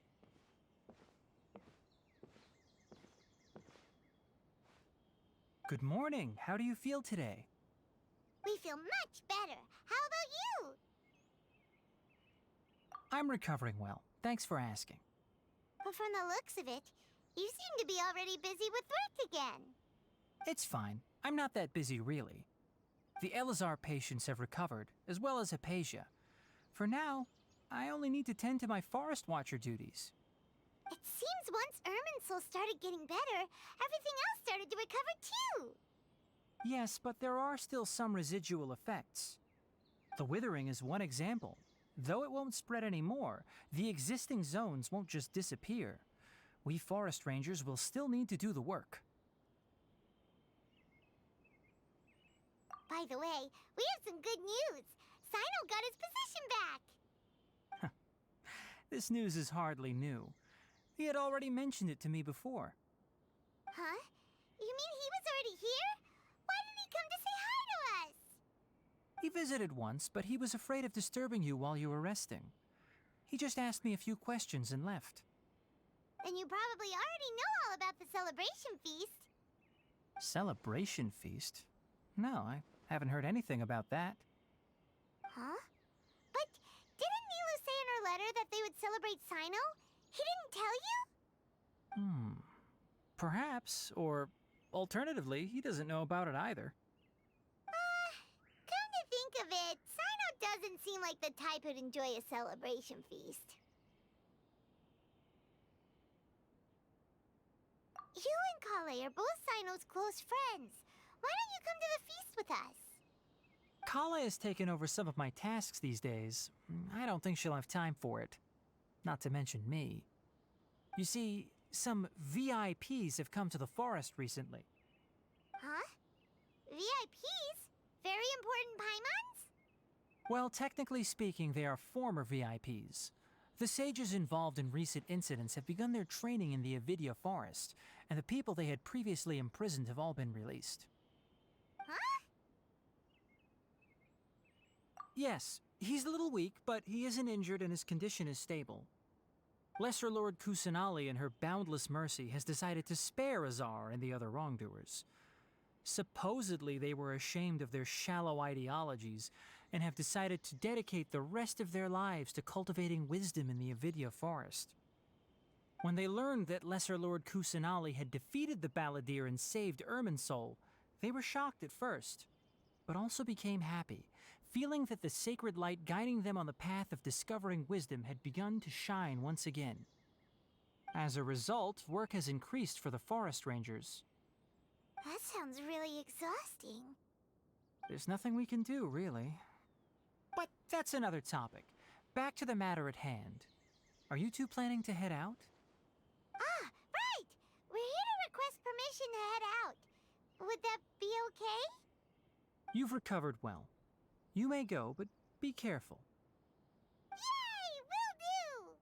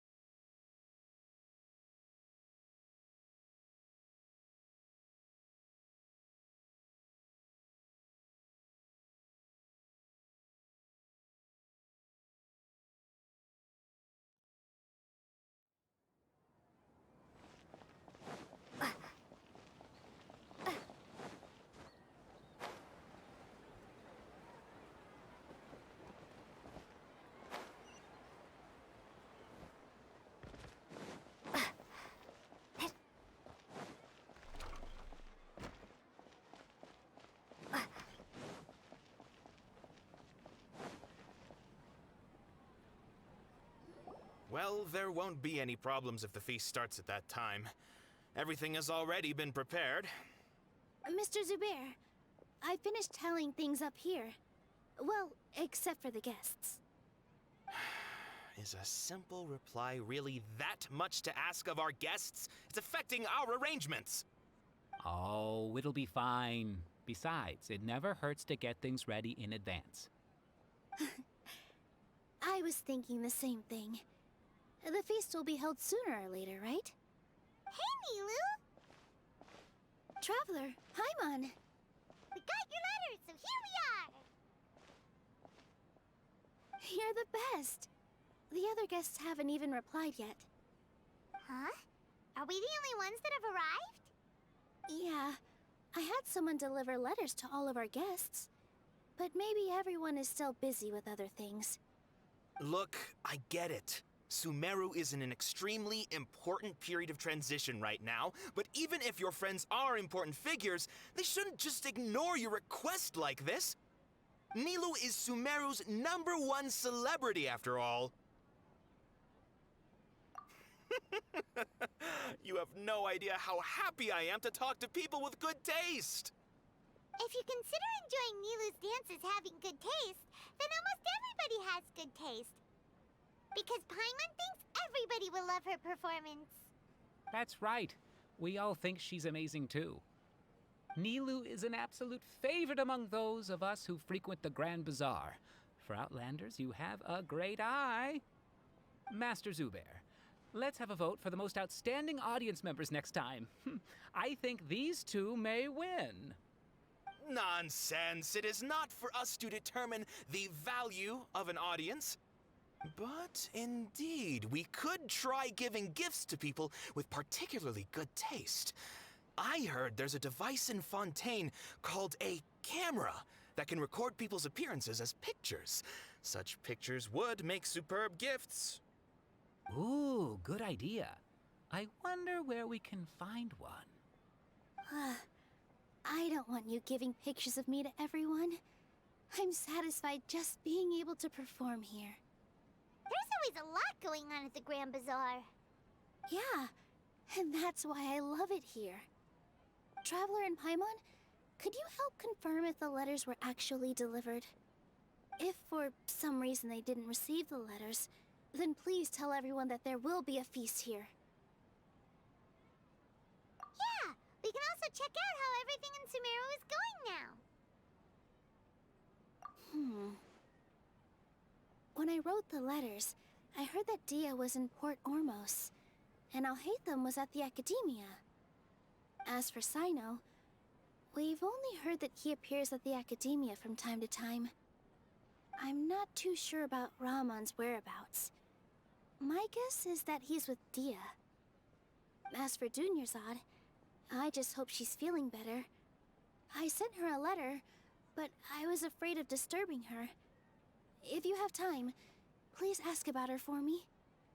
Okay, got it. Let's go, Traveler.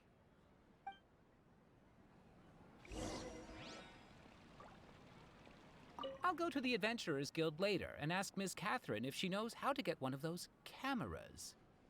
Yes, please do. I'm sure the audience would be thrilled at the chance of receiving commemorative gifts. It could be our special surprise that we prepare for everyone. I think it's an amazing idea. Who knows? If we take more pictures, they might even become the signature souvenir of the Grand Bazaar. And Nilu will become even more famous. Ha! It won't be long till people are fighting for front row at your performances. I've heard that this camera is not just something anyone can use as they please. It must be aimed properly, and subjects should pose for the best results. Oh, should we get ready then? Perhaps we should wear something a little more appropriate. No. I think we look absolutely fine. If anything, when we pose for this, clever invention, we should just be ourselves, You really think so?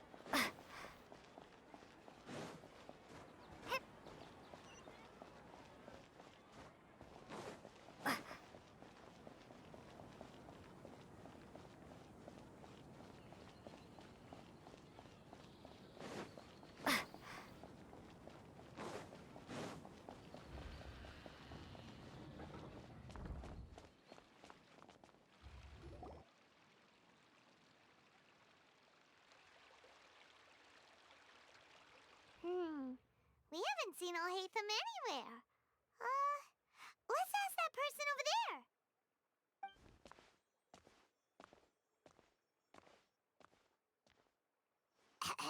Hey there, have you seen Alhaitham around? Yes, it seems Scribe Alhaitham has gone to the House of Dana. You should be able to find him there. But you're already the second group of people I've seen looking for him today. He must be quite the busy man. Oh? Who else was looking for him? Mr. Cavey was just here asking about him. You wouldn't believe how terrible their relationship is. And now you two are here. Don't tell me everyone's here looking for gossip about the sages. No way! We're strictly here on business. Ah, I see.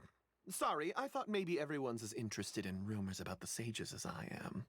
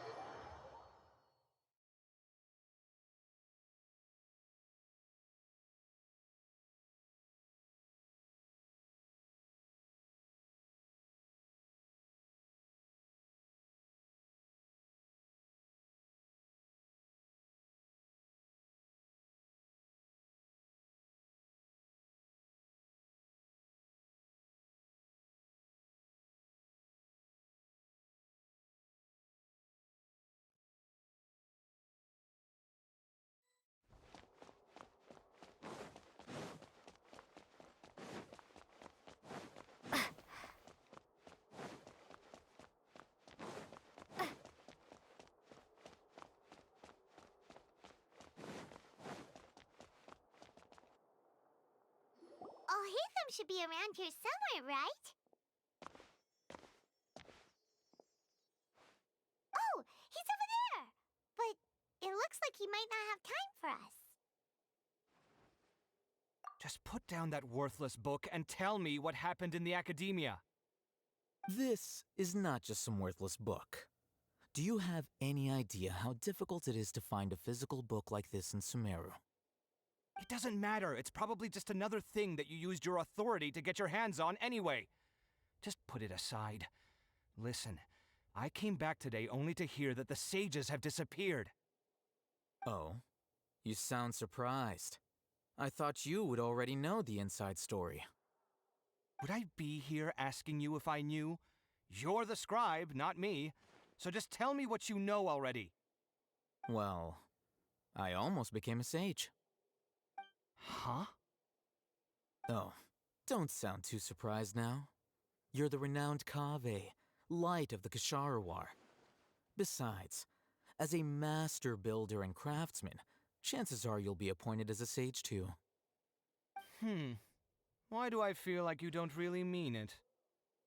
Huh. What makes you say that? Why would you question my heartfelt sincerity? Maybe it's because you've never said anything good about me before. Yeah, well, I share a similar sentiment, and anyone who knows you as well as I do would surely do the same. Oh, you... See? This is why I hate discussing anything with you. Your ridiculous and arrogant attitude always gets in the way.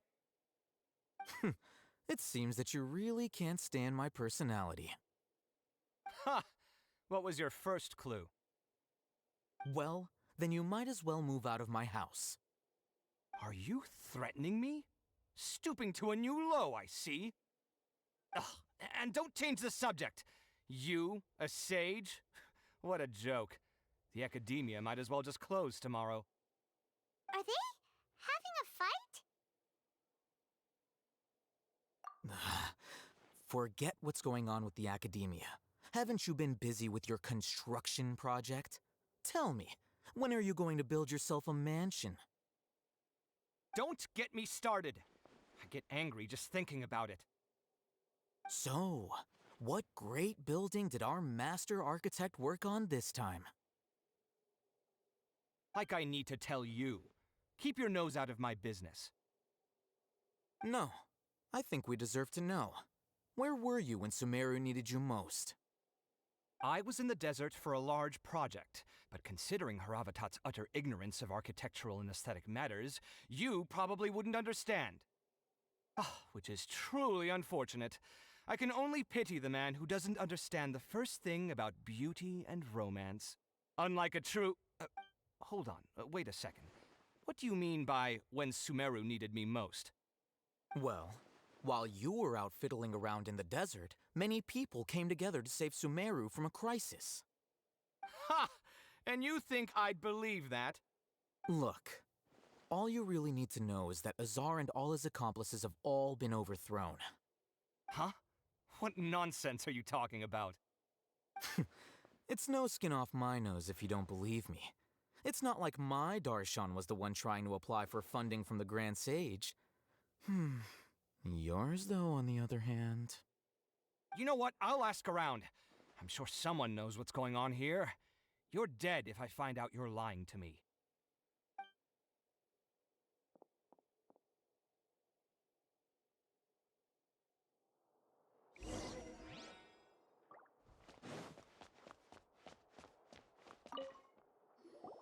Hey, Hatham. Oh, it's you two. What's the matter? We're running some errands for Nilu. Have you received her letter? Letter? Nilu said she sent out a letter inviting everyone to a celebration feast in 2 days at the Grand Bazaar.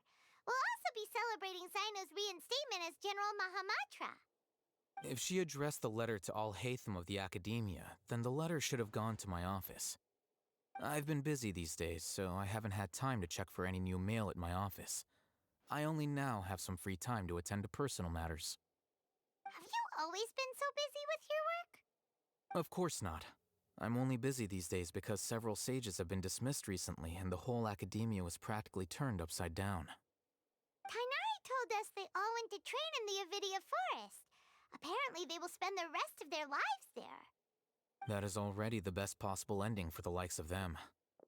4 of the 6 great sages were possessed by their desire for power and attempted to create a new god. In order to pull it off, they even imprisoned the other 2 rational sages. To imagine such things could take place in the Academia. I don't know where to begin. Yeah, you're right. Huh. Feels kind of strange to hear them called that after all this time. But then again, the 6 great schools sounded pretty impressive too. Yes, at least that's how they're supposed to sound. It's said that when the Academia was first founded, the Dendro Archon herself established the 6 great schools, each representing one of the 6 different types of wisdom. Numerous Darshans have sprung up and faded. Only the 6 Darshans attaching themselves to the 6 great schools have stood the test of time and obtained permanent seats in the Academia. Now, the 6 Darshans are nearly synonymous with the 6 great schools, and the leaders selected for the schools are the 6 great sages. Among the 6 great sages, there is one central leader, the Grand Sage. Unfortunately, only the sages from Vahumana and Amorta remain now. They were imprisoned for opposing Azar, and were only rescued after Azar's downfall. So who's managing things in the other 4 schools now? Do they need to find someone new? Yes. Normally, new sages are selected based on a strict set of criteria. Oh, didn't you just say something about becoming a sage? If they pick you, then we'd have a huge connection in Sumeru. Yes, about that. You didn't let me finish my sentence. The person in charge of personnel affairs nominated me to be the Grand Sage in place of Azar and help Lesser Lord Kusanali manage the Academia. But I refused. Huh? But why? Can't you be a little more ambitious? I'm not even interested in being one of the 6 great sages. Like I said before, I don't like being a leader. Oh, all right. So are you busy these days trying to find others to take the job? That's not my job either. I'm only responsible for handling important affairs within the Academia before the new sages take office. And the first thing I'll do is reject Kasharawar's application for funding. By the way, who was that other person just now? Is he your friend? Do we look like friends? Paimon doesn't know. That's why Paimon's asking. His name is Kaveh, my roommate. You could say he's the representative for Ksharawar scholars. Which is exactly why he always has so many problems. So everything that's happened recently must be a huge change for the people of Sumeru. Such is the work of the Academia Scribe. Well, anyway, no matter how busy you are, since you are our planner, remember to attend the celebration feast in 2 days. Alright, I'll see you there.